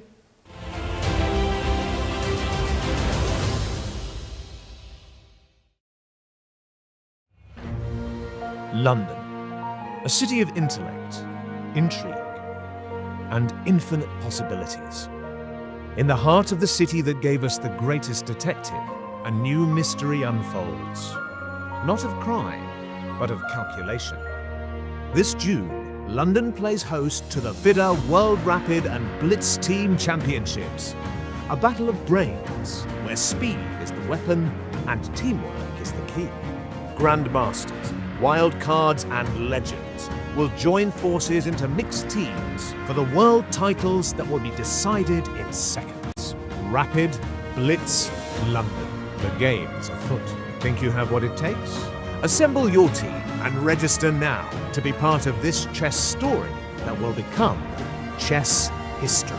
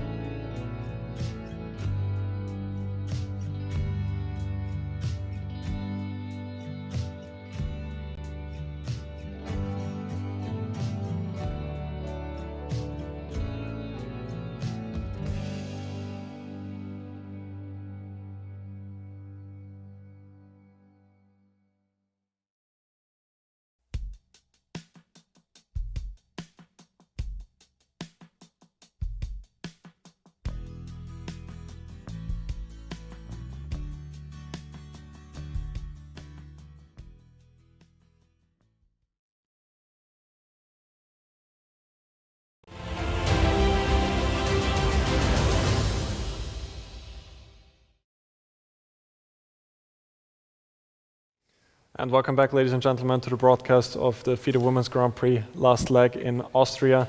It's the second round, and after the time control, we now took a short break, and it's finally going towards the end, but there are still 3 games ongoing, and it's still not entirely clear in some of them how it's going to end. So in Zhongyi against Olga Badelka, seems like Tan is going to get the win after a lot of twists and turns in that game. But one game which we just looked into was Muzychuk against Zhu, where it seemed like Muzychuk was in complete control, but all of a sudden it's not entirely clear anymore if Anna Muzychuk is able to convert the win, especially considering her time, and she's now below 1 minute. So all of a sudden it seems like it might not be so easy for her to convert the full point anymore. We were just checking in the break that at this moment it seemed like a4 was quite strong, which is also not entirely easy to see. Apparently this pawn is just very fast. Of course, need to point out that knight c6 fails because of rook c7. So it seemed like a4 was a good chance, but instead she went with the knight to c5, which also looks very logical. After knight h6, at least she has to worry about the pawn on g4, and it's not entirely easy for her how she can defend it or sacrifice it. So now she's repeated moves 2 times, and Probably a draw. well, I have a hard time believing that Anna is going to give up just yet, because well, she's still in control and probably has quite a few chances to play on. But how often did she repeat already? So this position was once, twice. So now after rook e8, now she cannot play rook e7 anymore. But she has to come up with something else. Can she Knight go? e6? Knight d6, yeah. King d6 though.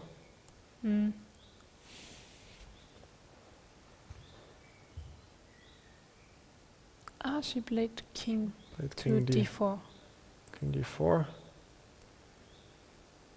So what is her idea of knight takes g4? Not sure. And I think that Zhu is gonna take, yeah. Knight takes g4 is on the board. I think she lost her advantage. Yeah, all of a sudden Black is close to surviving after all. But can we move back, like at this moment where she could have played with a4? Yeah, this instead? was still with the Yeah. knight on b4, so it Yes, seemed like a4. a4 was extra powerful here. And just to compare it, if Black plays now knight to h6, I think that now it's working with knight a6, right? Because But isn't it? no, because this time if I give a check, then I can move with the rook to e7. Is this the idea? You mean? But now I guess this is winning knight b8 and knight c6, Oh, and in the other line the pawn on a2 was hanging. oh, wow, clever. So I think that's the point. If here this, then Black can take on a2. So that's why a4 was so powerful. Anything but easy to understand at this moment.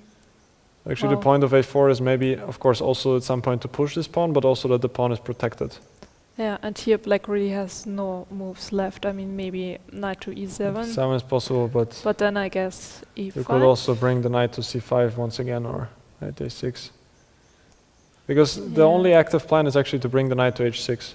Mm. But let's get back to the game and see how is it developing. Did they repeat moves once again? Yeah, they did. Yeah.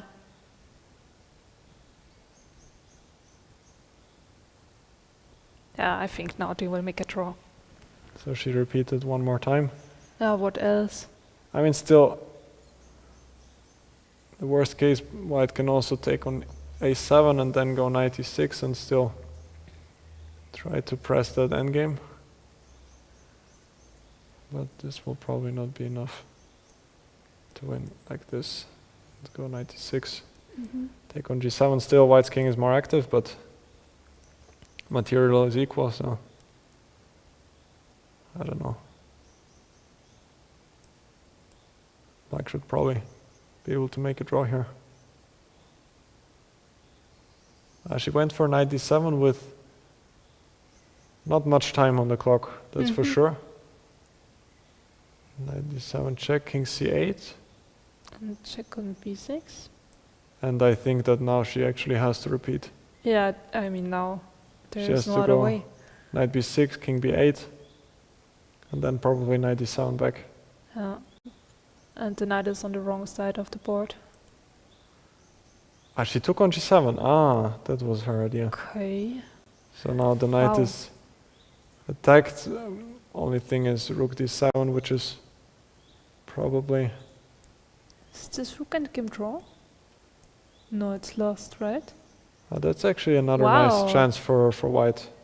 But instead, can black play knight to h6? And in the meanwhile, sorry to interrupt you, it seems like we have a result in Olga Badelka's game, who lost to Zhongyi, visibly quite upset, Yeah, unfortunately. with a nice finish after rook takes g8, followed by checkmate. Yeah, the endgame was perfectly played by Tan.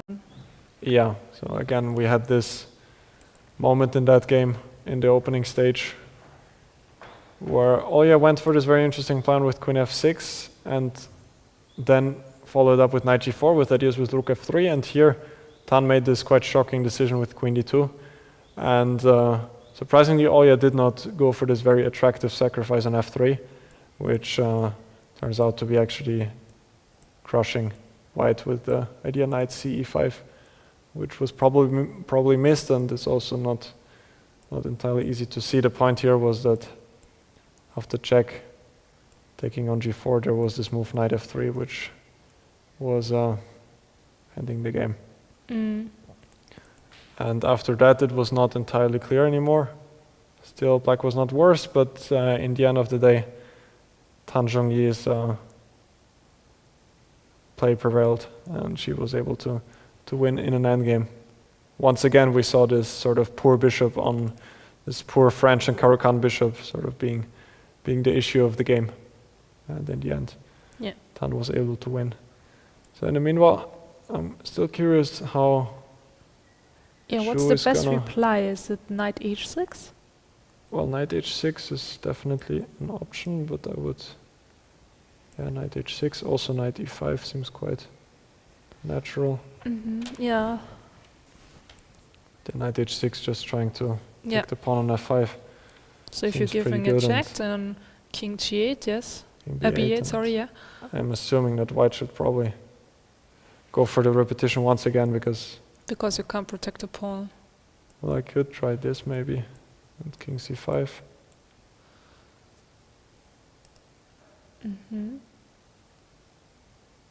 Knight back? Well, I can maybe go rook a5 as well. Maybe that's the easiest, because king c6 doesn't work. Yeah. Because of knight e7. And after king b4, well, I can at least go rook a6. The rook is still a bit passive here, but it should be enough for a draw as well. Okay, but he played knight h6. Played knight I agree. h6, Yeah, that's what we expected. and knight b6 is on the board. King Yeah. b8 has been played as well. Knight d7, one more repetition. King c8. I think now they make draw. I think that was the last chance for Anna. But yeah, Jiner didn't fall for it, and yeah, now it's finally draw. Probably.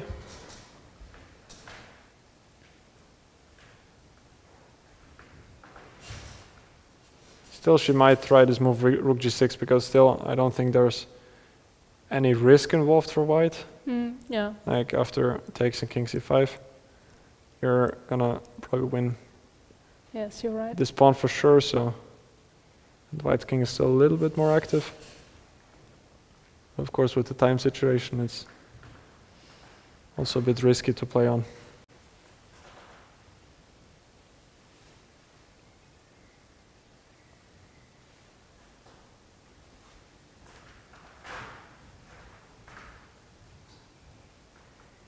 Yeah, is Anna Muzychuk gonna go for the draw?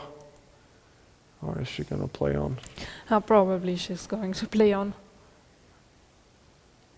Well, I wonder how she's feeling. If she feels like she missed like a big chance, or because the endgame, as dominating as it looked, I can imagine. Took the rook. In a practical game, it was not so clear. So she did take on a7. King takes a7 was played. And now king c5. King Is c5 this the idea, or? King c5 maybe, huh? Oh. King b7, and well, I don't really see the big idea here. This is just gonna be a draw. Yeah, let's see that exchanges happen on a7, and is there any... she wants to protect the pawn on f5, yeah, so she's really still playing for the win. Yeah, but I understand it. I mean, she knows that she had a winning position. I'm sure of that. That's the question, yeah. Like, the endgame, as good as it looked, I'm not sure that in a practical game it was so obvious how good it was, but yeah. So she played knight c8, I guess. Okay, king b7 is probably going to come, or king b8. I think her idea is that she wants to go knight d6. And if king c7, king c5. At least some more questions to be answered. Because whenever this knight moves, the pawn on f6 might fall. And if black doesn't do anything, I might be able to push this pawn. But yeah, even here, I guess. So easy to make a mistake, huh? Already lost? Wow. I thought that the knight will I also thought get how back are in you the winning game, now? but maybe a5. It's not so easy. Yeah, knight c8 is on the board. We have to applaud Zhu's time management. Yeah, she's probably enjoying herself with 22 minutes on the clock now. While she's thinking, maybe we can briefly go to Dzagnidze's game, where there have been some more developments. So this was the position we have left it with, and they repeated. Then she took on a3. Knight c5, and now knight f2. We were mostly discussing this move, rook a5, which seemed quite good to us, because probably the knight has to go back. Then at least white can argue that she's sort of achieved something. And if b6, then the 7th rank opens up, and white is sort of getting too active, also winning the pawn on g7 in many occasions. But she played knight f2, which... What do you think is the idea of knight f2? I guess she wants to bring it to h3 and g5 in some cases, which at least happen in the game. e4, I'm wondering what happens after. Yes, I'm also wondering. g3. King e2? King e2, but then I will play e4. Yeah. Because she went for e4 right away, with similar ideas that white can never take because of rook g3 when the rook on a3 would fall. But now white had this nice trick with knight h3, and there's knight f4 coming. King e5 happened, and seems like Nana is back. Yeah, she's definitely back. With her winning chances. So once again, rook g3 seemed like it's quite natural. I think that king e2 is more or less forced, otherwise f3 is hanging, now e4. I'm really curious what Nana's idea was here.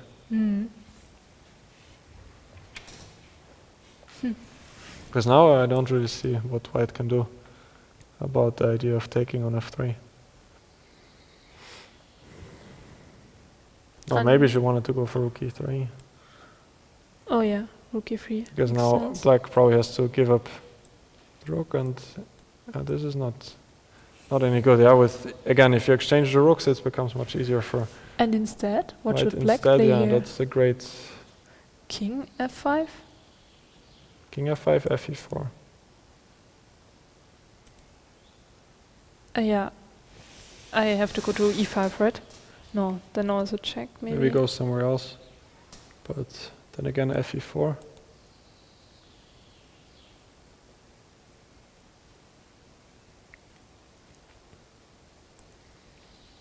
I don't like this fe4 just coming now. No. Or maybe you can go here, but I don't really like it.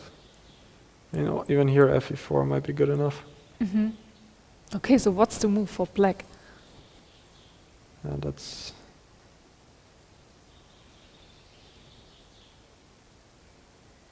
quite difficult to see and understand. Is it rook g2?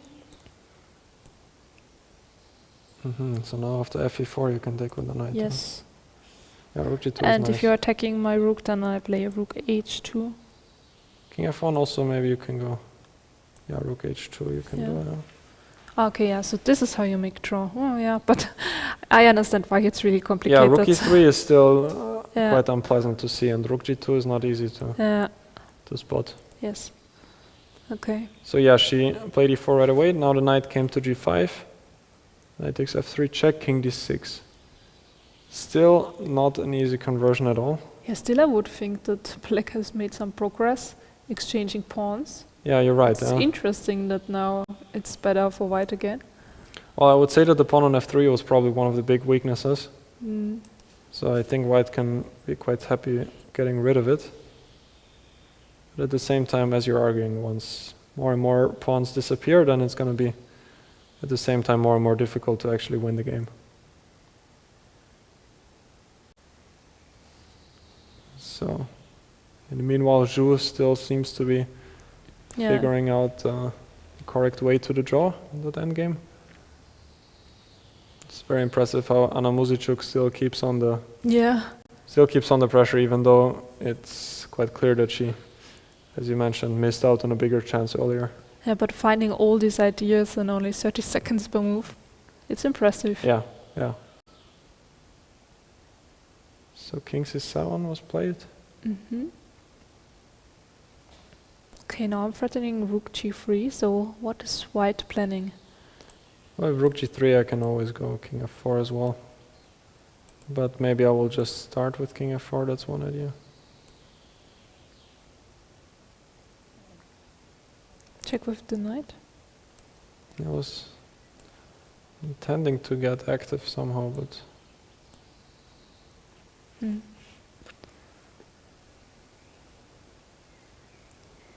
still it's not clear how white can even make progress. Like if black goes something like knight c5, I don't see. Well, maybe knight g5 and then king g6 is the idea. I understand now why white's position is better, because since the e-pawn is gone, it's easier to activate your own king. That as well, yeah. The pawn on e5 was also like restricting white's king. Yeah. And all of a sudden the king is becoming the most active piece in white's camp. Especially here we can see it nicely that after knight g5, king g6 is going to come and... Yeah. Good chances for a win. So king f4 looks like it's good opportunity for white. Of course, knight e6 is probably not the only way to try and defend.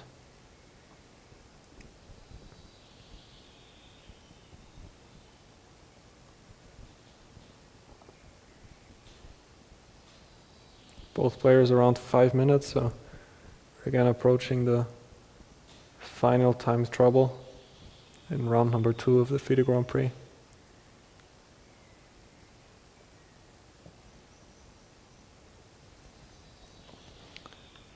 Knight e6 looks so logical, just giving a check.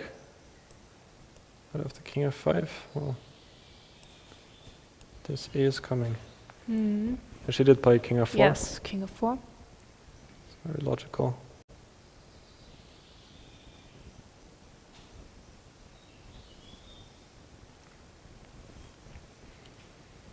Would be so disappointing for Alexandra Kosteniuk to lose 2 games in a row, especially if you consider how the games have been going.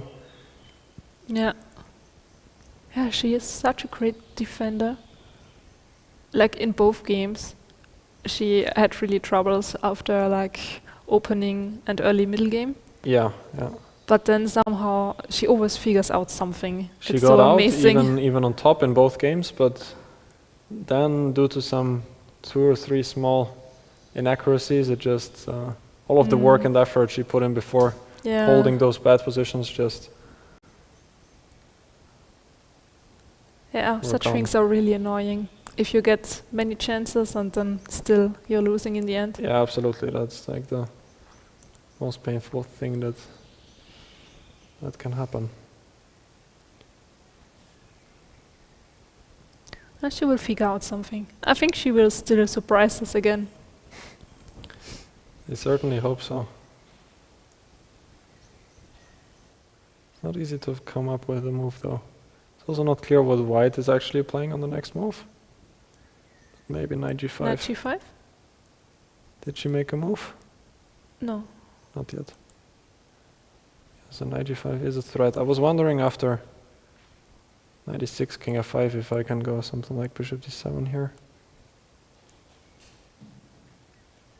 And she played rook to e2. Rook e2 is on the board. Why? Okay, rook e4 is threatening. Yeah, rook e4 is one idea. What so about knight g5 here? knight g5 seems quite strong, yeah.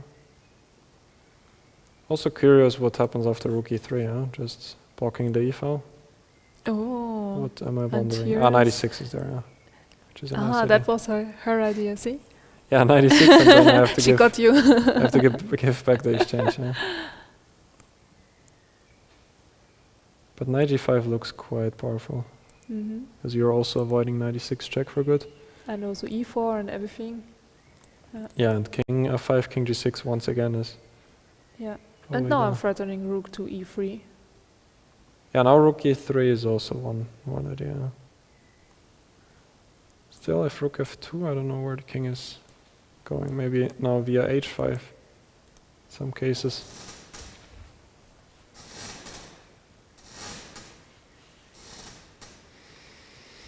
But also not easy. I mean, I have bishop e8 check. Yeah, for example, if now king h5, it would end in a bad way. See? And she found a rescue. more than a rescue, yeah, in that case. Well, of course, in that case, now king f5 would work, and the king is probably entering again.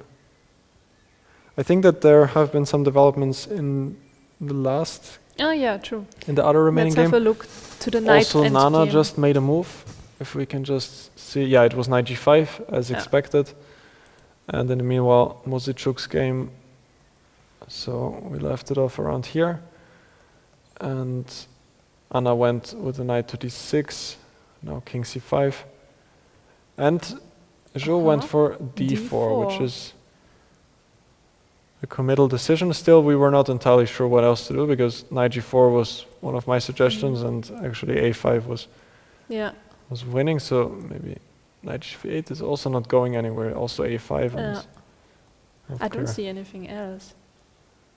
Yeah, I think that d4 has to be played. Yeah. And Anna She's is giving thinking. a check.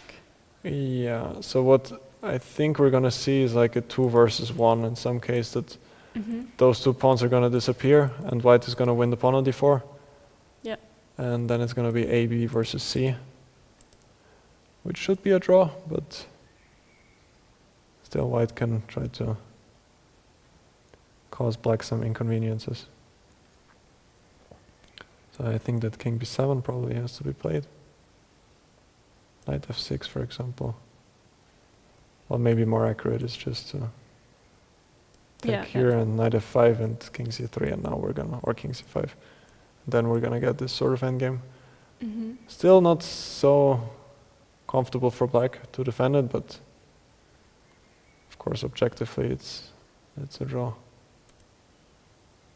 So she played king d8, which maybe even stronger, because after knight f6 you can... now you have to take, Yeah, she and can then d3 go for d3, knight e4. takes. And is there even a way that she can keep the pawn? Well, there is one nice trick, which is knight d6, Yeah, but but I unfortunately can just take the pawn. you can take the pawn, yeah. Not take on d6 when after d2 black is winning. I think she's gonna lose the pawn no matter what, but still it's a draw, of course, objectively.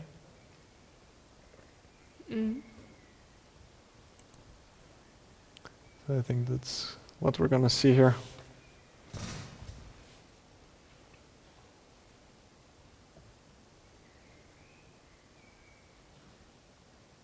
I mean, what else? She has to take, right? Well, she can go back 96, I guess, but it's not really Okay. doing. But I would go for this endgame 2 versus 1. Yeah, knight f6 is kind of Gives like the the best chances. only move. Otherwise, if 96 doesn't make sense, then black will have the same version just with an Yeah, she took. extra pawn. Yeah, so she took on f6. And Zhu took on f5 right away. Mhm.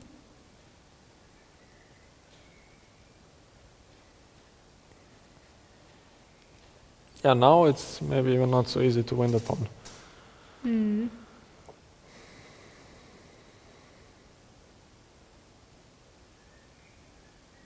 I can try king c4, which looks like the safe move.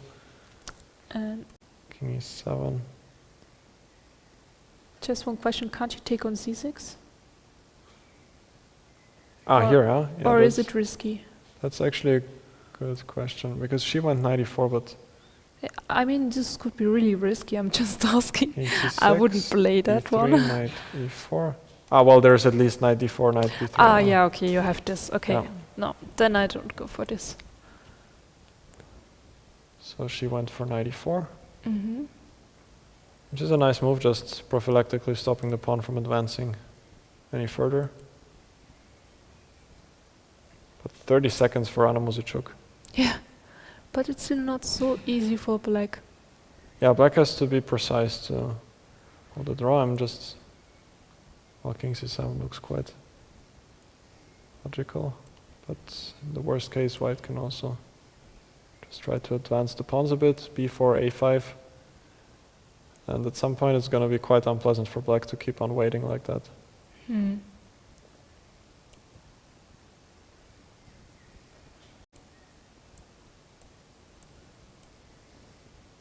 Well, it's still possible, but allowing a6...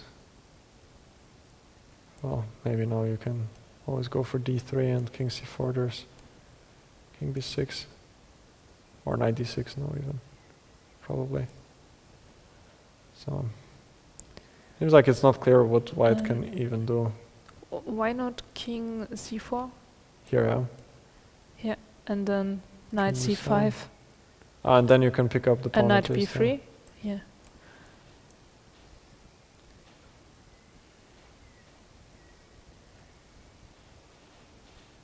And I can try to be super smart like this, but I'm not sure if it's any good. So that after knight d4 I can take and go king b5. Ah, that's Yeah, losing. but this is winning. How? Wait.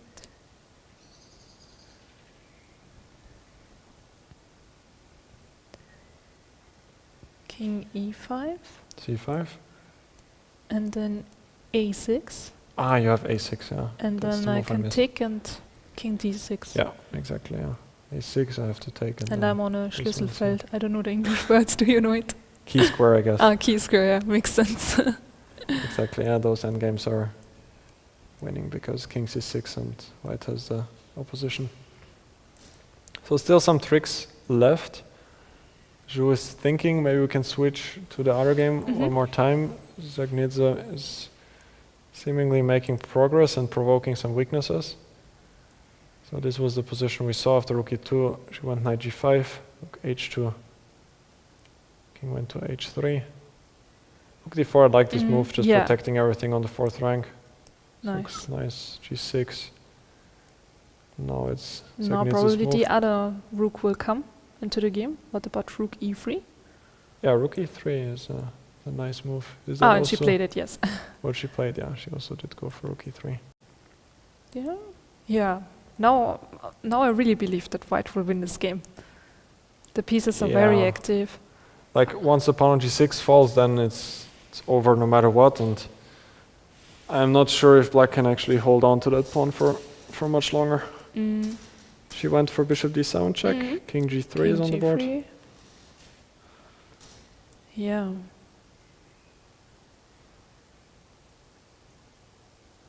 Ah, she's trying to play bishop to f5, right?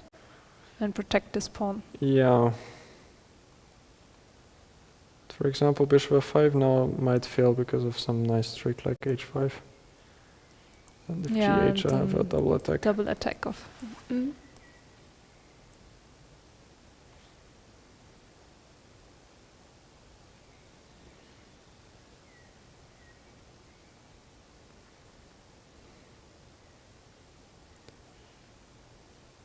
Is this on the board? I don't think so, right? Ah, she played bishop f5. Yes, she played it. Oh, so now, yeah, h5 is a possibility, I would say. Yeah, and then h6. And I guess you can also start with rook d5, but the other way around. No. now there's rook c4, of course. Yeah. Yeah. So h5 is a nice idea, and if the pawn gets to h6 and h7, it's then it's winning. It's quite obvious how it will end, and if gh, are there any more tricks left? I guess h4.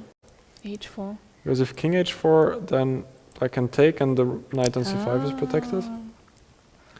Question is if I can go just king f3. Yes, you can.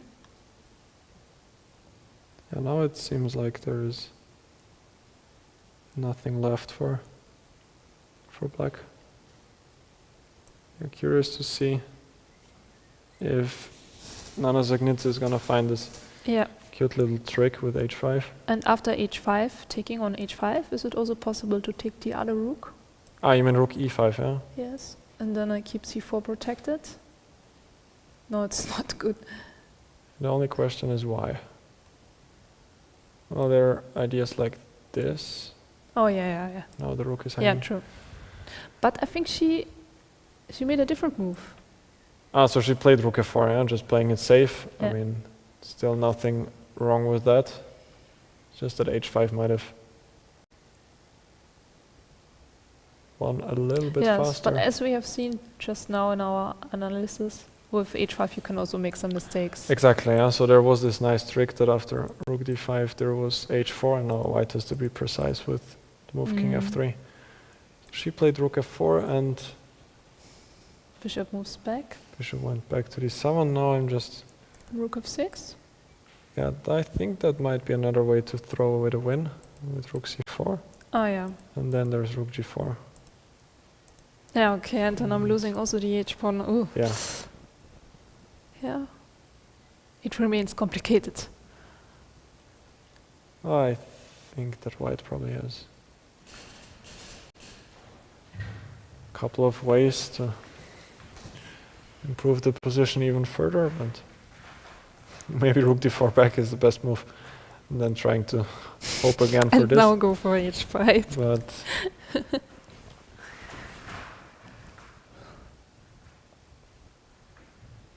well, you could maybe just try to get this rook to...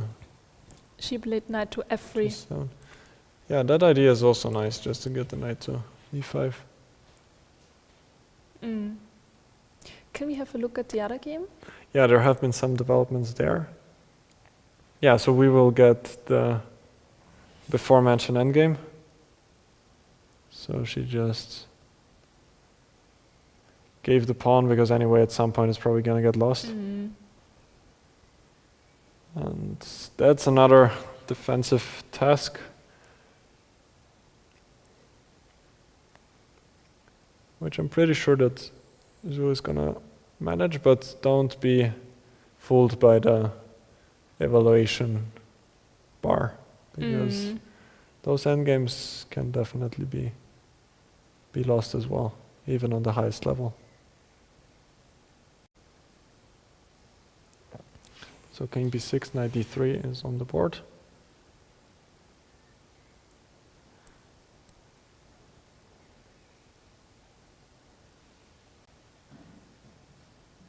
I just saw one trick, like if we have the same position with white to move, let's just put it on the board like this. It's white to move here, I saw this trick, which at least is nice, yeah, because if black takes, then I thought at least I'm winning with a5, but... actually I'm not, because of a very nice reason. Can you see how black... Oh, king a6. Yeah, exactly, yeah. Wow.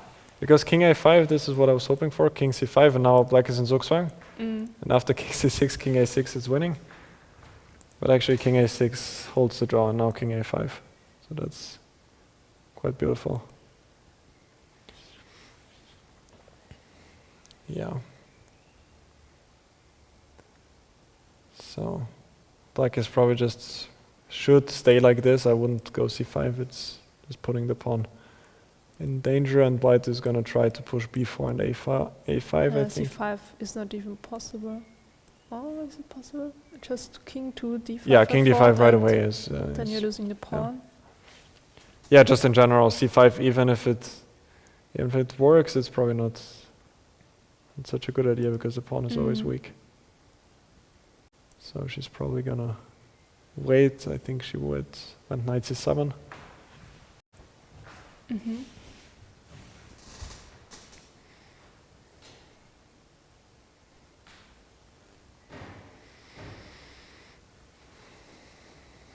Yeah, still some things to be figured out. Yeah, I guess she's gonna continue with b4.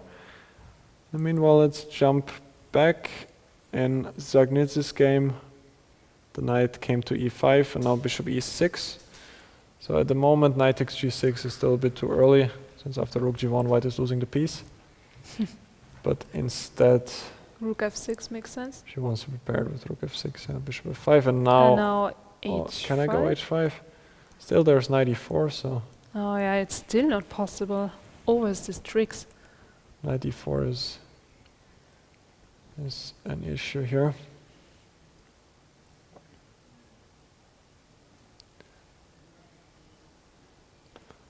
Well, I would think about king f4, but king f4. then there's Knight rook check. f1. Knight e6 knight is e6 also check. possible. When I probably have to go back out. Yeah.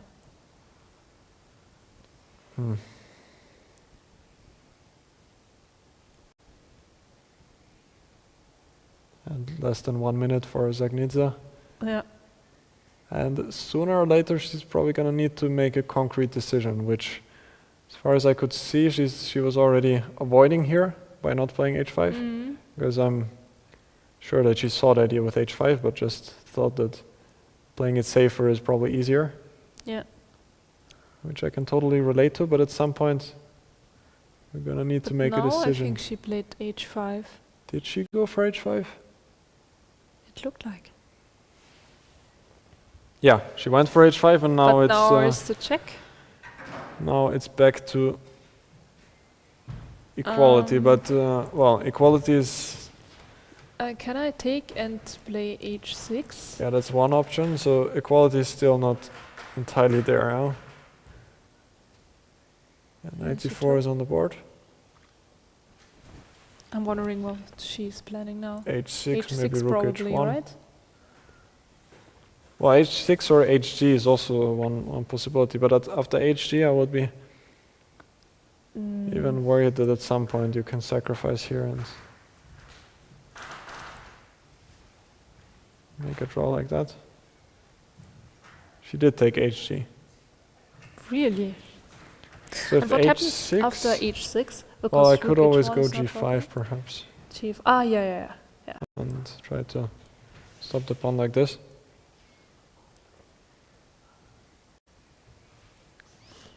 And in She's the game giving it a was check. hg, rook g1 check. I would have also checked. Oh, but now it's okay. No, it's equal. Well, can I Still. go king f4?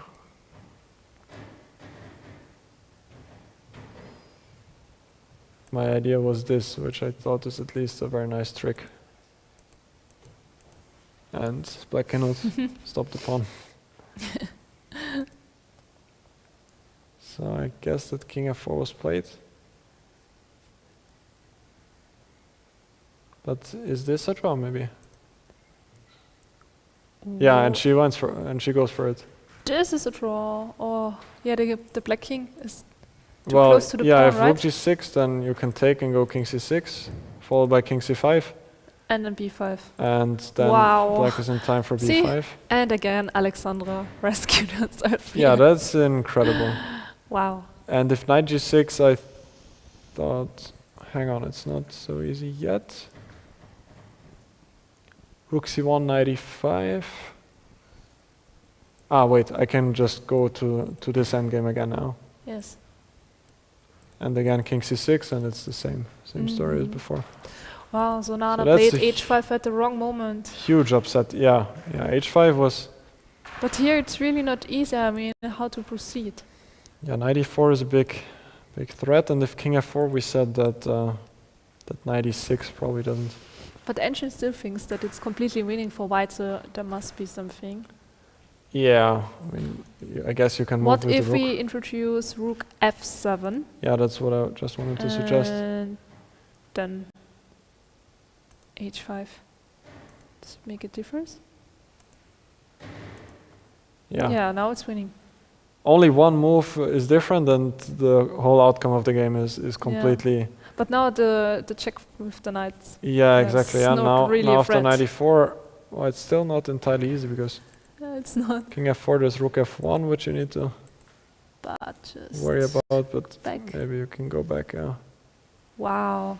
So yeah, it's gonna be a draw in that game. Oh, so crazy. She did take on g6 with the rook, so we're not even gonna see rook knight against rook. Oh, this is just easy. And she even went immediately for b5, b5, okay. which is an even more clinical approach. And if c5, king c6 takes away white's last pawn, and if c takes b5, then king b6 Oh, no. saves the day, and it's gonna be a draw shortly. Yeah. This time she was a little bit lucky. Yeah, Nana must be very upset Yeah, she after is. this game, having such a nice position after the opening.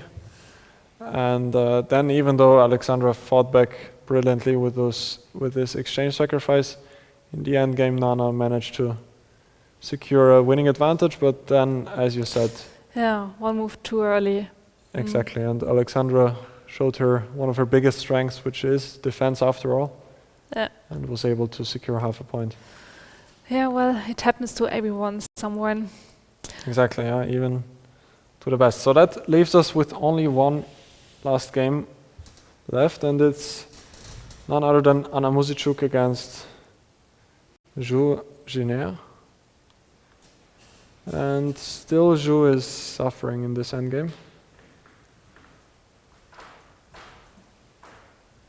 Knight d7 on the board. And king a7. A king a7 was played. I have a feeling that black is at least under some pressure here, because... Yeah, but the thing is, king c5, then you have knight a6 check. Yeah, that's true. Knight a6, and then it's nothing. I wonder though what was the reason she didn't go to b7. Is there any explanation? So king a7, knight e5 is on the board. So either king b6 or king b7 has to be played.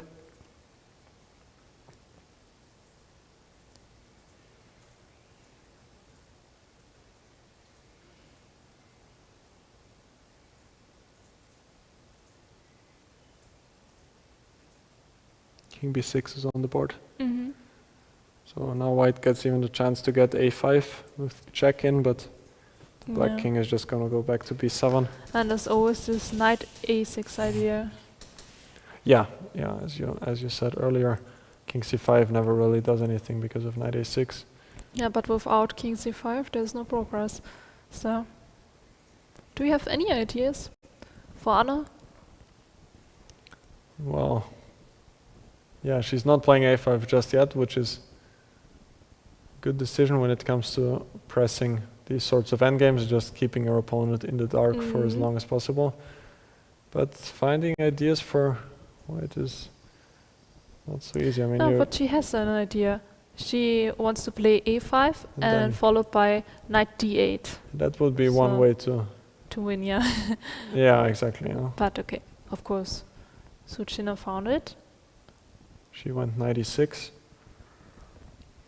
which is also a great square for the knight, because now the king cannot enter via c5.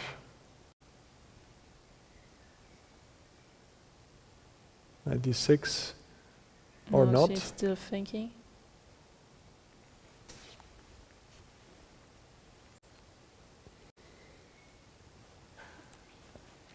think it was knight d6 Yes. after all.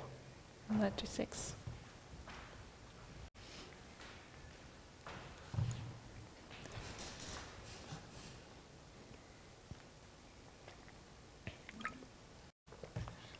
Finding ideas for white here is not entirely easy. No. Now you can even play king c7. King c7 is possible, yeah. Guess the only idea white has is to have some tricks left. Yeah, like before. That was nice. Yeah, yeah. It seems that this endgame is like easier drawn as we were thinking. Perhaps, yeah. Also, Zhu found quite a nice defensive setup with the knight on c7, Yeah, where it can go to either really strong. either a6 or Yeah, e6. this idea is super nice.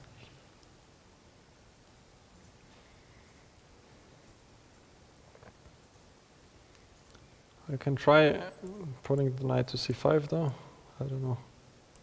For example, like this, and then where would you go with the knight? Back to c7, I would assume. And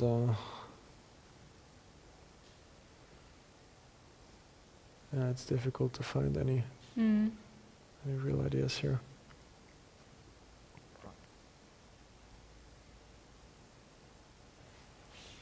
I need to enter with the king somehow, but it's It's not possible. not possible, yeah.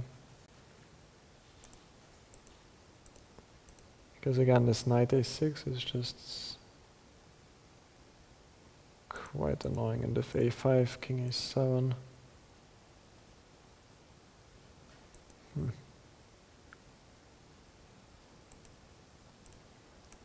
Still, not really any progress to be made.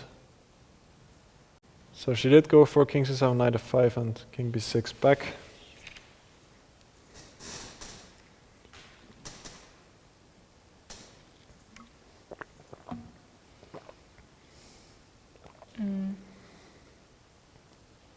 And knight e6, king c7, knight e4. This is the new.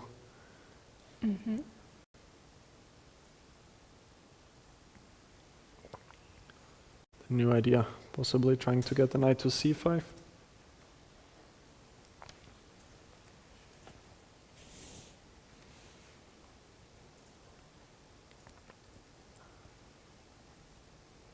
Oh, and finally.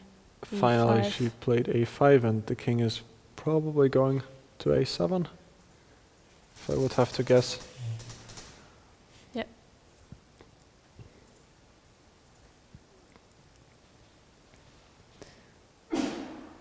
At least another good trick. After king a6, you have. Yeah, knight there's always c5. knight c5. Yeah, black should never exchange those two knights. Pawn endgames tend to be quite winning here from the white side. So she did go to a7, which is also a nice decision because it keeps the c7 square available for the knight, so that after knight c5 black can go to c7, and we see knight c5 on the board. I would assume that knight c7 is going to be Shu's answer, yeah. Yeah. Knight c7 has been played.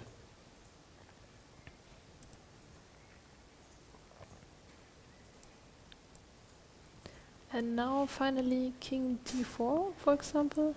Yeah, my problem was But that I again, can knight maybe- d5. Oh, b5 is there. Ooh, see? Oops. That's, Good try. yeah, king d4, I like that idea. Yeah. And she goes for it, of course. King d4 is on the board. Knight d5 would be one way to Yeah, knight b5. lose, quite unfortunately, here with knight d5. And knight b5 is, of course, possible, but then at least And can now maybe- king b8 and king to c7. can I pretend to do something here? Probably not. Yeah, you don't even let me into c7, which is quite a shame. And if I go here,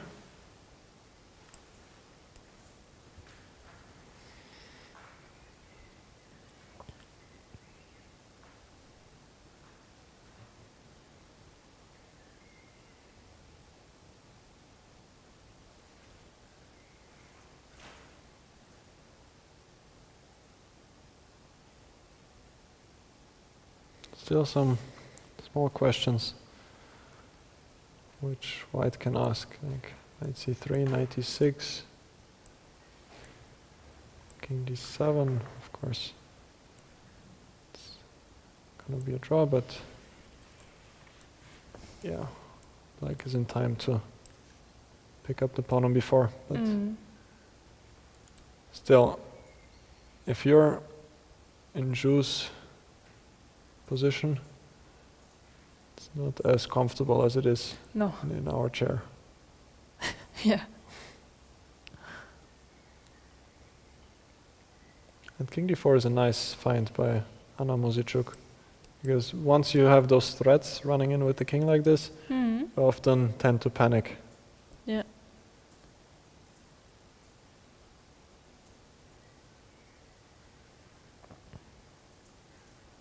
That's also kind of the best thing to do if you have those small advantages in endgames. From my experience, it's always comes down to asking those small questions, and if you keep on asking them, at some point your opponent might not be able to answer them successfully.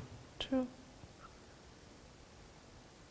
So knight b5, king e5 happened. Are we gonna see king b8? Probably.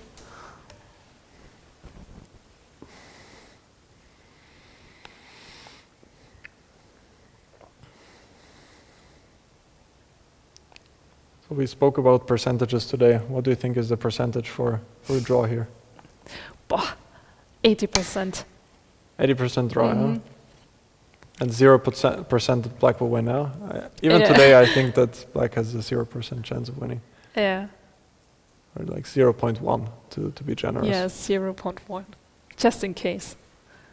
There's also time as a factor. Yeah.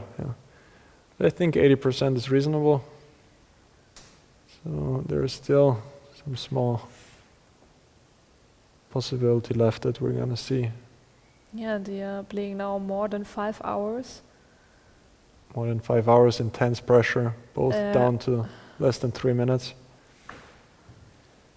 So it's possible to make mistakes. Absolutely.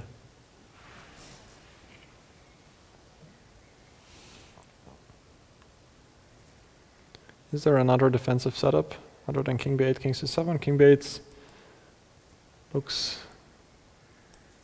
It would be nice if it was possible without it somehow. He went for knight a3. a3.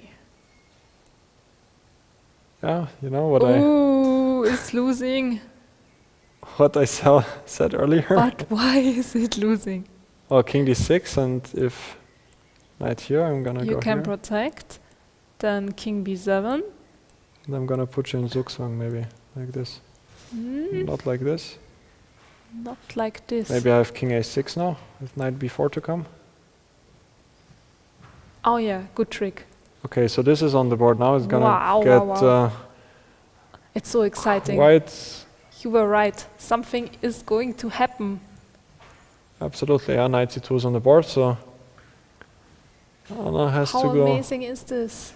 Yeah, this is crazy. So knight d3. That's still not over yet. Black always has these ideas with taking here. For example, now if king a6, I would guess that king b7 is on the board. King b7, so how are we winning with white now? Well, the first thing is that king a6, white probably needs to play king c5. That's the first important thing. And then after king b7? Then maybe it's time to pick up the pawn like this. Yeah. Okay, so good. This is easier to find, but here? So king b7, if I go... Can we also go for king c5? Well, now is the knight in time to come back? Yeah, it is, right?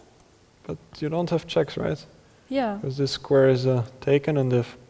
Yeah, and then just pick up the pawn. Oh no, it's so knight crazy. Here, knight e5, not knight e5, knight king d6. Huh? But then knight c2 again? Yeah, we just came from there, yeah? So what is the exact point of the knight a1? I was thinking that the knight might get trapped, but it can go back still. Or is it possible to play a6 and take on c6? No, it's not. I was thinking here because the knight is so far away. Yeah, but I have check. I have Here there's knight c5. Yeah, so you have black to would go have for to c2 and then here and then. yeah. Guess I'm in time to come But back still, here. this could also win. If Yeah, when you with have the short knight time. with the knight in the corner, it's difficult. Yeah. So what is the winning move here? Yeah. So king a6. So as we said, the big blunder is king c6 when knight b4 is saving the draw. And instead, wait, can I go knight e5 now? Yes. This is just over on the spot. Yeah, this is easier. Knight e5 and it's over. No. But in our variation, can we check that? So this We was still haven't figured it out. this was king a6 here, right? Yeah. Yeah, king a6. King c5 looks right, otherwise knight b4 is coming. And now king b7, and how does white win here?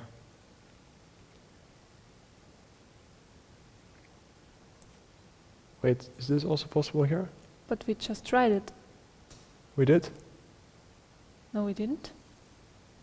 Isn't that like the same position as in the game? Not exactly the same, but the game the king is on a6. Didn't we have a different variation before, which we Yeah, analyzed? I think so too. Yeah. Because here it's easy.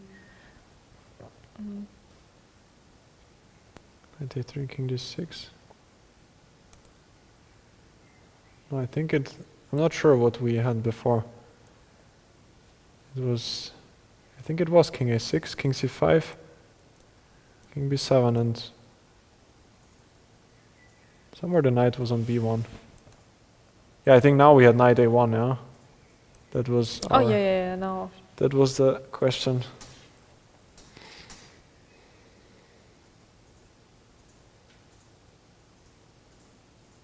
The good question.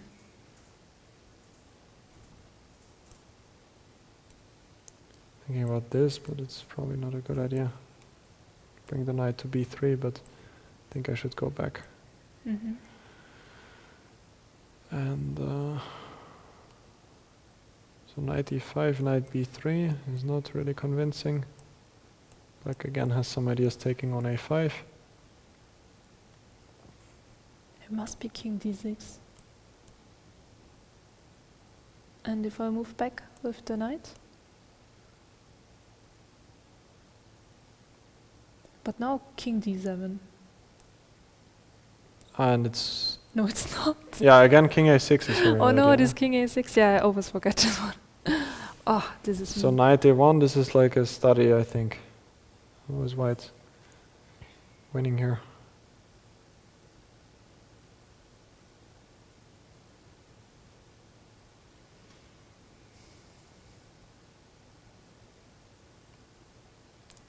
Did we discuss this already? No? Knight c2 and... Now you have to go for knight c2, otherwise I have king c3. Yeah, but now I will have to go back probably with king c5. So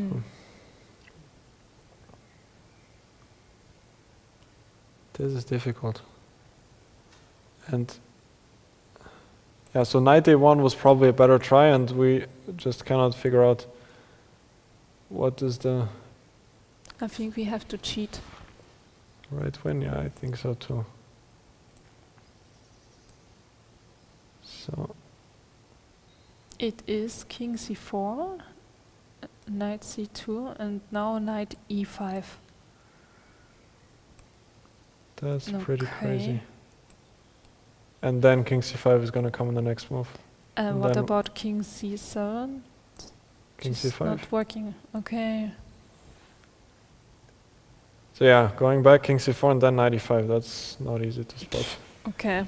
So maybe knight a1 was a better try, but let's see what's happened in the game. So yeah, she played knight a1 in another position, but here I think that Anna can take c6 with the knight. Can't you also just take with the king? Yeah, knight b3. Oh no, then knight b3. Oh. It remains complicated She did take with the Yeah. knight. with the knight. Well, this also seems a bit dangerous for black, but in the end, probably the pawn can be just barely stopped with knight a5. Yeah. So this is on the board, king c4, knight d2. Still some technique that needs to be shown here. Not so easy to win those endgames.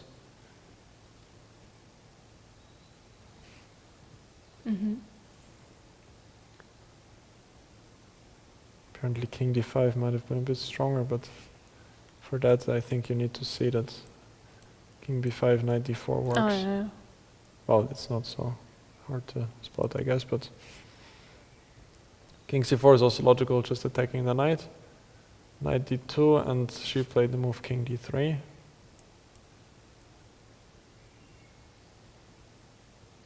And well, this, as I said, is more of a technical thing to convert.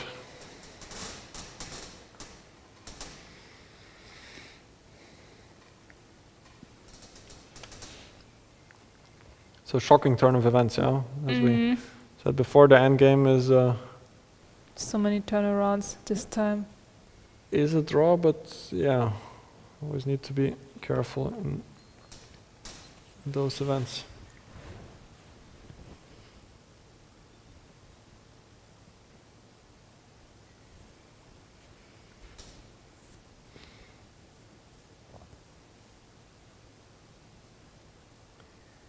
And the live position. King to c3, and at some point. And knight on d4 is nicely placed, preventing king b5. Yeah, exactly. Yeah, preventing king b5, also preventing the sacrifice knight c6 to a5. Okay, and now it's Zugzwang. Yeah, and otherwise, I think that the king will possibly run to a4 and then support b5.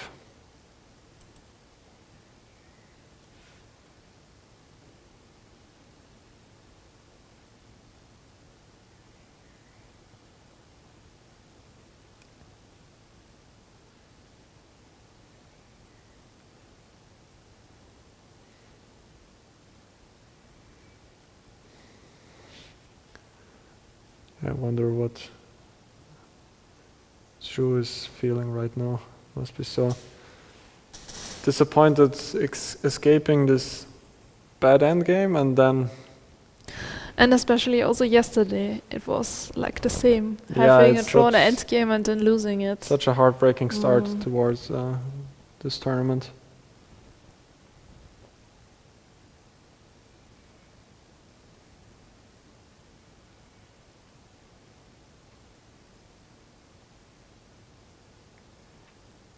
Still, she will not give up that easily. There are still some chances, that endgame, some possibilities to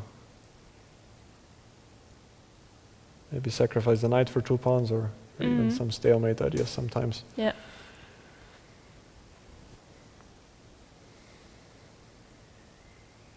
But now I give Anna much higher percentage of winning than before.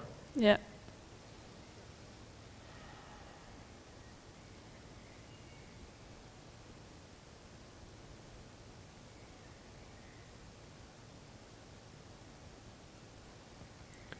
Less than 1 minute for Zhu.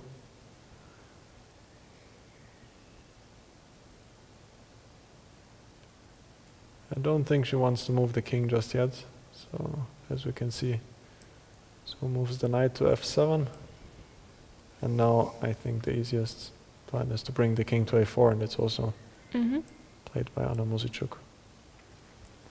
So she's gonna play king b3, king a4, and then b5, and the same story is more or less continuing until the 7th rank.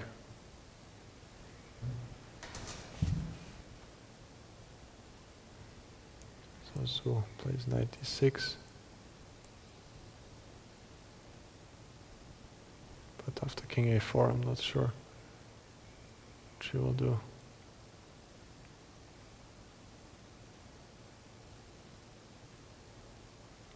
Okay, And she even resigned. resigned. Yeah. Okay. Which was a bit surprising to me. I thought she would Yeah, I also playing a thought bit that she would continue, but more, but it's, I understand it's not fun anymore. yeah, yeah. Yeah, great fight by Anna Muzychuk. Yeah, I'm also very Well impressed. deserved, because she always refused to get a draw and just kept on fighting, and I think Yeah, that's absolutely. what makes her so strong. And that's why she's actually my tournament favorite. Yeah, totally. We were seeing many moments where she was repeating moves, and we were both saying like, yeah, now she'll make a draw, now she'll make a draw. But she always continued playing and always found new ideas Yeah. to play for the win. And in the end, well, we were still not so optimistic with her winning chances in this endgame which we saw. But she asked questions and questions, and finally Black was not able to answer them. I think the key moment was Yeah, here. at this moment where she actually very nicely maneuvered her knight towards c5 and then got king d4. And after now knight b5 check, King b8, right? That's what we need to play. yeah, here the moment Black played knight a3, which is in fact a losing move, but instead the move king b8 still seems to secure a draw.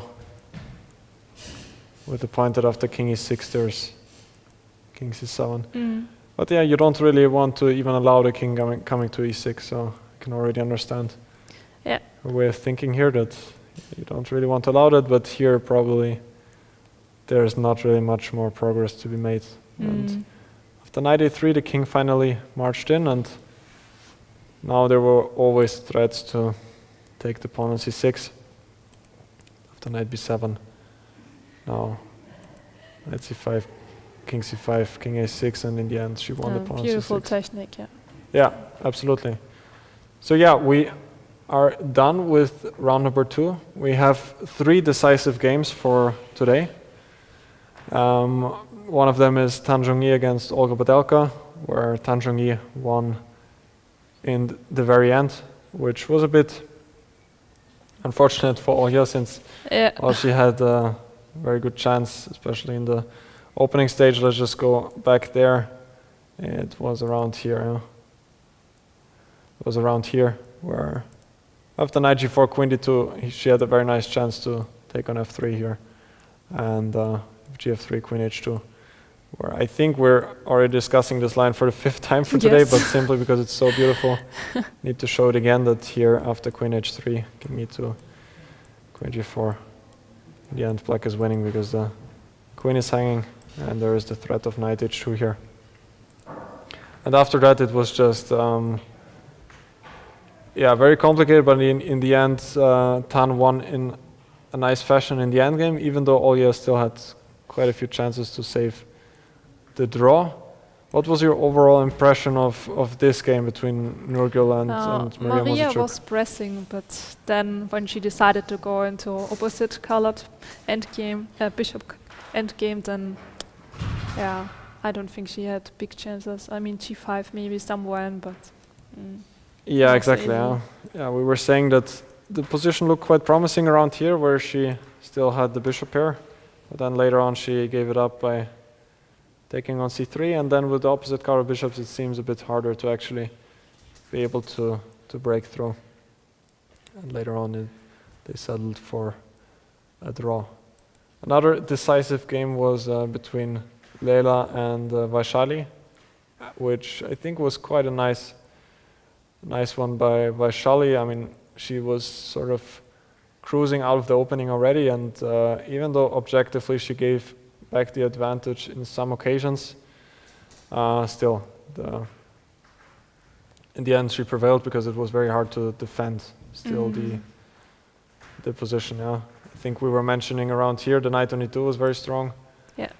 But yeah, around here e4, computer says it was still around equal, but in the end. yeah, but White's pieces are a bit passive compared to the black ones. Exactly. And the king on h1 was always so weak, so it was just so hard to defend for White. And in the end, also Vaishali found some very nice ideas, especially here. I'm still amazed by this idea with knight c1. It's just quite beautiful.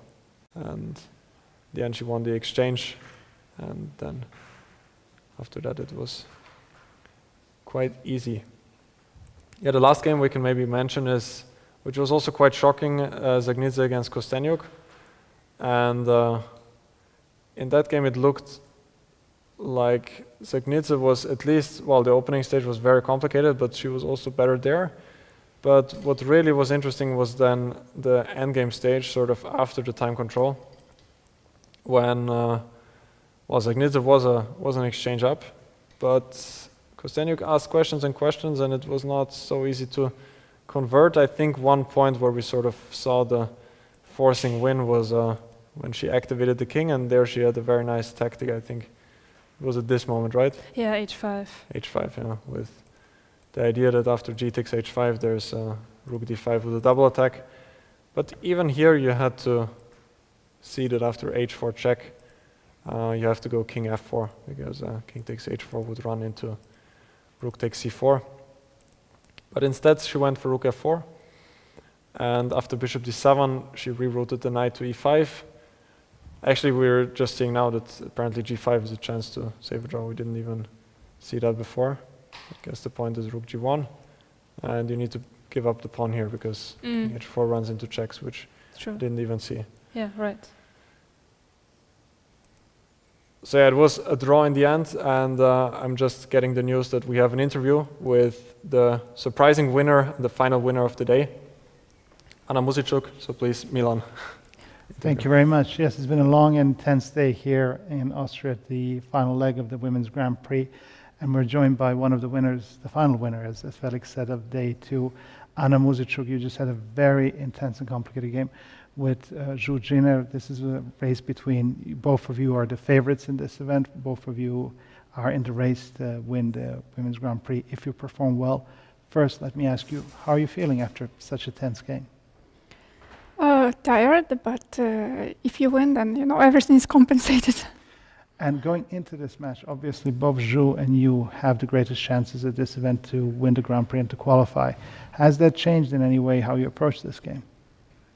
Well, since it's just the beginning of the tournament, I just played normally. Okay, well, let's go into this normal play, but a very unusual game. Could you show us some of the key moments, in your opinion, which defined this game? Well, the first one was that she played opener Lopez, and I think she has never played it, so it was like a big surprise for me. And I didn't prepare it, so I decided to play not the main d4, but rook e1. But still, Zhuzhina, she continued playing very, very quickly, and I don't know, all this she made instantly, and I don't know if queen b3 is a great idea. I mean, if bishop g4 works, maybe h3 should be played, but I thought that perhaps after bishop g4 it's possible to take on b7, but later on I decided it's too dangerous. So I considered queen takes b7. You can show us, yeah. But then bishop f3, g takes f3, queen d7. Now rook e to b8 is the threat to trap my queen. And if I try something like d5, then perhaps bishop d6 and maybe, I don't know. Create a net around Yeah, queen h3 is coming, also knight g6, knight h4, so I wasn't sure, and she played bishop g4 instantly, and I decided, okay, because here suddenly it may be lost, so I decided not to go there, and when she played bishop g4, eventually I decided to go for knight d2, but I think black's position is okay. Just here now she surprised me with this maneuver, queen d7, d5, queen c8. I mean, queen d7 I expected, but queen c8 not at all. Why do you think she made that maneuver? I don't know. Okay. I really don't Fair know. enough. Because do you think she played queen d7 and then changed her plan and decided to put it at c8, or she thought that was a logical way to move? Well, it's a surprise because d5 is anyway one of my plans. So if she wanted to go queen c8, she could have gone immediately, right? Yeah. But queen d7, d5, queen c8. So I just thought that it's. You played your game, yeah. Yeah. So I decided to take queen c6. I mean, here there were so many moves that I considered, and I didn't know what to do because on one hand, I am spoiling her pawn structure, but on the other hand, now she has more activity, yeah, with rook b8, and also, okay, there is no pawn on d5, so she has some more space for her pieces. And bishop c5, well, from strategical point of view, it's good to trade one pair of bishops if your opponent has a bishop pair, yeah. But somehow she got some activity with this queen f5, and now I have to go back. So strategically it's good, but tactically maybe she has some resources. And then queen e5, I'm not sure about the small queen e5, because after queen e5 I also had rook e3, the move that I considered, and h3, because I mean, well, with the queen on e5, it's either really tactically works something or better not. Well, she's just exposing herself a bit. So h3 and then here, yeah, bishop c4. I think that after bishop c4, I just have a very comfortable position because it's just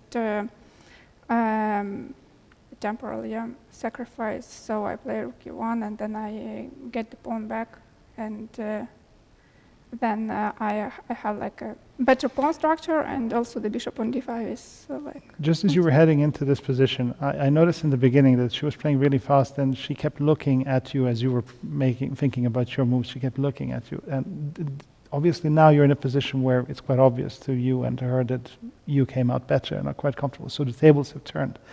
Did you feel anything in her movement or in the way Zhu reacted? Did you feel that she felt that she had completely misplayed something where she surprised you in the beginning? You mean by her face? Yeah. No, I don't think, but I just thought that my position is good, so that, that was calmed me enough. down. But then I started to play strange. I mean, like, okay, 4 is probably okay. But the move queen e7 is a disaster. Yeah, f5, I wanted to play f5 immediately, and then I didn't know what to do after knight d7. And what I did was much worse, because you offered the exchange of queens. And yeah, then let her off the hook a bit. Yeah, then the knight, and I cannot really protect the pawn on f4, because if I play like knight d3, then bishop e6, the bishop is coming to f5, and yeah, I just spoiled everything with one move. So, and then later on, I don't know if it's just scroll it. We can just go back. Yeah, so this should be holdable, of course. I mean, white is slightly better, but I don't know how exactly she should have played, but I mean, here I was already like quite sad that I spoiled all that. But then after the time trouble, the new game started. Yeah, of course. And then I don't know what was happening, but should be holdable, but still like a bit unpleasant. As the game progressed, you obviously started getting more of an advantage, but it was still kind of a slippery slope for both of you. Can you show us a bit more about what happened next? Okay, then g4, I think this was. Yeah, the computer is showing that rook b6. Maybe she should have played something more actively, but what is suggest? Rook h8. Rook h8, I was going to play queen g3, not king g2, but maybe it's more or less similar. So, and also here, I wasn't sure if to go. So, because the logical way is to play king d4, but I was like, oops. The screen. But I was like on the last minute, and it's the last move. Yeah. I think it's best with the well, let's try and move it. Let's try and move it. Maybe stop. Oh, let's try here. Okay, let's try from here. Please continue. So this king. I think it's best. King d4. Okay, maybe I'll just say. Just explain it. Yeah. Yeah, because it's like, well, you should put the king towards the center, but then king d6, f5 and c5. There is a resource. If knight takes c5, then rook b4.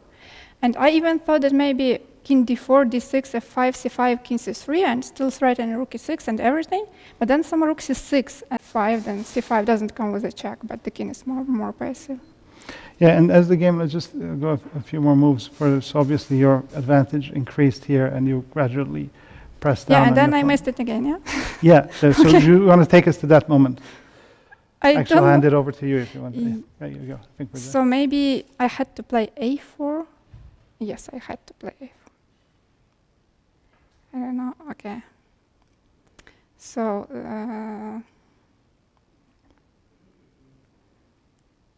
because now it's a different story.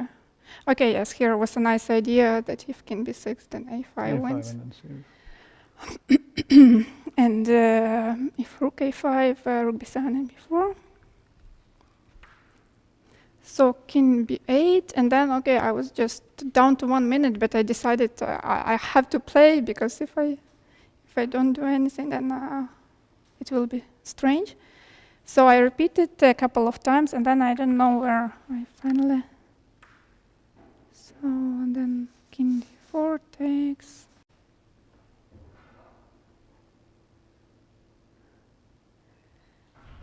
Knight h6, all this seems to be good. Yeah, and here maybe it's a... Yeah, but... Okay, king b7. Yeah, the computer is holding all these positions, 2 versus 1, because I think we're getting it anyway. But practically, it's not so easy. So, for example, here I thought she would play d3, because she will lose this pawn anyway, but with d3 she is taking me, pushing your king away, yeah. Yes, but okay, slowly I will again come back to the situation that we had in the game. And but yeah, I just thought that if she is losing this pawn anyway, then maybe just to do it immediately. But obviously for the computer it's always easy to analyze and to play like computer, especially everyone is a genius in the analysis afterwards with a computer. But it's one thing to sit there under pressure as you did, to play under time pressure. At any moment, did you feel, you said you had to move on despite being in time pressure. Did you question yourself in any moment whether you should go for a draw? No, because I was never in trouble. But it was just, it's always painful if you're like not winning the winning position. And in this game, I managed to not to win 2 times, but eventually I won. In the end, you emerged as a winner, and it was one of the most important games of the round and for your tournament. How will this impact the remainder of the tournament in terms of how you prepare and approach it? Well, it will. It's of course great, and the game was indeed important, but it's just the second round, so it's too early to think about something. Just thinking of some of the mistakes you made here, and you were obviously unhappy very much with yourself, but still you won. Will this haunt you for the rest of the night or until the next game, or are you just happy that it's over and now you're thinking afresh of a new day and a new game? No, I won, so everything is okay. But if I didn't, then yes. That would be great. Okay, and how much have you been following your sister's game today? She drew in a slightly better position. Did you get a chance to follow her game a bit? Not too much, because I was really like in 2 time troubles in one game. And I just saw the opening, that there was some Salimova, yes, with e6, but I can't really say much about it. Does her performance impact you, and vice versa? If she's doing poorly in a game, does that impact how you're performing in your game then? In terms of starting to worry? Yeah, maybe you get sad, or if something goes wrong, or you get like happy. Yeah, if she's doing well, but we are professionals and we have to know how to control ourselves. Okay, excellent. Well, you had a very long and tough day, so we really appreciate you finding the time to come here and show us how things are going, and we wish you the best of luck. That's it for our live game reporting here. Thank you so much for joining us. Yeah, thank you, Milan, for those great thoughts. Yeah, very surprising turn of events for round number 2. And it was another very exciting day, which we saw today. And for tomorrow, we got some pairings coming up as well. Let me just read out a couple of them. So the tournament leaders currently, of course, are Vaishali, who won both of her games, as well as Zhongyi. So these are, of course, the games that are very important for the overall standings. Vaishali is going to play against Dzagnidze, who unfortunately did not manage to win her game in the end today. Other pairings include Mariya Muzychuk against Javakhishvili, Lela on as well Jiner against Nurgyul Salimova, who are not having, both of them are not having such great events until now, so it's going to be exciting to see both of them battling it out to try to improve their overall standings in the tournament as well.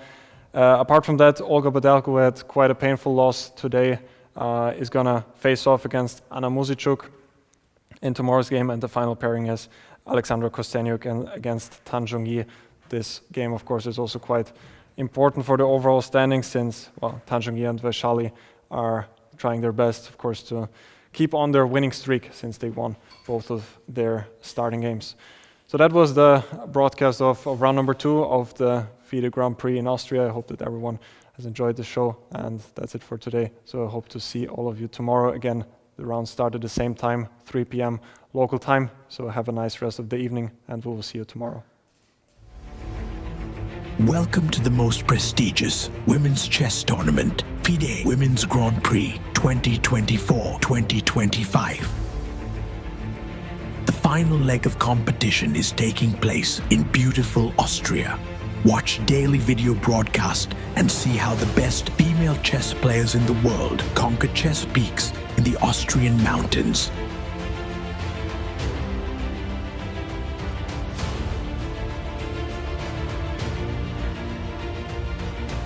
Two top finishers of the series will play in the Candidates Tournament.